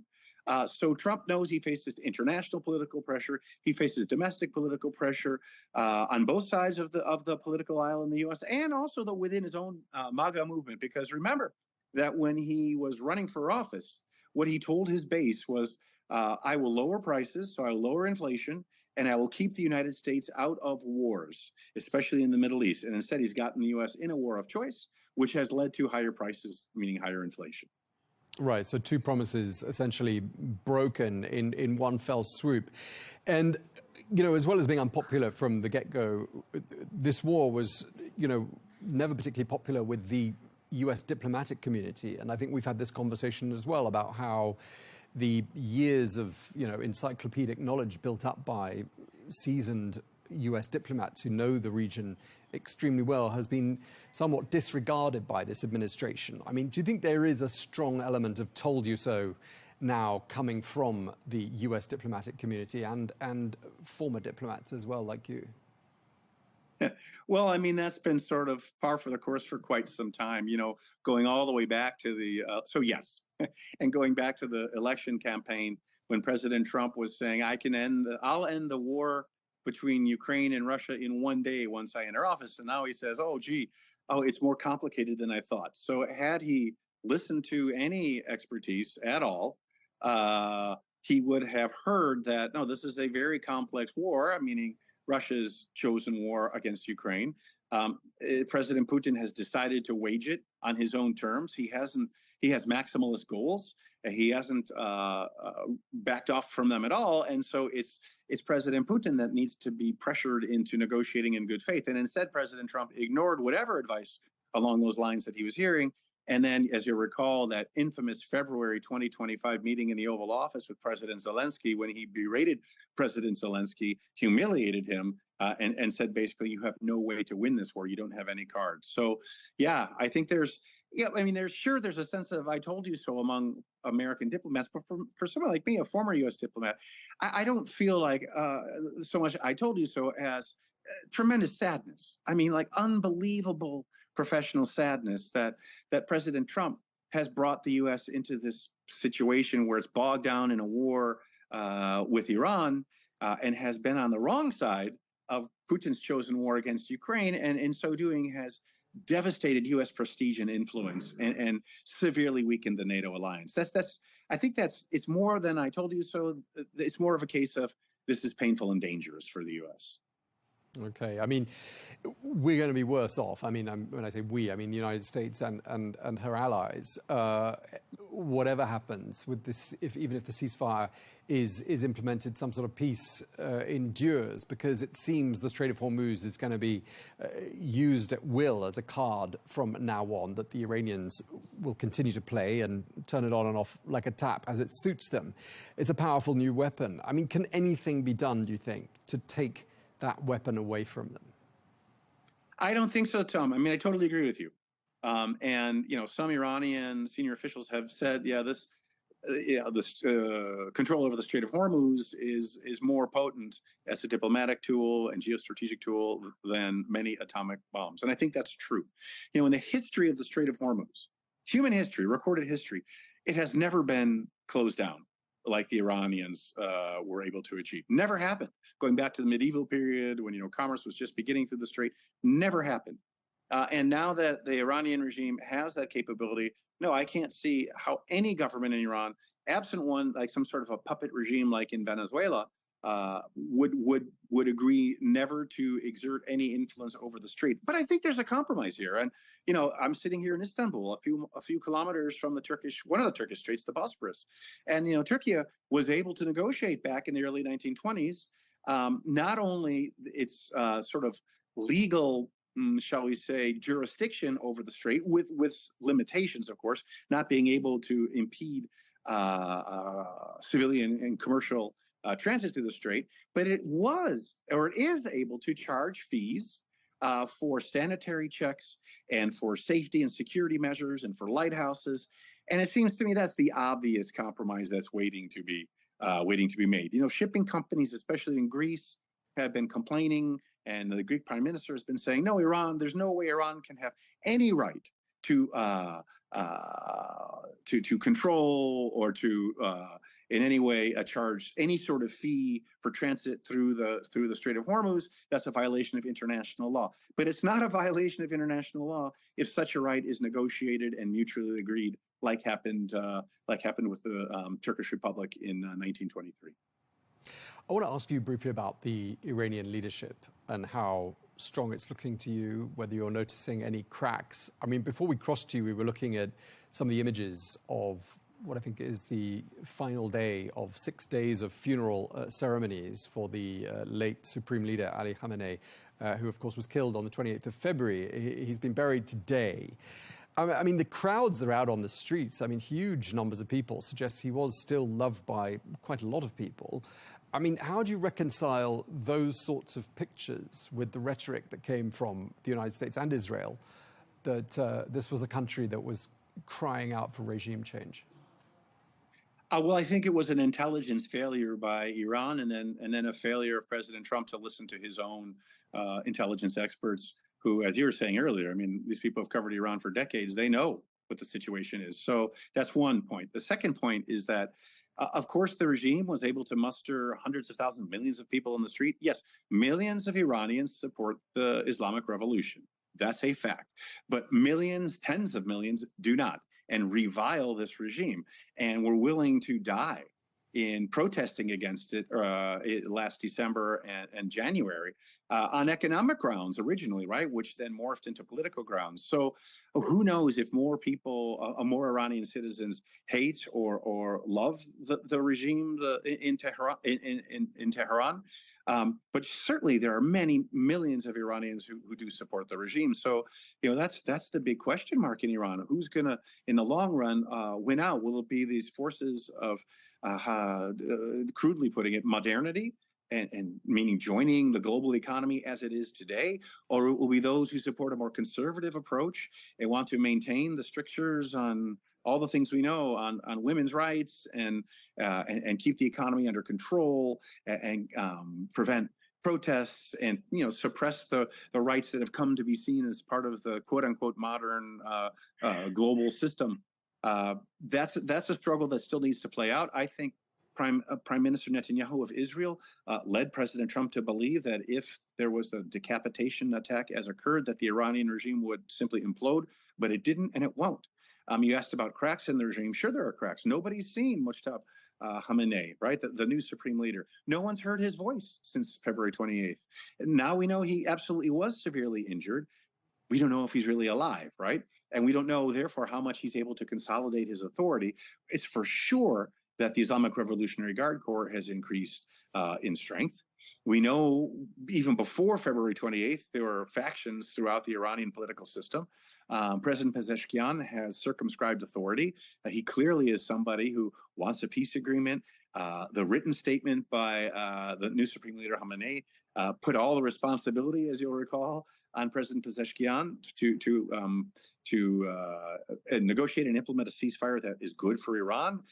You'll recall that Khamenei said, "I'm not in favor of this agreement, but it's up to you, Mr. President, to make sure it's good for Iran." So those are obvious signs of cracks or factions within the Iranian regime. But who's ultimately in charge right now, I think, is unclear in Tehran.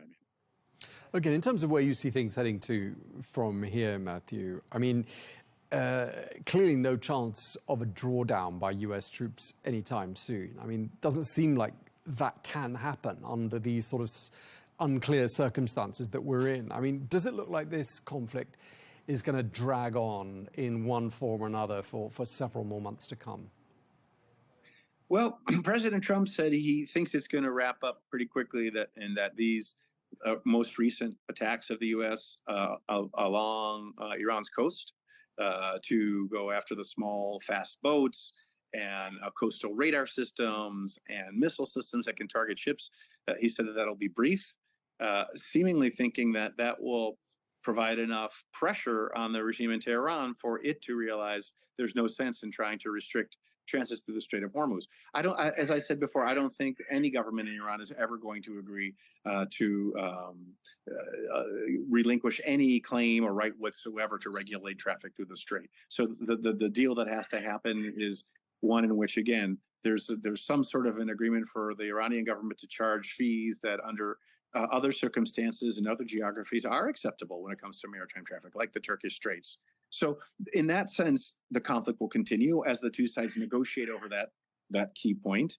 And then there still needs to be negotiations on Iran's nuclear program. That could last years. We know the JCPOA negotiations lasted a couple of years. So in that sense, the conflict will continue. But I do not expect a resumption of a large-scale war between Iran and the United States. I think neither leadership wants that to happen, and therefore it's highly unlikely. Okay, and just lastly, you're in Istanbul. I know you're not in Ankara, but I wanted to get your thoughts on the NATO summit that's just wrapped up. I just wondered, there was talk of unity, although some of the signs look like disunity. So I wanted to ask you to help us sort of decrypt that and whether you think NATO looks stronger as a result of what was talked about there in Ankara. Well, yeah, on Monday in his press availability with Turkish President Erdogan, President Trump's rhetoric sounded like he was preparing for a highly divisive and destructive NATO summit, one in which maybe the United States, as he said, would pull out all of its troops from Europe. And he was, as we'll recall, critical of Spain, saying they're a bad ally, we shouldn't trade with them. He went back to saying the United States must control Greenland, whether NATO ally Denmark likes it or not. He was complaining that the NATO allies they're not carrying their weight in terms of implementing their commitments at last year's NATO summit in The Hague to raise defense spending to 5% of GDP by 2035.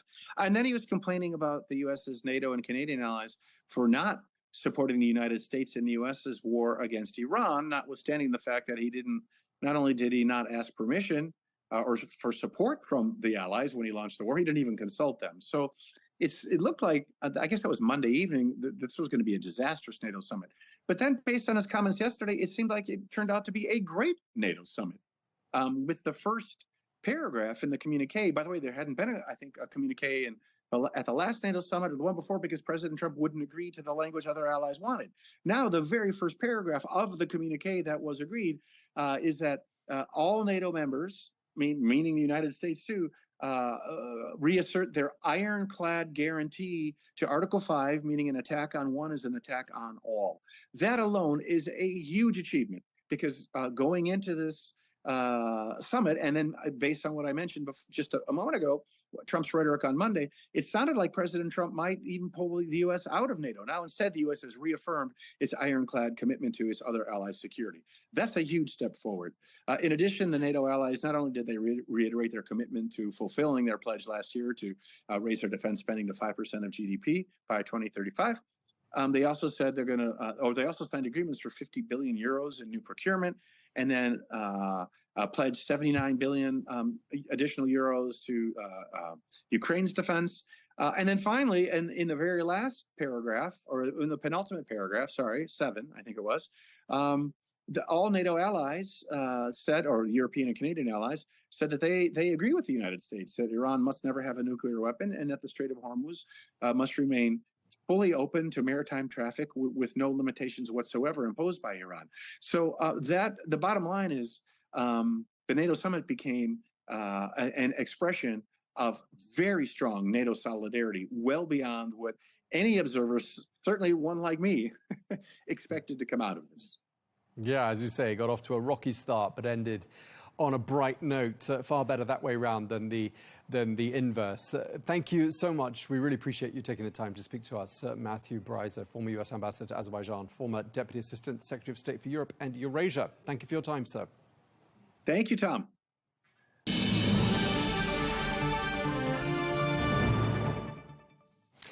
Now, the International Crisis Group has just issued a new report entitled Causes of Peace in an Era of Hard Power. Well, the report argues that the post-1945 international order is in profound decline. Well, Richard Gowan is the Programme Director for Global Issues and Institutions at the International Crisis Group and joins us now from New York. Mr. Gowan, thank you very much indeed for joining us. Let me put it to you, is the post-war world order effectively over? It's not over, but it is not in great shape. After the Second World War, the countries of the world came together to bless institutions like the United Nations that was meant to keep peace, and they also committed to international law, to human rights standards. And what we see now is that global architecture is still there. The UN is still sitting here in New York, diplomats are meeting. But very frankly, a lot of governments around the world are seeing crises like the crisis in the Middle East, like Russia's war on Ukraine, and they no longer believe that the post-1945 system is going to protect them. We're seeing governments investing hugely in military spending. Military spending has gone up by 40% over the last decade. And the reason that governments are spending that money on arms is because they think they need to defend themselves in a very dangerous world, and they can't trust the old institutions to keep them safe. Okay, you've raised some important points there. Let's talk about the UN, which, like many global institutions, is quite often and systematically discredited by a number of countries. And it's not entirely funded by all of the countries that discredit it. I'm thinking of the United States and Israel, and I'm wondering whether that's a major factor in your argument supporting this decline of the post-Second World War order. I mean, clearly the United Nations is going through two parallel crises at the moment. One, a financial crisis, because the US, which is meant to be the largest donor, is withholding a lot of money to the organization.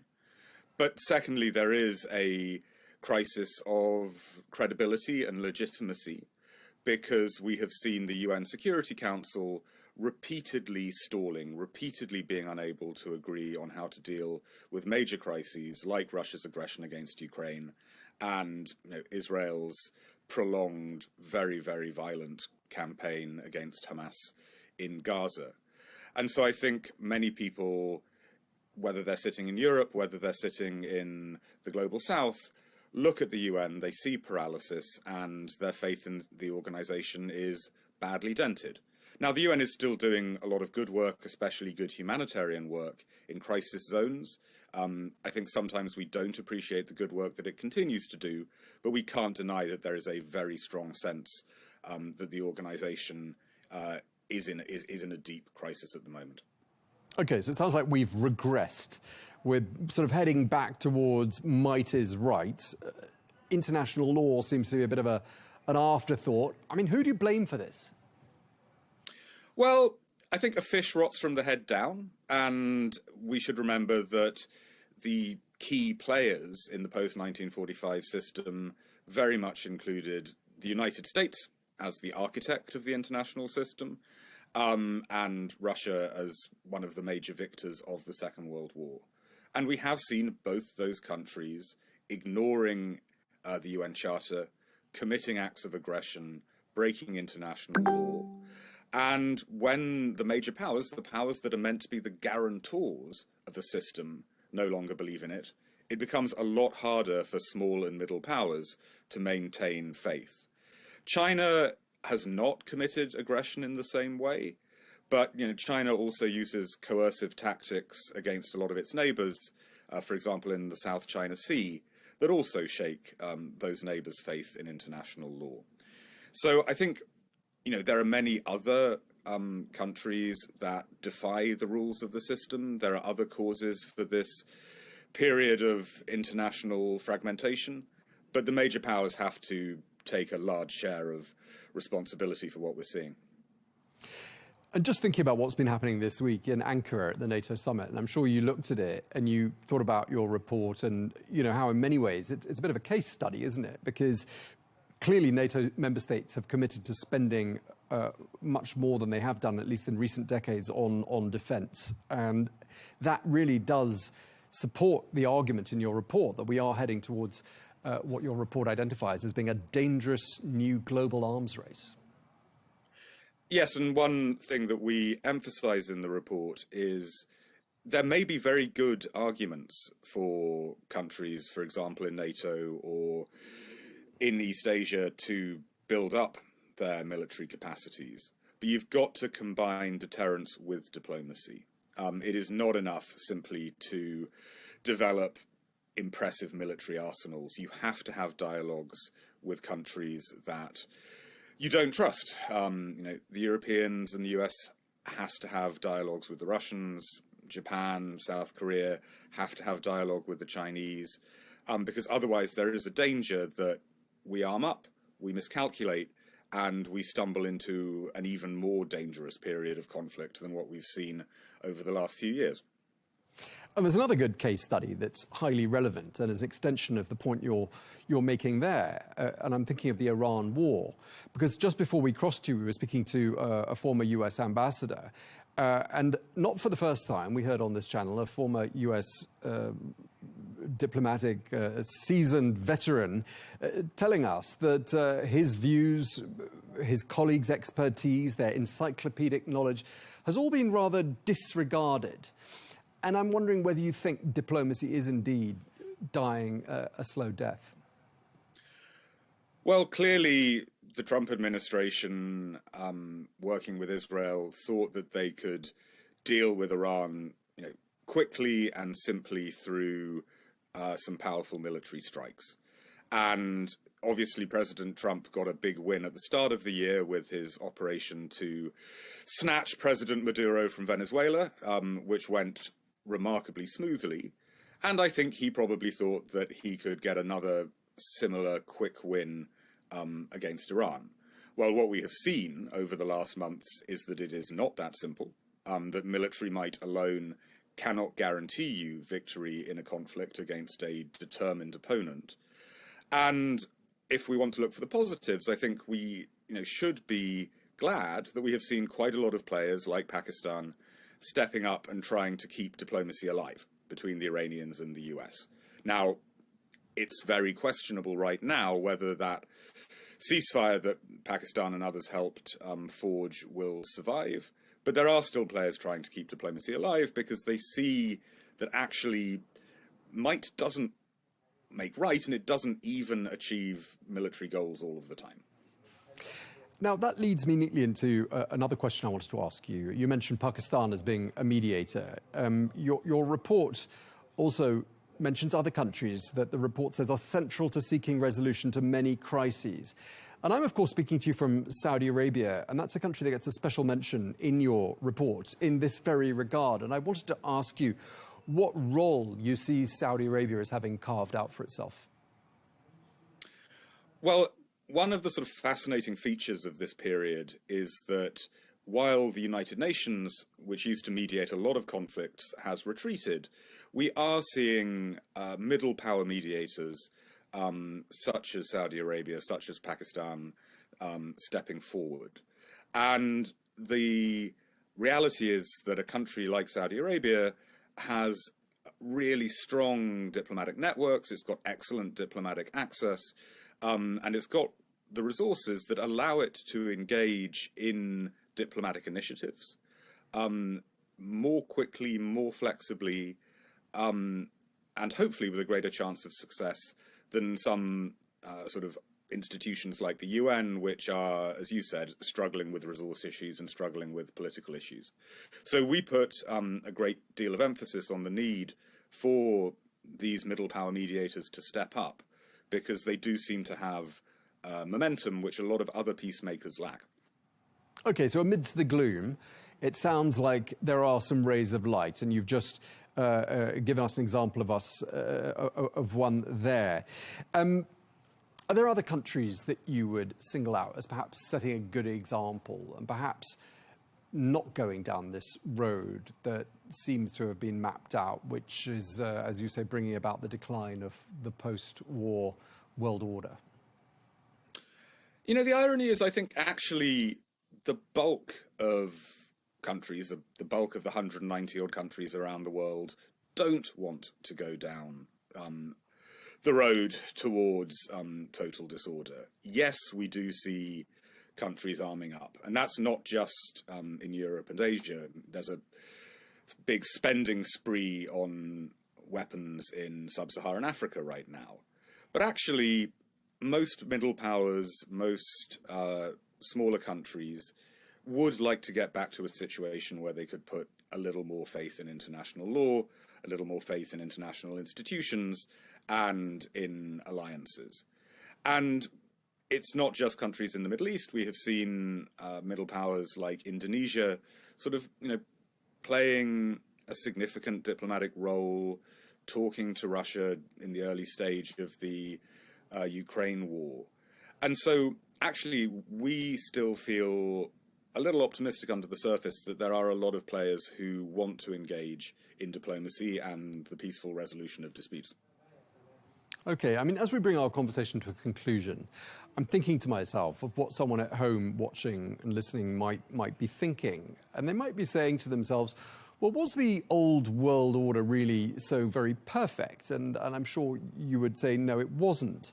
So therefore, why should we be alarmed that we're going down this road? Shouldn't we be optimistic that whatever replaces the old world order will be better?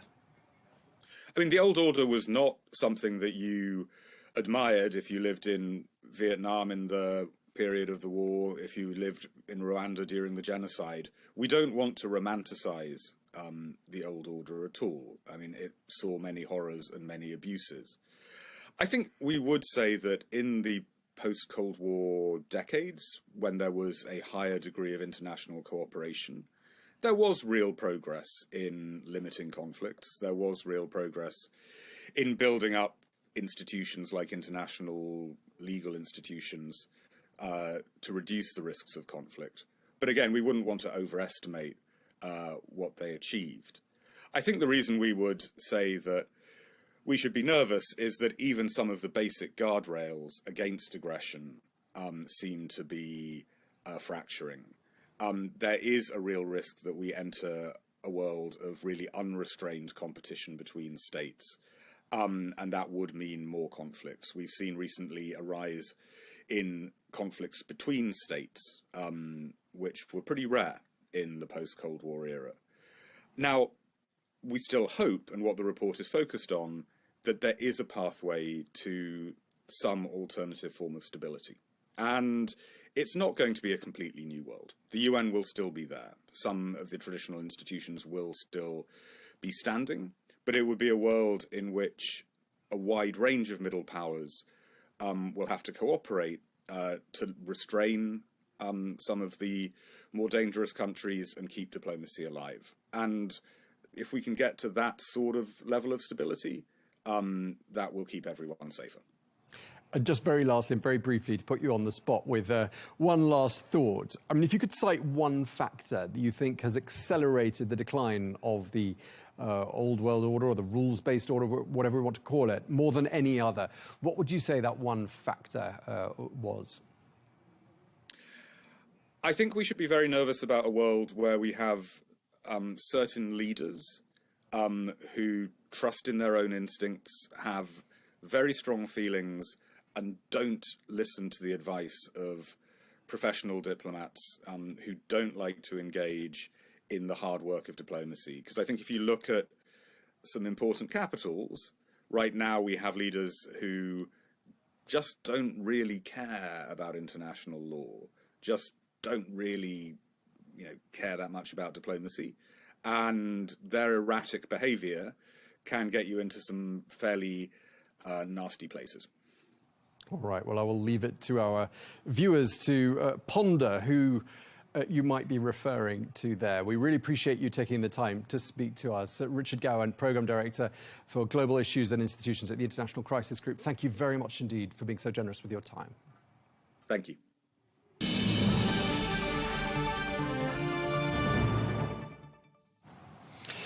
Now, it is Thursday, and as ever on Al Arabiya English, it's the day of the week when we take a look at some of the big stories making the front pages in the United States. And we're joined by a distinguished panel. We have with us Greg Swenson, who is Chair of Republicans Overseas, who's joining us from London today. Welcome back to the programme, Greg. Great to have you with us. We're also joined by Paul Glastris, who's the former chief speechwriter to President Clinton and editor-in-chief of the Washington Monthly, who joins us surprisingly from DC, from where he's based, writing that publication. Welcome to both of you. First up, the question we're asking is the ceasefire with Iran over? Well, the evidence would suggest that is indeed the case. The US military's carried out multiple strikes on Iranian targets during the last 48 hours. And Iran's army says it has targeted US military assets in Kuwait, Qatar and Bahrain. Well, this latest flare-up was triggered when Iran reportedly targeted 3 cargo ships that were transiting in the Strait of Hormuz. So we're in a situation where President Trump is calling the Iranians all kinds of names, including, quote, unquote, sort of crazy. If there is a ceasefire still, it's looking incredibly fragile, isn't it? Greg, what are President Trump's options?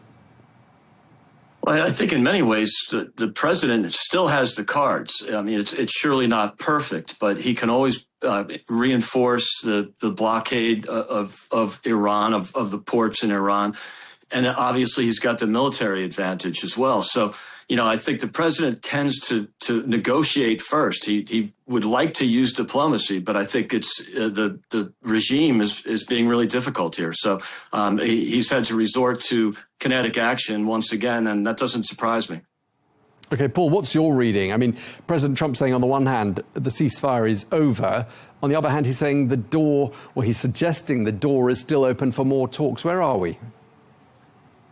I think we are at where we've always been, which is the president, I don't think, does, apologies to Greg, have a lot of cards. Iran, he signed a very rickety MOU to get a rickety ceasefire. Iran has, from the beginning, been very clear that it's going to hold onto the Strait of Hormuz. The United States doesn't want that. It doesn't really have the ability to stop it. It's trying to throw some kinetic power at Iran. I don't think it's going to work. We'll probably be back, at some point soon to where we were before. The president is caught in a dilemma of his own making, where he can't really change Iran's behavior. Iran is now stronger than it was before the war in terms of its strategic position. And he can keep saying, look at all the targets that we're hitting and all the ships we've sunk, but it doesn't change the fact that they are kind of in the catbird seat, and there's not much that we can do about it short of a massive ground invasion, which he rightly has calculated he shouldn't do and the public wouldn't tolerate. Right, okay, I've got to let Greg respond to some of that. I mean, as we heard there from Paul, he calls the deal rickety. He says that President Trump's in a dilemma of his own making. I mean, what's the way out? Yeah, I'm not sure that there is a way out in the near term, because what's happening is the regime, there's sort of this lunatic regime. They don't really, when they have that kind of radical ideology, it trumps any sort of rationality. And so as long as they can stay in power, they'll continue to fight, whether it's through threats to the Strait of Hormuz. And I agree, it's a nuisance. It's not something we couldn't fix. And I think you have to acknowledge, too, that the Band-Aids, the short-term solutions to evading the Strait, where you have pipelines being built, that takes time.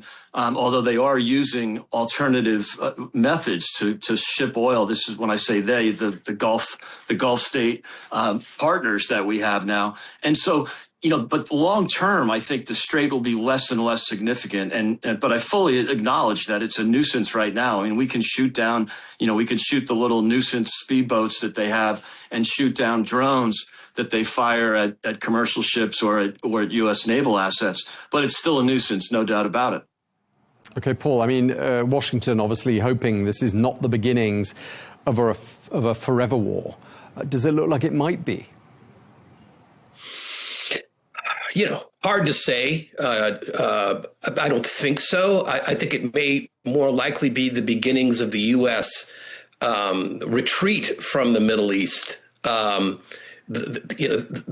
president sold himself and his movement as not getting into forever wars. He made a significant miscalculation with Iran. He's trying to wiggle his way out. There's no good way out short of diplomatic settlement that will not look good on his record or be really good for the world. But we are where we are. And it is extremely complicated because it involves Lebanon. It involves a separate wobbly ceasefire with Lebanon and Israel. I think he'll try to muddle through. Much of this is just try to keep gas prices from skyrocketing, in October for the midterms. But it's been a bad situation from literally days after the war started, and it's still very bad. Okay, I mean, Greg, just picking up on that point before we move on to the next subject. I mean, how damaging is this all potentially becoming for the GOP's chances if this war carries on beyond the summer? I mean, are we getting into a sort of a danger zone with regards to the midterms? Yeah, I think there's that risk. And I think the president was willing to take that political risk to ensure that Iran did not have or does not have nuclear capabilities. And I think he knew that his numbers would go down. He knew that gas prices would go up. He was willing to take that risk and spend that political capital. However, as you saw, a week ago, gas prices were almost back to normal. You had, oil down in the high 60s. So it shows you that this is a short-term supply situation, not a long-term problem. And so I think that, he's hoping the voters will feel that way. But we all know that if gasoline is $4 or higher in November, then that's really bad news for the Republicans. There's no doubt about it. Okay, let's move on because the NATO summit in Ankara has now wrapped up. And in his closing remarks, President Trump praised the spirit of the meeting, and more specifically, President Trump said there was, quote, tremendous love in that room, along with, he said, tremendous unity. There were some concerns at the start of the summit about Greenland and a new spat with Spain and how that could overshadow the event. But it seems the event ended on a high note. Paul, I mean, was that summit a success? Well, it wasn't a disaster. And to the extent that it wasn't a disaster, it was okay. He spewed out all kinds of complaints and grievances. The Europeans are weak and they had to kind of take it. But they got some business done and wasn't a disaster, I guess. Okay, I mean, one of the striking things for me, Greg, and I want to get your thoughts on this, is that President Trump has said that Ukraine will be given the license to produce its own Patriot missiles. I mean, some people saying that's really significant. But what it says, perhaps a bit more than anything else to me, is that President Trump seems to have reconsidered his relationship with President Zelensky, and it seems to be in a very different place from where it was 12, 15 months ago. What's behind that? Yeah, it surely wasn't that Oval Office moment that we saw in early 2025. But no, I think the president has developed a relationship with Zelensky. There's no doubt about that. And you'll notice, he had a bilateral meeting at a NATO summit that where Ukraine is not a member of NATO. So I think it was interesting that he was invited to meet with the president. That's good news. And in spite of the president keeping in touch with Putin, and trying to settle this thing, I think he's probably closer to Ukraine and Zelensky. And you mentioned the Patriot missiles. I'm not sure they can actually build them in Ukraine. You talk about a target for Putin. I think maybe they do it in Poland, maybe they do it in another neighboring, Eastern European country. I think it would be difficult. Good news, but I think it still would be difficult to execute given that Putin would view it as a target. Paul, are you encouraged by the sort of the noises that you heard coming out of that meeting between Presidents Trump and Zelensky? Well, look, Trump hates to back a loser, and Zelensky a couple of years ago looked like somebody who was losing, and he's been pro-Putin for many years. Suddenly, Ukraine's winning. They're doing extensive long-range and medium-range targeting of Russian assets. They've crippled Crimea. They're just it's now Russia and Putin on the ropes, not Ukraine. Ukraine is on the offense, and so he's switching sides. He loves to back a winner, and I don't think it has anything to do with a relationship. And it's it's good, but he's not lifting a finger really to help Ukraine.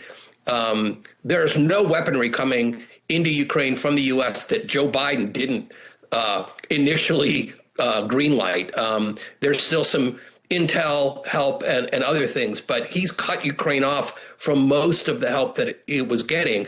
The Patriot thing is fine. The Zelensky asked for it back in May.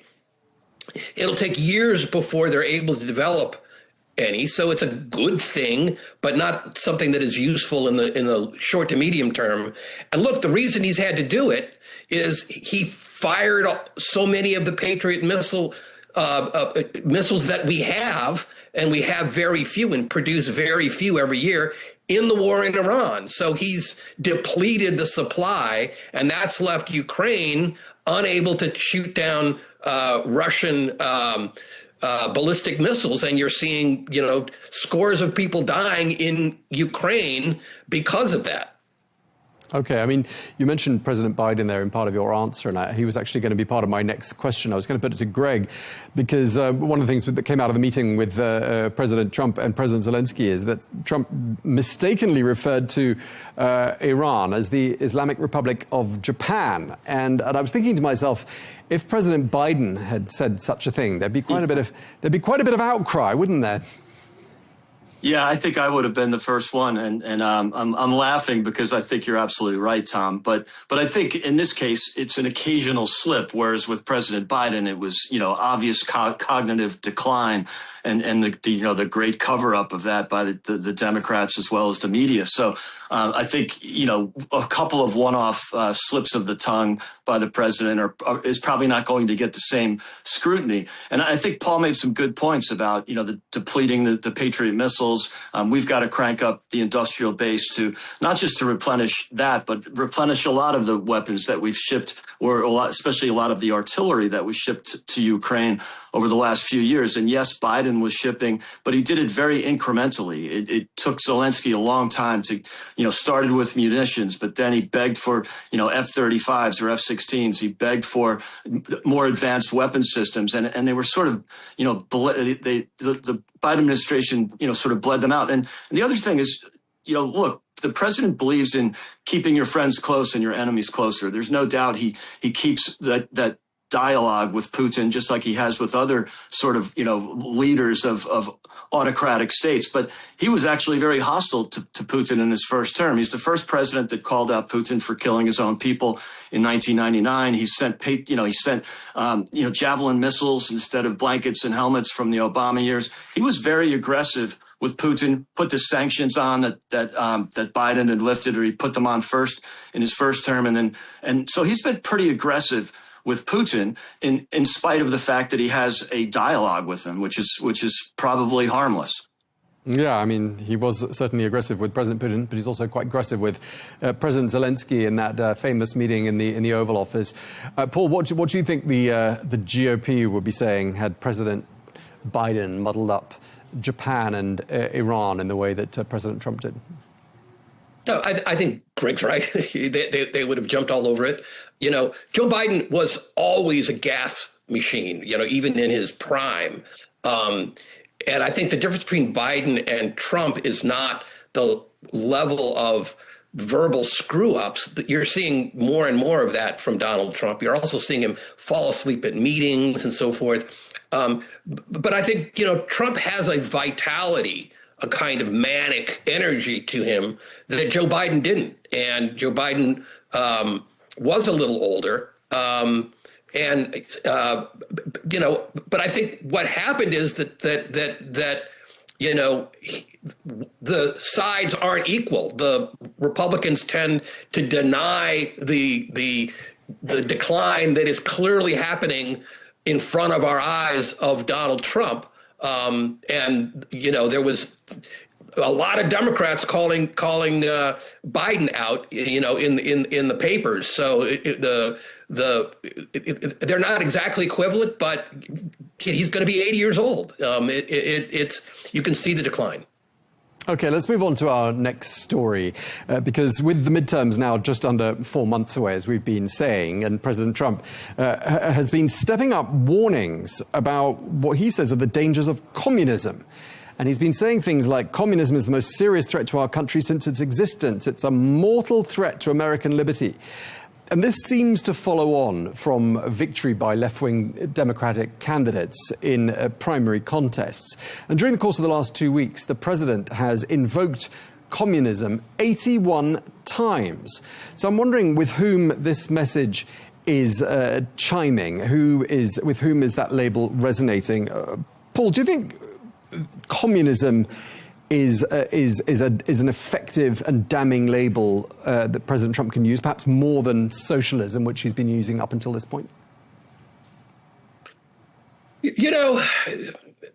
For Donald Trump, kind of one of the keys to understanding him is his mindset was set in 1985, right? It's why he loves YMCA, the song. To him, that's pop culture.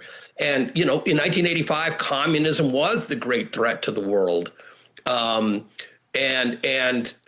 So for him, and probably for members of his base, over the age of 60 or 70, it's probably effective. For everyone else, it just sounds like typical Trump exaggeration.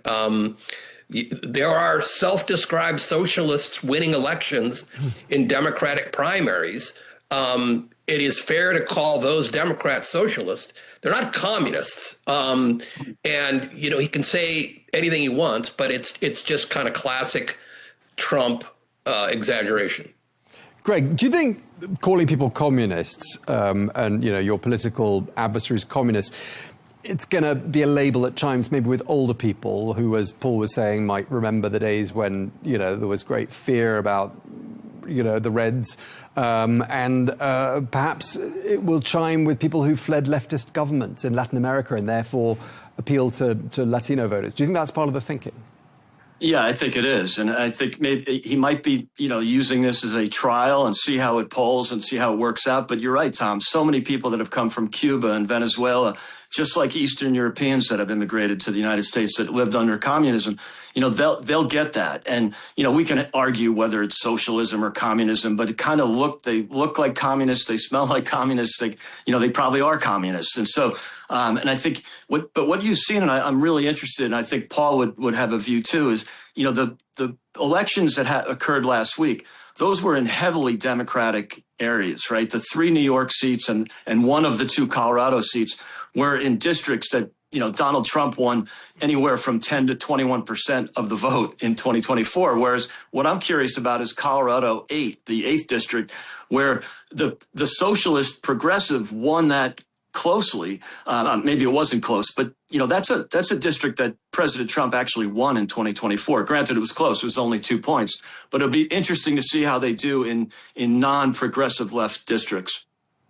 Okay, Paul. Well, I hope, Greg, you're not saying yourself that a socialist and a communist are pretty much the same. I hope what you're saying is some people see it that way, because that's not true. Well, some have called for, the end of private property, right? So that sounds like pretty communist to me. But I don't think any elected Democrat has called for the end of private property.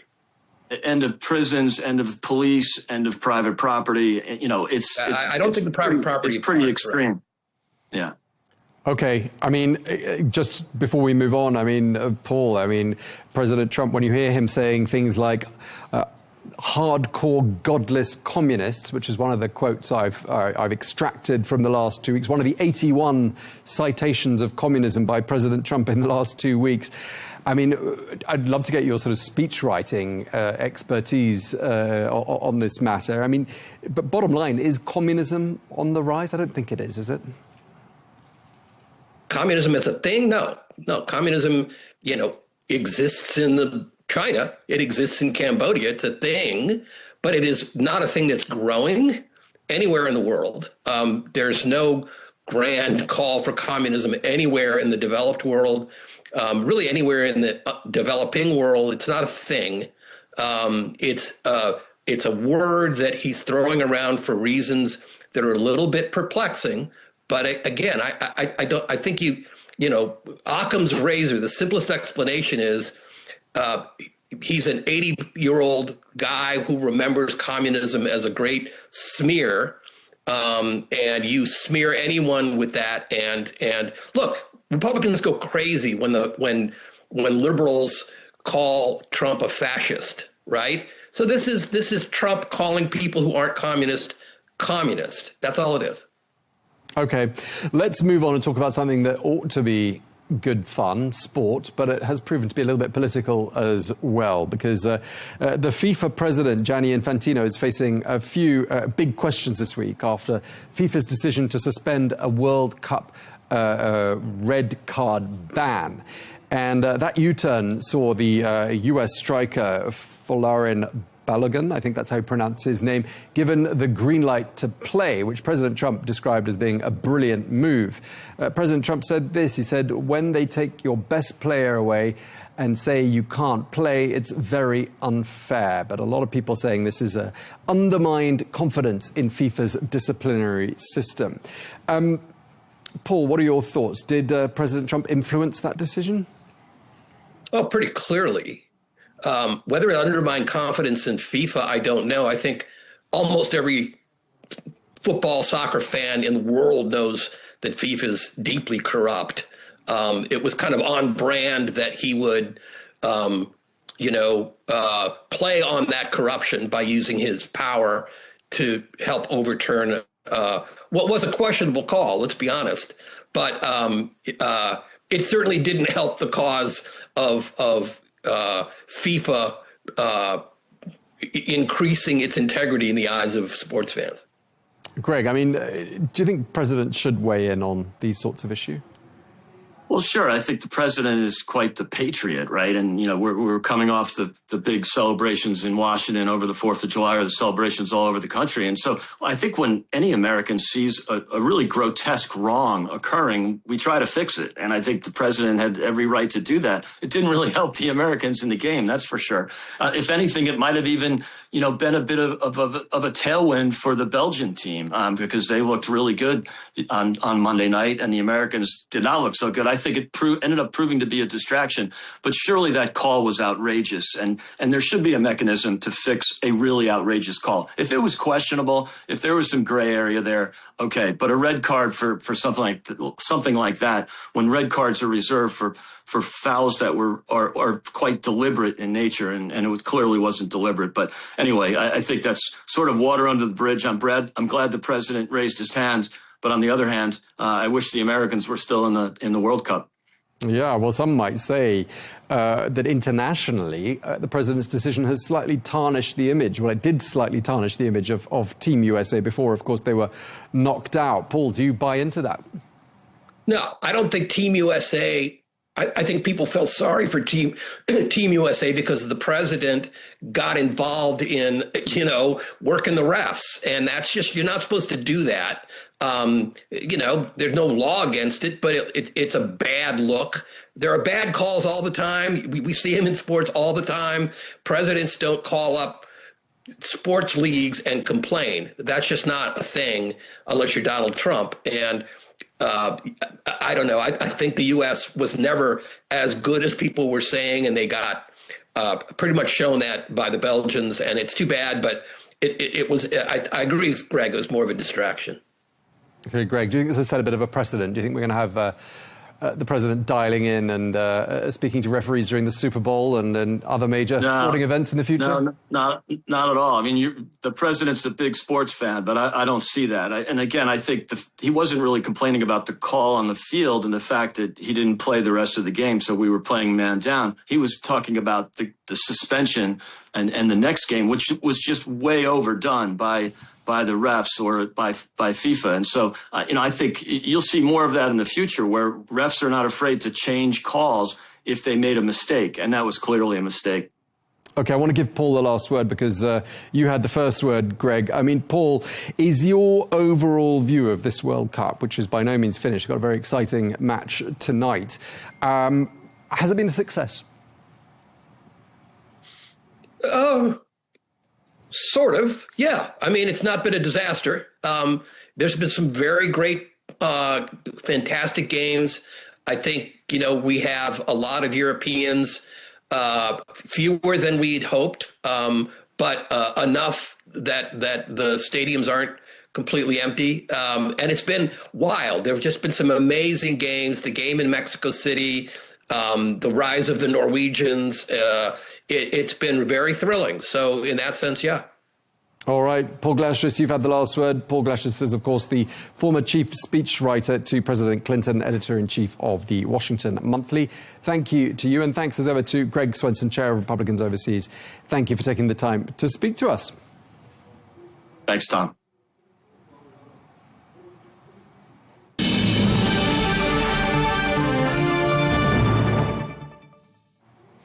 Well, we're going to talk some more about football now, and the debate over FIFA and its decisions is also playing out on the pitch. Well, Egypt's exit has become one of the most talked about moments in football, with fans accusing officials of making decisions that shaped the outcome. Our producer, Shadan Hammam, has this report for us. FIFA is corrupt, FIFA is biased, Egypt was robbed. That's been the mood on social media after Egypt's exit, with thousands accusing French referee Francois Letexier of making one controversial call after another. Some are calling it the most rigged game ever. Let's take a look. I'm gonna be honest, FIFA's rigged as Well, I just watched on that TV robbery. We just witnessed the biggest robbery in World Cup history. To all the Egyptian people, you won in my heart. Is rigged. At this point, there needs to be an investigation into FIFA immediately. Now, others took aim at football star Lionel Messi. Memes exploded with some users sarcastically calling him FIFA's little princess. Messi, Messi, Ankara Messi, Ankara Messi. Goal, goal, goal. But the biggest talking point, the refereeing. Egyptian fans say the Pharaohs were denied corners, denied penalties, and denied crucial 50-50 decisions all game long. Many point to the challenge on football icon Mohamed Salah, insisting it should have been a penalty.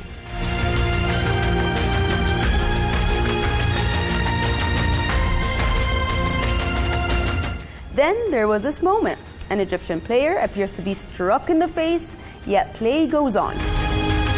Then came another flashpoint. Egypt thought they had doubled their lead, only for their second goal to be ruled out after the referee VAR checked a foul that happened way back in Egypt's touchline. And Egypt goes the length of the pitch to go up 2-0, and there's no offsides. So that's a goal, right? For Egyptian fans, that was the moment that changed everything. And as frustration boiled over, Egypt's captain Hussam Hassan was shown a yellow card during his protests. Now, whether you think the referee got it right or wrong, one thing is undeniable. The fallout has been massive. Fans are now questioning FIFA like never before, raising allegations of bias, discrimination, and even racism. For many, this isn't just about a match anymore. It's about power, politics, and who really holds the whistle. Now, before we go, here's one more look at the goal many fans supporting Egypt believe should have been counted. Well, we'll leave you to it. You can watch and make up your own mind.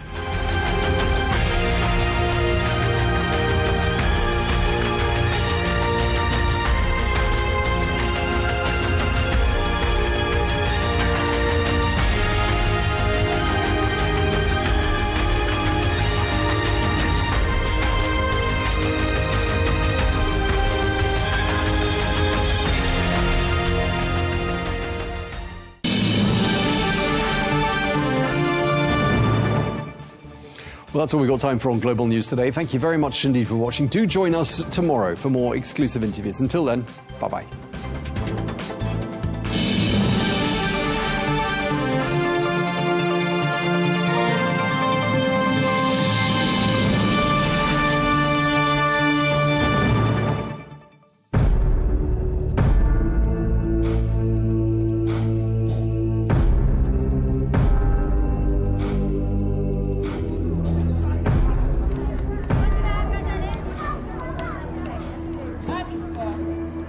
The people of Milana are distinguished by their light brown hair and eyes.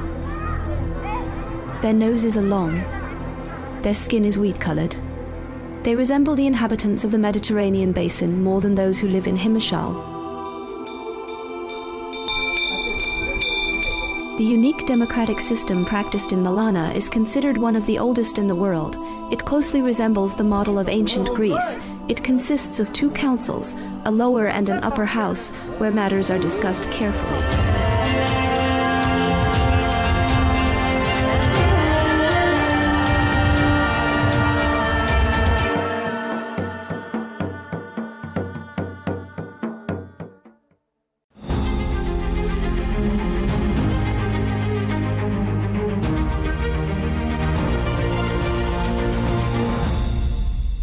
Karim Khan, KC, prosecutor of the International Criminal Court.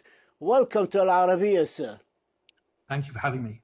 We understand that the OIOS, which is the Office of Internal Oversight Services here at the United Nations, prepared a 5,000 pages report after 1 full year of investigations. The ICC Bureau, which is the ASP primary oversight, legislative and management body, appointed 3 judges, 2 men and a woman, looked thoroughly in the report and made 137 findings, and in all findings they found no evidence of inappropriate conduct or misconduct or abuse of authority, not a single one on your behalf. This decision was advisory opinion by the 3 judges on the 21st of March of this year, clearing you of all allegations. You would think that this is the end of the matter, but it wasn't. How do you explain that? Well, I can't. You're quite right that the United Nations Office of Investigations collected 5,000 pages of evidence, an awful lot of it from me, evidence that I gave.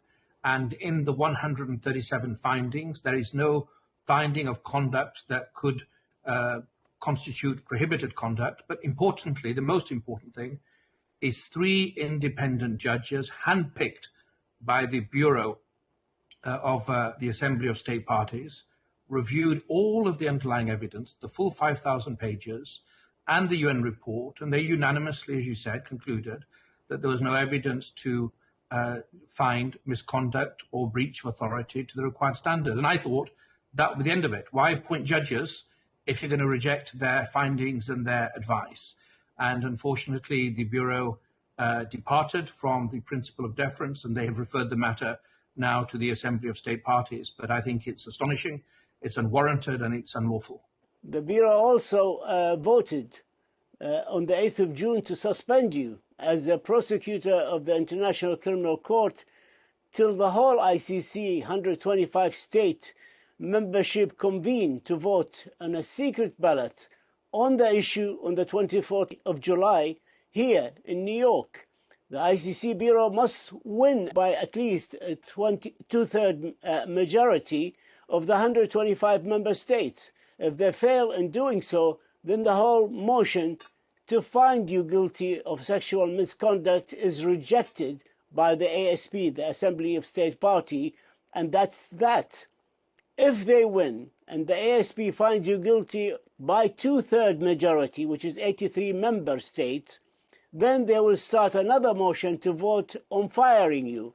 And that can be decided by a simple majority, i.e. the support to the motion of firing must be 63 member states or more. So I hear here now at the United Nations, the ICC Bureau want to vote to go straight on the motion of firing you with simple majority, bypassing the determination of your guilt or innocence of misconduct by two-thirds majority. Will the Bureau succeed in doing so? Especially, this is the one time in history that such a vote is conducted. Can they do it? Well, the Bureau has a composition that I think the WEOG, the Western European and other group, Eastern European group and the allies are disproportionately represented. Going back to your first point, it's really critical to understand that in the 20 years of the International Criminal Court, until my matter, experts have written that not one decision of the Bureau was decided by a vote. It was all by consensus until Karim Khan's matter was before the Bureau. The biggest group of countries is the Africa Group. There are 33 countries from the Africa Group, and no country from the whole of this vast continent of Africa supported the finding of misconduct. They were really of the view that you have judges, you should stick with the judges. This is what people have said after the vote. In terms of the procedure, I'm in the dark. I mean, it's amazing that I'm in the dark. I find out things from the media, from speculation. They have not told me what the procedure is. I can't, of course, go to New York, but I don't know if I can address the Assembly of State Parties. The procedure says I should be able to, but they haven't given any guidance to my lawyers. They haven't told me anything other than there will be a special session of the Assembly of State Parties convened in New York on the 24th of July. The UN ambassadors of the 125 member states of the ICC will be voting here in New York on the 24th of July. They are politicians, not legal experts, they're not judges, but they will decide your fate. Nevertheless, it is doubtful if they would have read the 5,000 pages report by the OSIS or the 3 judges' advisory opinion, which had 137 findings, all in your favor. How do you feel about that? Well, I'm not even sure if the Bureau member, hand on heart, have read the material. I mean, we have formally asked the Bureau Secretariat, my lawyers have formally asked, which members of the Bureau have read the evidence, and we have not been given the information. The fact that they have evidence available is not the same thing as reading it. After indicting Prime Minister Netanyahu of Israel and former Defense Minister Gallant, you became the first ICC official to be sanctioned for doing so. Later, another 8 officials were sanctioned, 6 ICC judges and 2 ICC officials, and these sanctions led to your bank accounts being frozen. You cannot now even have a credit card to your name. In addition to that, you are not allowed to travel, and hence you will not be able to be here in New York to defend yourself on the 24th of July when your fate is decided. Your thoughts on this subject? Well, we see an increasing proclivity on the part of powerful states to use coercive measures. I've mentioned that there was an arrest warrant against me and some other judges by the Russian Federation, and I've been now sentenced to imprisonment in my absence to 15 years by the Russian Federation on account of applications for warrants that were issued by independent judges on the evidence. In this round, you're right, of course, my predecessor for some months was under sanctions, but in this round I was the first person sanctioned by President Trump in February 2025. And of course, it was quite lonely for several months. I was the only one, and later on, some judges and deputies, I think in about August, September, they were sanctioned. I just think it's unwarranted. People try to enter public service. Some do better than others.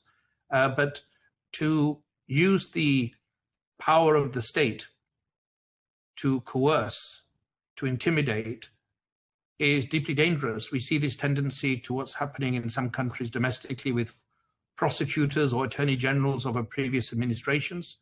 We see threats against UN special rapporteurs like Francesca Albanese or judges of the ICC or myself. We see threats in the media about putting sanctions and targeted measures against other individuals who simply take a different view. And they don't, in the most case, at least in my case, and in the ICC, I'm sure, take a different view out of malice, out of bias, or out of any antipathy to any people or person in the world. It's simply an exercise of responsibilities, given that one has to look at the evidence and the law and apply the law fairly, equally, for example, in Palestine and Israel, as we did in Ukraine and Russia, as equally as we're doing in Afghanistan and Myanmar, and the list goes on. And to cause pain is not an unanticipated consequence, it's the desired outcome. Because you've seen from public sources, even before the current administration in the United States took office, 12 senators wrote, and they said, you target Israel, we will target you and your family. You have been warned. That's almost a verbatim quotation. And so one can say on this area, at least, they are truthful and they've made good on their promises because the court as a whole has been targeted. But I deprecate it. It's undermining the moral authority of states. It is dividing the international community. In the end, it's bringing us closer to more and more conflict, because if we don't have the law, what do we have? On Friday, June the 19th, you have been suspended from practicing as a barrister or lawyer in England and Wales by the UK Bar Standards Board, BSB. What happens if you lose the vote on the 24th of July here in New York? Would that mean to end the career of Karim Khan KC as a lawyer and as a barrister? I apologize for this. This must be painful to you, sir, to hear. Well, I'm sure some would quite like that. I mean, there have been previous attempts by UK lawyers for Israel, twice in fact, to make complaints against me on the basis of the applications that I filed in the Palestine situation. That was dismissed. They appealed it. That was dismissed as well. This interim suspension, you're quite right, it was very painful. It hurt that there was an interim suspension by the Bar Standards Board. It's not based upon their own evaluation of evidence. It's not based upon anything really, except the fact that the Political Bureau of the ICC, this group of 21 countries, by majority, by qualified majority, decided to suspend me. And of course, one can raise one's own questions. These allegations have been known for more than a year. I took a voluntary leave from May. What the need was for that suspension is questionable, but certainly led to somebody giving this information to the Bar Standards Board, and then the Bar Standards Board issuing an interim suspension. It's emotionally painful, but I'm not even practicing domestically at all. It's very clear. It's a full-time job as the prosecutor of the ICC. My chamber's website made it clear that I wasn't practicing any work in the UK or anywhere else. But we have to just keep fighting on all the fronts that I'm being attacked on. And I will do my best, even though it's extremely difficult. I hope it's not the end of my career. But I'll simply say this. I've won the legal case. I have the decision of 3 independent judges. I'm a simple person. I know a little bit about the law. I won in that fora. Where I'm a bit out of my depth is amongst big, powerful states that have the full apparatus of ambassadors all over the world, and some of them are very vociferous and organized in their lobbying for a particular outcome. And an individual, like me, it's difficult to deal with that because I'm not a politician. I'm an international public servant, but I'll do my best, and we leave it to God and leave it to states to decide what they want to do. But yes, it's right. The future is not in my hands. All I can do is keep making the arguments and hope, as the panel of judges did, they will see that there was no misconduct or abuse of authority established and reject this majority decision by the Bureau of the Assembly of State Parties. And from what people are saying, it seems they got one more vote than they required. And I hope when all states are there and they're properly and more equitably represented, some sanity and fairness can prevail. But that's not under my control. You chose to voluntarily, like you mentioned, to suspend yourself when the charges were leveled against you till the end of the 1-year investigations into the allegation conducted by the OSIS. From the start, you always insisted, of course, on your innocence of these allegations. But then there's a question. Why did you volunteer to suspend yourself from your position as the prosecutor of the ICC, the International Criminal Court, without any guarantees, while your accuser continued working in your office at the ICC, giving her, some would say, and her claims an advantage? Well, I won't speak about staff members of the ICC. I've got a responsibility in relation to that, and whether people were on leave or working is a separate point, but I didn't take leave. The first point is the allegations firstly raised themselves as a matter of record in May 2024. It was closed by the internal oversight mechanism because a complaint was not made. I carried on working. I took advice from IOM and other senior people in the institution. In October, when my name was released, and there was what I described just before the announcement of the warrants, a media campaign, I carried on working. October, November, December, January, February, March, April.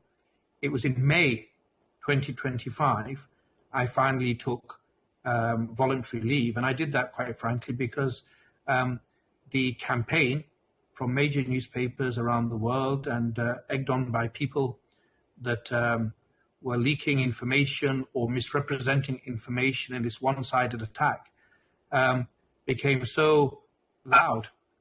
It was distracting, I think, from the work of the office.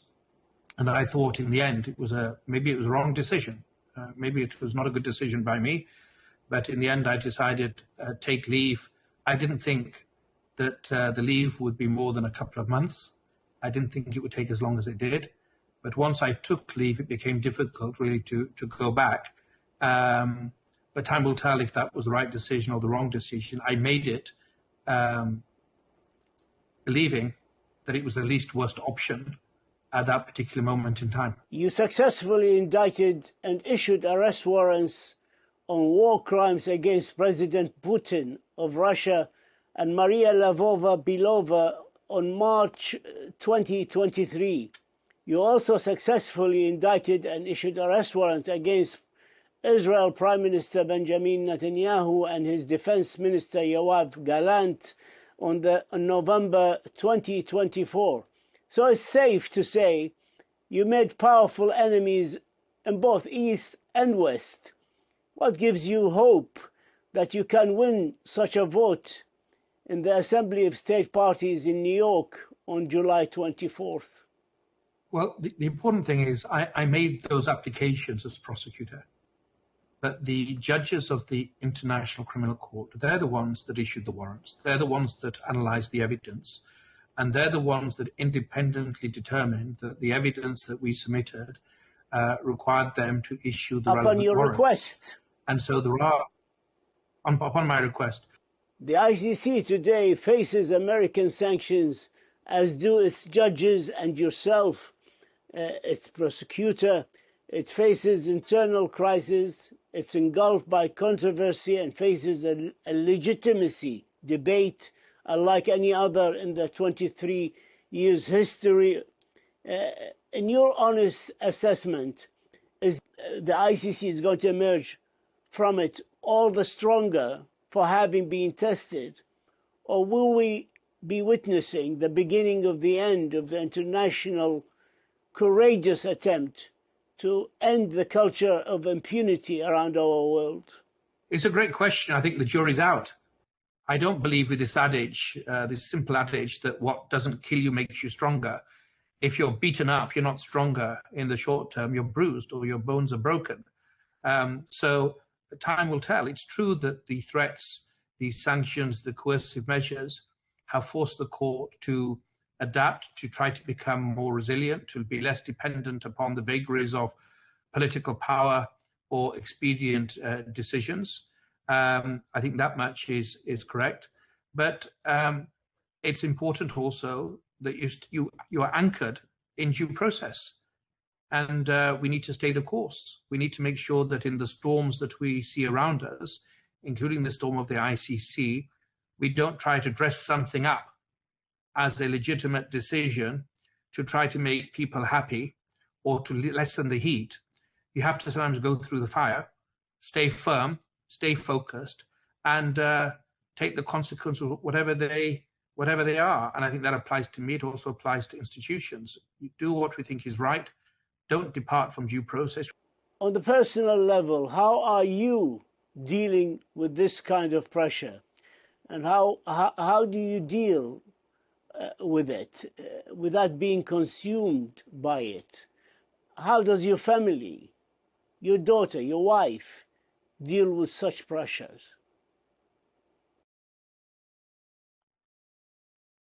This is painful. I'm lucky. I'm blessed with a wonderful wife, wonderful children, a wonderful family, and they're my life raft.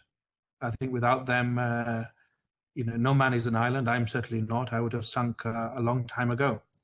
So I'm very blessed in that regard. I'm believe in God. I believe in service, and I think importantly, I think we have to look at what's much more important than us. I said to the office when I was elected to the staff in a town hall that when one becomes a judge or a prosecutor or in any walk of public life, whether we know it or not, we are exiting stage left.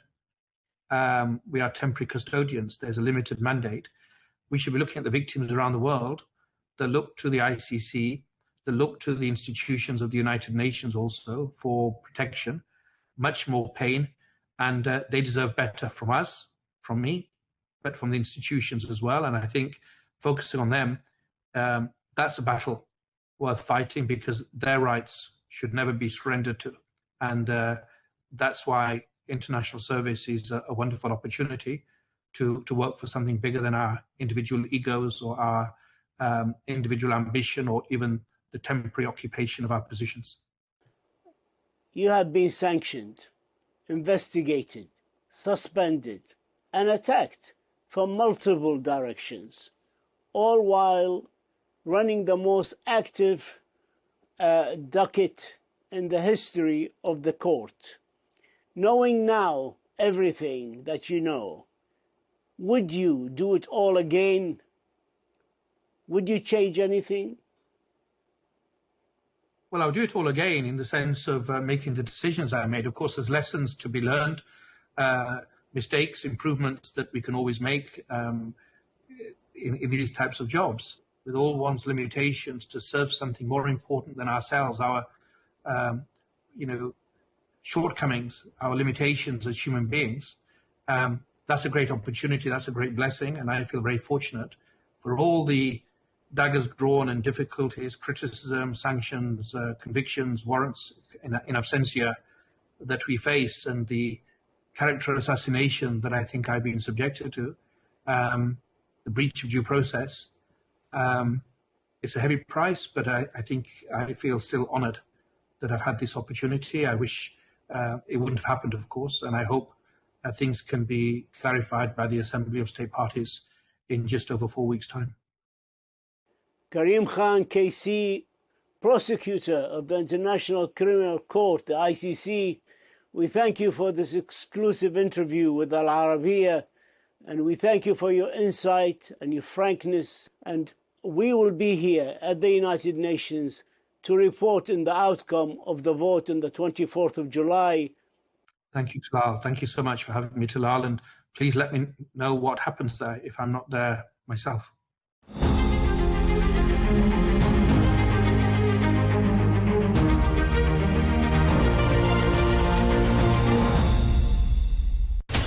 From the White House to Gaza, Kiev to Beijing, elections, economics and the environment compete with conflicts and other complex issues for our attention. In an age of fake news, deep fake and artificial intelligence, they've got to have a vote and a say. It's important to look beyond the loudest voice to understand the truth. From newsmakers to groundbreakers, my campaign is going very well. Presidents, prime ministers, princes and peacemakers, and cultural tastemakers. As Arabs, as Middle Eastern, we're too emotional. Join me on the Rizkan Show for empowering conversation.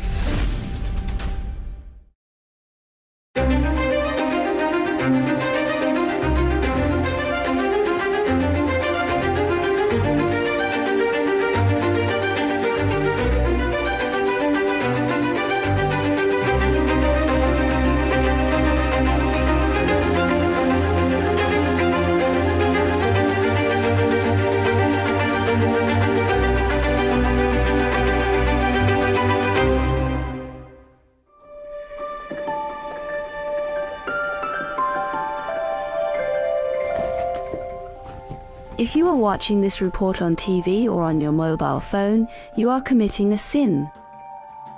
And if you take part in political activity, as a candidate or as a voter, this is forbidden.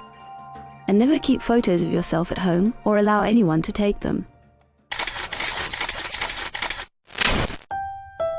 New York, the dazzling city known for its nightlife, its crowded streets, and the Statue of Liberty.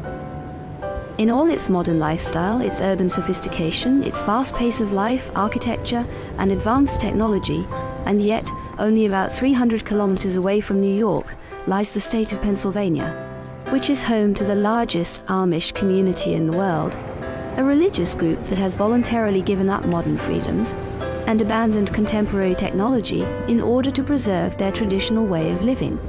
Our team boarded a train from New York to Pennsylvania on a special mission to learn more about this group in a journey that felt like stepping into a time machine.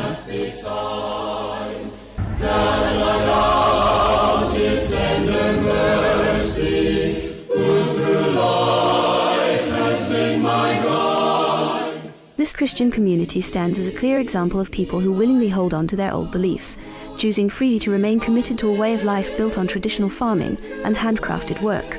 They continue to follow these long-standing practices with intention and devotion, quietly setting aside the modern developments and technological changes that surround them in the world today.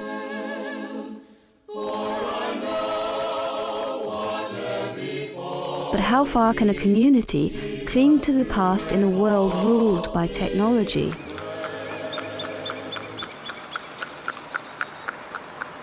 Pastor Gregory welcomes us into his church to share his experience living among the Amish and how their beliefs differ from the Protestant Christianity followed by most Americans.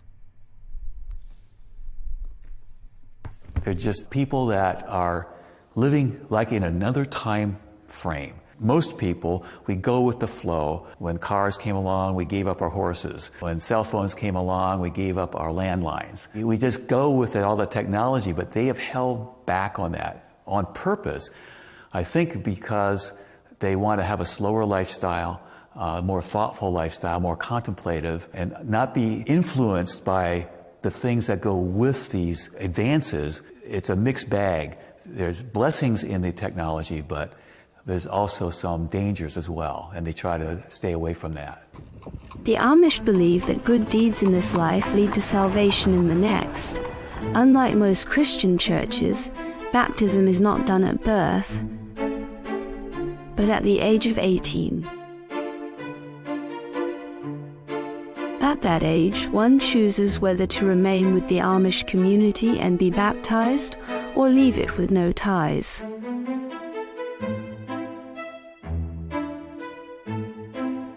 Well, I was born Amish till I was 5, and then my parents changed to the Mennonite church. Playing with cousins wasn't a problem at all. Children get along with children. But when you get into adults, especially my grandparents, they were really strict, staunch Amish. We didn't eat at the same table with them. I remember one time we had one big table, but they put a divider down the middle. Mom and Dad sat over here, and then the rest of them. What I do now is just respect their way of life. The people are generally very personable. They don't like their pictures taken, but they will be willing to talk to you.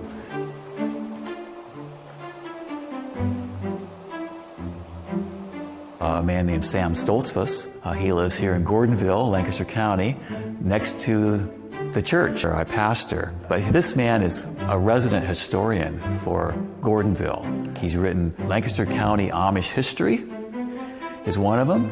And he recently, well, I think it was 2016, he said, he took a trip to Germany.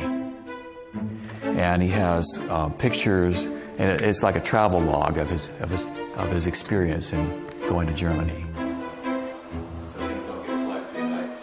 People give me notes, and I write notes, and I put the envelopes in.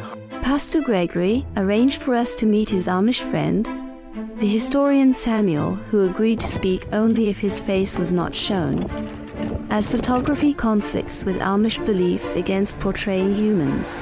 We don't believe in having our photographs taken because of the graven image. 10 Commandment, second commandment. We have 350,000 Amish people in North America. They're scattered all the way from Montana to Delaware to Virginia or New York State. There's Amish people in Ohio, Indiana, Illinois, Missouri, Mississippi. Then there's also Beachy Amish. They don't drive cars, but they have tractors. Almost 40,000 Amish people in Lancaster County. The Amish are known for their distinct appearance. Men grow beards but shave the mustache, and women cover their hair and dress modestly. We always wear plain clothes, plain suits, plain shirts. Now, we don't always make our own clothing. We buy some. You can buy some tailor-made. And the dresses, the girls wear white before they're married. Organdy, we call it. Then when they get married, then they wear colored dresses. The white dress when you get married is laid back, and that's their funeral garb. Or when a lady gets to be 35 and not married, then she'll switch over to colored dress. The Amish trace their origins to the 17th century, when a Swiss spiritual leader named Jakob Ammon founded the movement, aiming to return the church to its original teachings and old religious traditions. believing the Mennonite church had strayed from them. Our man also wanted a simple, humble lifestyle aligned with the teachings of the Bible. The Amish people came here in the 1700s to Pennsylvania, Lancaster County, at the same time that many other people were coming, Christians who were experiencing persecution in Europe. William Penn and others had purchased land here and made land available for them to come, where they would have religious freedom, freedom to teach their children, have their own schools, and live like that. Many of them were farmers and stayed to be farmers throughout most of their life and throughout the history of Lancaster County.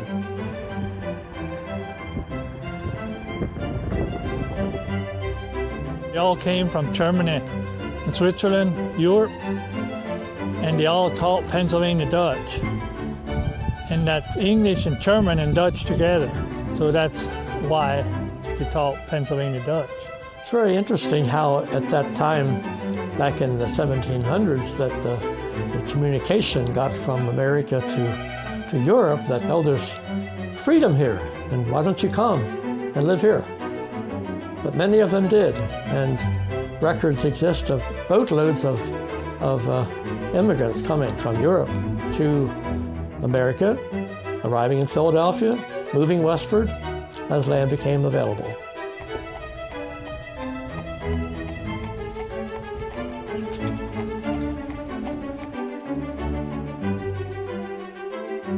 We've been keeping that pretty well.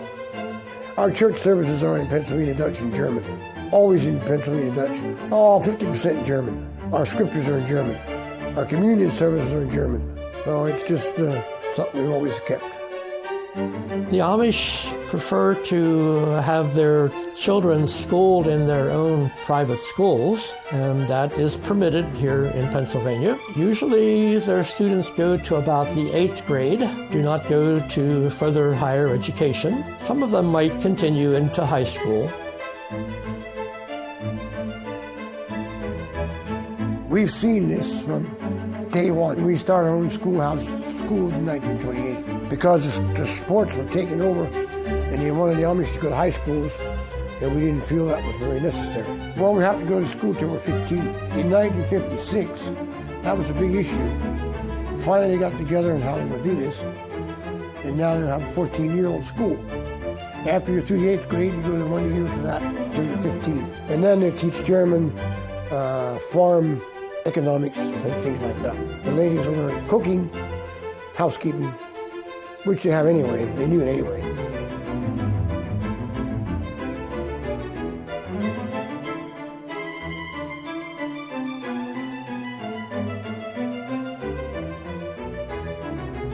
Nowadays, the ministry taught more English than High German. It makes it easier for everybody. But they still use a lot of German too.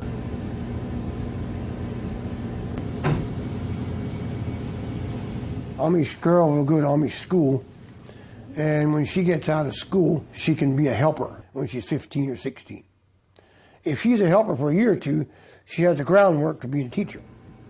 They don't all make it, but 90% of them do. They do a good job. Their schools are usually taught by a younger single lady, and they do have a training, although it's very short, a training program for their teachers.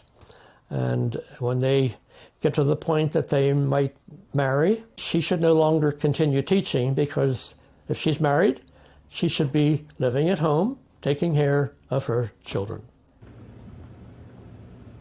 The Amish face many challenges, including the high cost of land, which pushes many away from farming toward working in shops. Here in the central market, young men and women sell their local products, attracting visitors from all around. I grew up in Lancaster. I think the market's such a great part of our history. It's actually the oldest, largest continuously operating market in the country. So that's like a really cool thing. The Amish today work with other people. They participate in community activities, especially with local fire companies. All of our fire companies are volunteer. The Amish have lovely farms, and they have farm buildings, barns, and they need protection, and so they cooperate with other people in the community as well.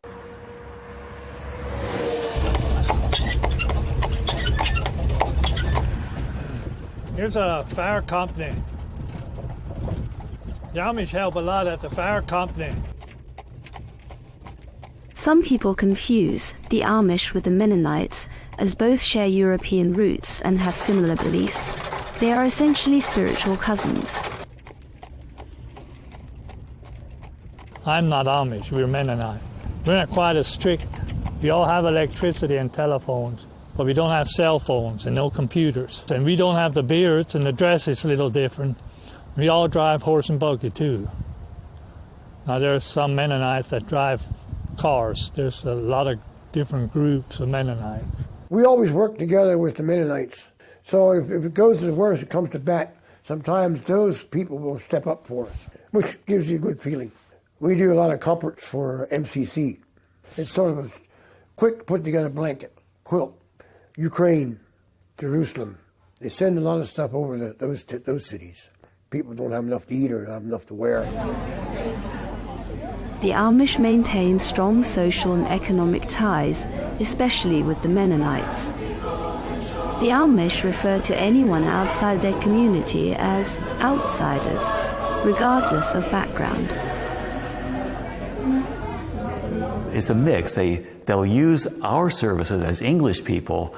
They will use our technology, our transportation when they need to, but they rely upon themselves mainly for their day-to-day living in their home life. Some of them actually have vehicles, but not for their own purpose. They use it for business purposes. I work for a hardscape company up in New Holland where the owner had 3 big diesel trucks. He had cell phones, he had office computer equipment and so forth, but he himself would have to be transported by a driver to get to the job locations to give the estimates and then to check up on the work.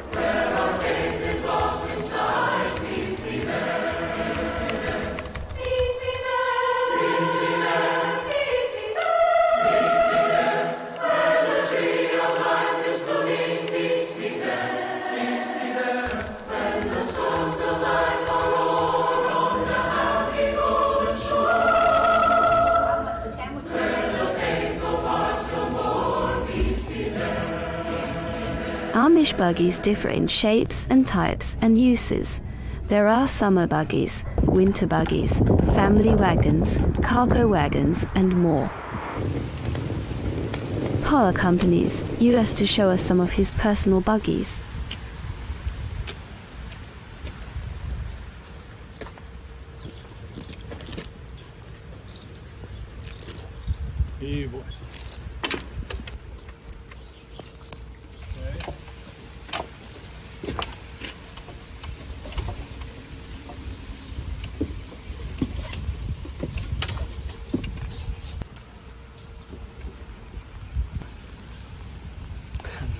Go through the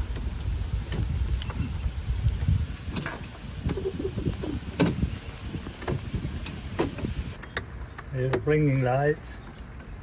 It's the headlights. This is actually my buggy here. I use this quite a bit in the summer. Actually, here's the buggy that goes 2 horses. Be our head and base. Helps a little for the rain too. You look around more and gives you a good ride.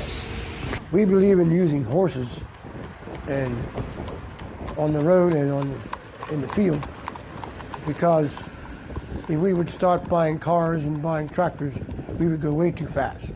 Our young folks, when they get 16, we get them a horse and a buggy, and that's the way they travel.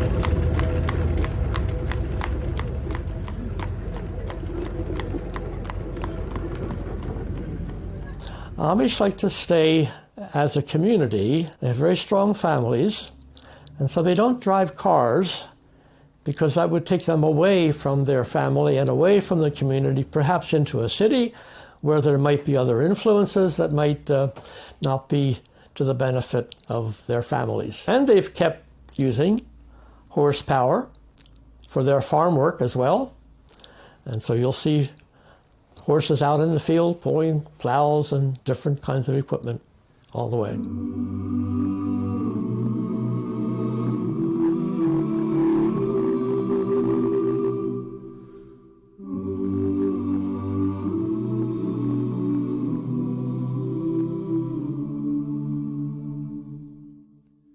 Packing up the dreams God planted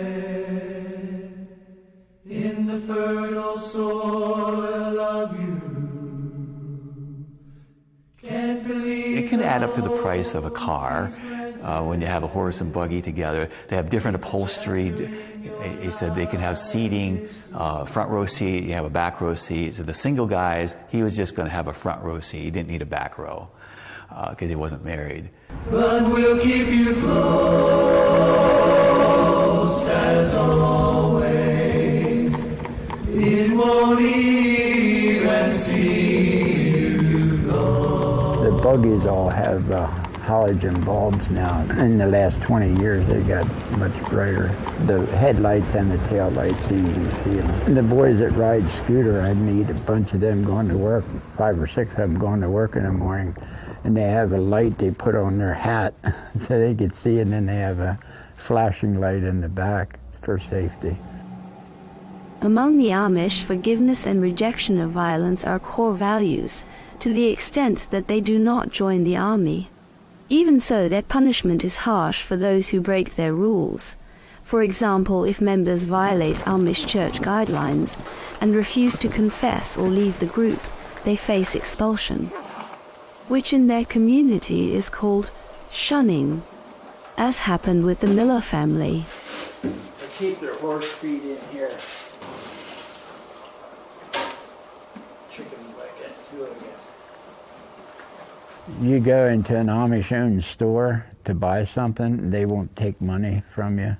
You have to lay it on the counter, and they'll pick it up. They won't take it out of your hands. They'll ride in a car with ex-Amish, but you're not allowed to drive. They can't. I have to drive because I was never baptized in the church like my parents were. So it gets a little touchy, I guess. 'Cause our hearts in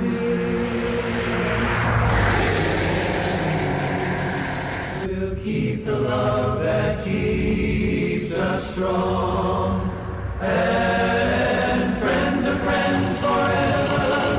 If the Lord's the Lord of them, and a friend will not say never, 'cause the welcome will not end. They have mud sales every year, and they could have $5 million coming in. They sell everything imaginable, household quilts and farm equipment, and they sell horses some places, and quilts could bring over $1,000 for quilts and auction them off. But because it's a fundraiser for the fire company, they don't mind paying twice as much as what you would maybe buy it at a store. You might get 5,000 people showing up at the sale. English and Amish, they go together, and Mennonites, and sell buggies and horses. And we got the, well, we're at about 35. Mud auctions, as they are called among the Amish, are one of the major traditional events in their culture. These auctions are held every spring with many community members and neighboring groups participating. They sell many items including handmade furniture, farm equipment, horse-drawn wagons, and local foods. This event is a chance to raise donations, and also a special social occasion where Amish people and visitors meet to enjoy the auction and exchange stories and experiences. A harder life, riding a bicycle, pushing a scooter, which would use one foot on the platform, and the other foot they use to push. I mean, it's a lot harder. It's slower. It's a slower life. I said to one Amish lady, you know, you're kind of away from the world kind of a thing. But she said, but we're still tempted. We're still tempted. We're still, it's part of life. Not that all of it's bad, but it has its influence. It changes things. So I think as long as they're able to maintain their independence to some degree, they'll be fine. You on my side, Ben, or not? 22, not 5. Then now 22, 22, 22, 5 and 9. So $22 straight down the middle. Number 100. Number 100. 22, 5 and 9. So $22 left side. The Amish are a very important part of Lancaster County culture. They contribute in many ways to our history and our culture now today. We like having the Amish in Lancaster County. They are people that add to this area and make it unique. And if we lost the Amish, Lancaster County would be just like anywhere else. But in this case, from birth, the announcement was made that Jesus is a Savior, a deliverer. In fact, his very name means salvation, means Savior. They shall call his name Jesus, for he shall save his people from their sin. For many, this community misses out on much of life's pleasures. But as the Amish say, sometimes the simplest things in life are the best.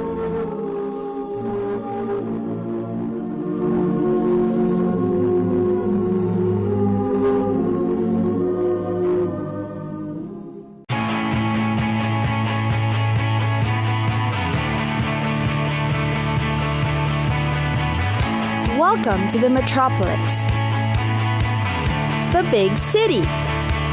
This is where tech, trends, and culture meet. Meet the people. See the sights. Walk the city streets. And experience the lifestyle.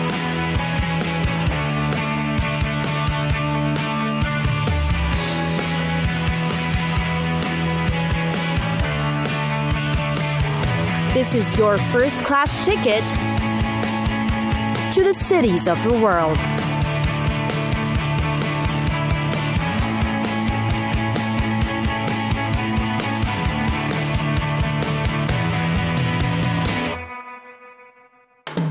Tunis, the capital of Tunisia and one of North Africa's easygoing cities. Yet, behind its laid-back approach is an exotic appeal. Tunis deserves to be the perfect introduction to the region.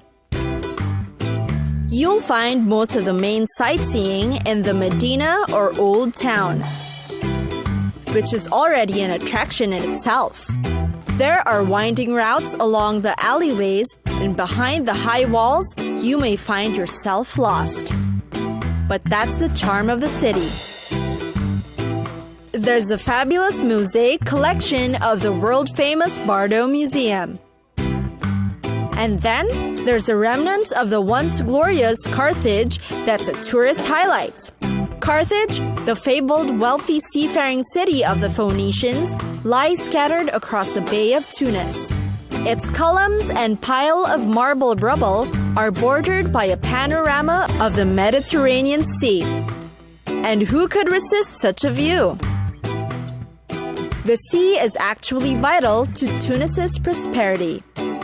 The Carthage was completely destroyed in the Third Punic War in 146 BC.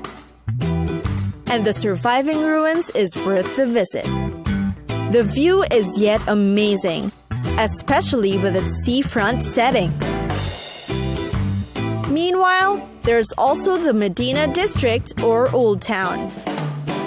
It is considered Tunis's historic heart and known as the Port de France during the colonial period. Because while the Old Town walls of the Hafsid period may have long ago disappeared, when you get inside the mosques, mausoleums, and the madrasas, or the Islamic schools for learning, you'll see opulent tile art and splendid Fatimid and Ottoman architecture decorating the streets. Get lost in the beauty of the district's monumental relics. Last but not least is of course the shopping. In Tunis, the Souk des Chechis is the place to be. Makers of Tunisia's traditional woolen hats will be found here and are even conducting workshops. Looking for furniture to bring home? You'll find them between Rue Gemma Ez Zaytouna and Rue Kasbah.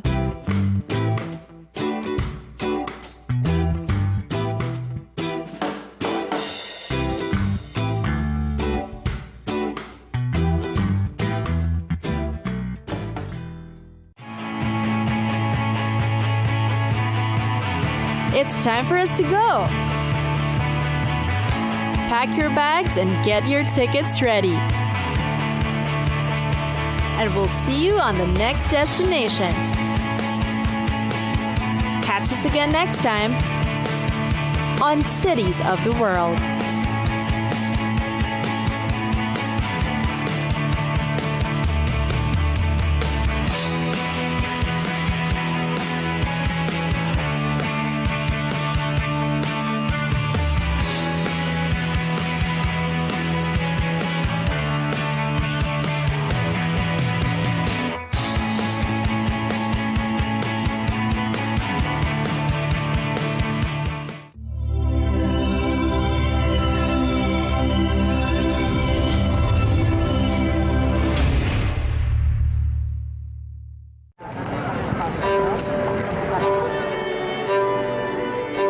People think that we launder money, but actually we make money black. It's a weird law. They call it gedoogbeleid, like this. That is the law. So they say, okay, bye, but don't let us see you.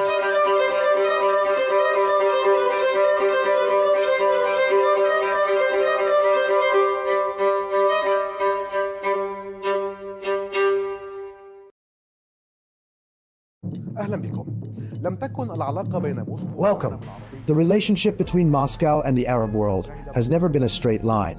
It has seen decades of rises and falls, from peaks of alliance during the Arab-Israeli wars to a sharp decline after the collapse of the Soviet Union, and then a notable return through the Syrian gateway, followed by Gulf caution amid the war in Ukraine. Today, with the Arab-Russian summit convening in Moscow, a central question is being asked. Is Russia seeking to restore its former glory in the region, or to build new partnerships that adapt to the transformations of the 21st century? Since the mid-20th century, the Soviet Union emerged in the Middle East as a pivotal player, as its early support for the independence of Egypt, Syria, Algeria, and South Yemen granted it special influence with Arab capitals. That influence soon turned into an active military and political presence, reaching its height during the wars of 1967 and 1973, when Moscow supplied Cairo and Damascus with weapons, experts, and pilots, becoming a principal partner in the Arabs' battles with Israel. In that period, the depth of the alliance with Cairo was embodied in a historic visit by Soviet leader Nikita Khrushchev to Egypt in 1964, where he joined President Gamal Abdel Nasser to celebrate the diversion of the Nile as part of the Aswan High Dam project.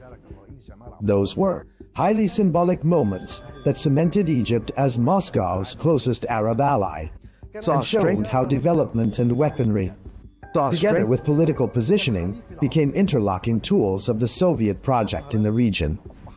At that time, Khrushchev delivered his famous line, "The High Dam is not just an engineering project. It is a symbol of friendship between the Egyptian and Soviet people." From there, a new phase began in which the Soviet Union became the primary patron of Arab nationalist and socialist regimes. But that alliance gradually began to crack through the 1970s, when President Anwar Sadat rose to power following the death of Nasser. Sadat sought to free his political and military decision-making from Soviet dominance and to pave the way for a rapprochement with the West. In 1972, he took a stunning step by ordering the expulsion of around 20,000 Soviet military experts and advisors from Egypt, a moment that marked the great rupture between Cairo and Moscow. And although cooperation in arming the Egyptian military continued up to the October War, What followed, the signing of the Camp David Accords and Cairo's opening to Washington, effectively ended the Soviet presence in Egypt and pushed Moscow to seek alternatives in Syria, Algeria, and Libya to compensate for the loss of its largest Arab ally, with the Soviet Union's collapse in 1991. Russia's presence in the Middle East receded, and Moscow withdrew from bases and ports that had underpinned its influence for 5 decades. With the dawn of the 2000s, Vladimir Putin redrew the compass of Russian foreign policy, seeking to regain influence lost with the Soviet collapse. Military cooperation revived with Algeria, Egypt, and Syria, and economic channels opened with the Arab Gulf in energy and grain, restoring Moscow's bridges of interest with the region. But the major shift came with the Arab uprisings of 2011, when Moscow saw a chance to cement its presence. Its direct military intervention in Syria in 2015 restored to it key strategic levers, most notably the bases of Tartus and Memim. This intervention reinforced Russia's image as a protector of its allies. Yet at the same time, it raised caution among Arab capitals trying to balance relations between Washington and Moscow. Saudi Arabia, the UAE, and Qatar viewed Russia's military presence, maintaining as deepening Iranian influence and keeping Assad in power. Despite political disagreements, Moscow's ties with the Gulf capitals remained pragmatic, maintaining close cooperation in the energy sector, along with Russian investments in gas and petrochemicals, and a limited degree of security and military coordination. With the eventual fall of the Assad regime, the scene shifted again. The new Syrian leadership rearranged its priorities, moving away from dependence on Moscow and opening up to Gulf capitals in search of reconstruction and investment. This shift cost Russia its Damascus card, the one that had given it prime influence in the Middle East equation, while the new Syrian leadership sought to redefine its relationship with the Kremlin on different terms, preserving security coordination and continued use of the Tartus and Memim bases in exchange for limited Russian support in infrastructure rehabilitation projects and the supply of wheat and fuel. Then came the outbreak of the Russia-Ukraine war in 2022, putting Russian and Arab relations to a severe test. Saudi Arabia, the UAE, and most Gulf states adopted a policy of neutrality, maintaining oil cooperation with Moscow, while on the other hand, Egypt and Algeria continued their economic and military partnerships with Russia despite Western pressure. But Western sanctions affected grain and fertilizer trade and energy prices, driving several Arab countries to seek a careful balance between their interests with Moscow and their need for Western partners. Despite the geopolitical complications, the last decade saw strengthened oil cooperation between Moscow and Riyadh through OPEC Plus agreements that helped stabilize the global energy market. Mutual investments also expanded in petrochemicals, agriculture, and religious tourism, with high-level visits between Russian and Gulf leaders keeping communication lines open even at the height of crises. In parallel, Moscow maintained its traditional stance on the Palestinian issue, affirming support for a two-state solution along the 1967 borders and the establishment of an independent Palestinian state beside Israel, while calling, during the recent Gaza events, for an immediate ceasefire and civilian protection to preserve balance in its relations with both Palestinians and Israel. Russia's presence has not been limited to the Gulf, Syria, and Egypt. Algeria has been one of Moscow's oldest military partners and the largest importer of Russian weapons in Africa and the Arab world. Since 2019, Russia has played a prominent role in Libya through the Wagner Group supporting Haftar's eastern forces, giving it military and economic leverage in key regions. In Sudan, there was the 2020 signing of a preliminary agreement to establish a naval logistics base at Port Sudan, not yet implemented because of political circumstances.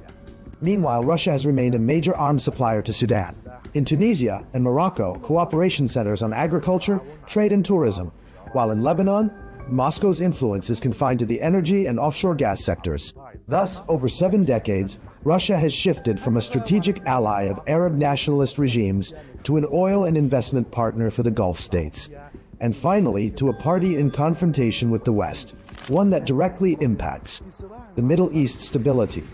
Today, with the Ukraine war still raging, Arab capitals face the challenge of mediating between East and West, while Moscow strives to entrench its footing in the region despite global isolation, and to deepen cooperation with Arab countries in economics and energy. In this context, attention turns to the Arab-Russian summit, on which Moscow hopes to represent itself as a principal actor in the Middle East, and to broaden its political and economic partnerships with the Arab world amid a phase of profound regional and global transformation. It feels like decades are passing by in a matter of weeks. Seismic shifts in the world order. Never, ever will be part of America. With so much happening and so much noise. Whether it's political upheaval, Canada has been ripping us off for years. Economic shifts or social movements. And no one wins from tariffs. I think America can be more friendly to the rest of the world. The in-depth analysis and all the latest developments across the globe. To have an inclusive policy together. The meetings with Hamas gave me some hope. We're in another nuclear arms race. The most important development straight to your screen. Welcome to the dressing room. I'm on my own. I need backup. And an insightful look at the issues shaping our world today. It was not going to happen, that war, and it happened. Join us on Arabiya News, where the world talks.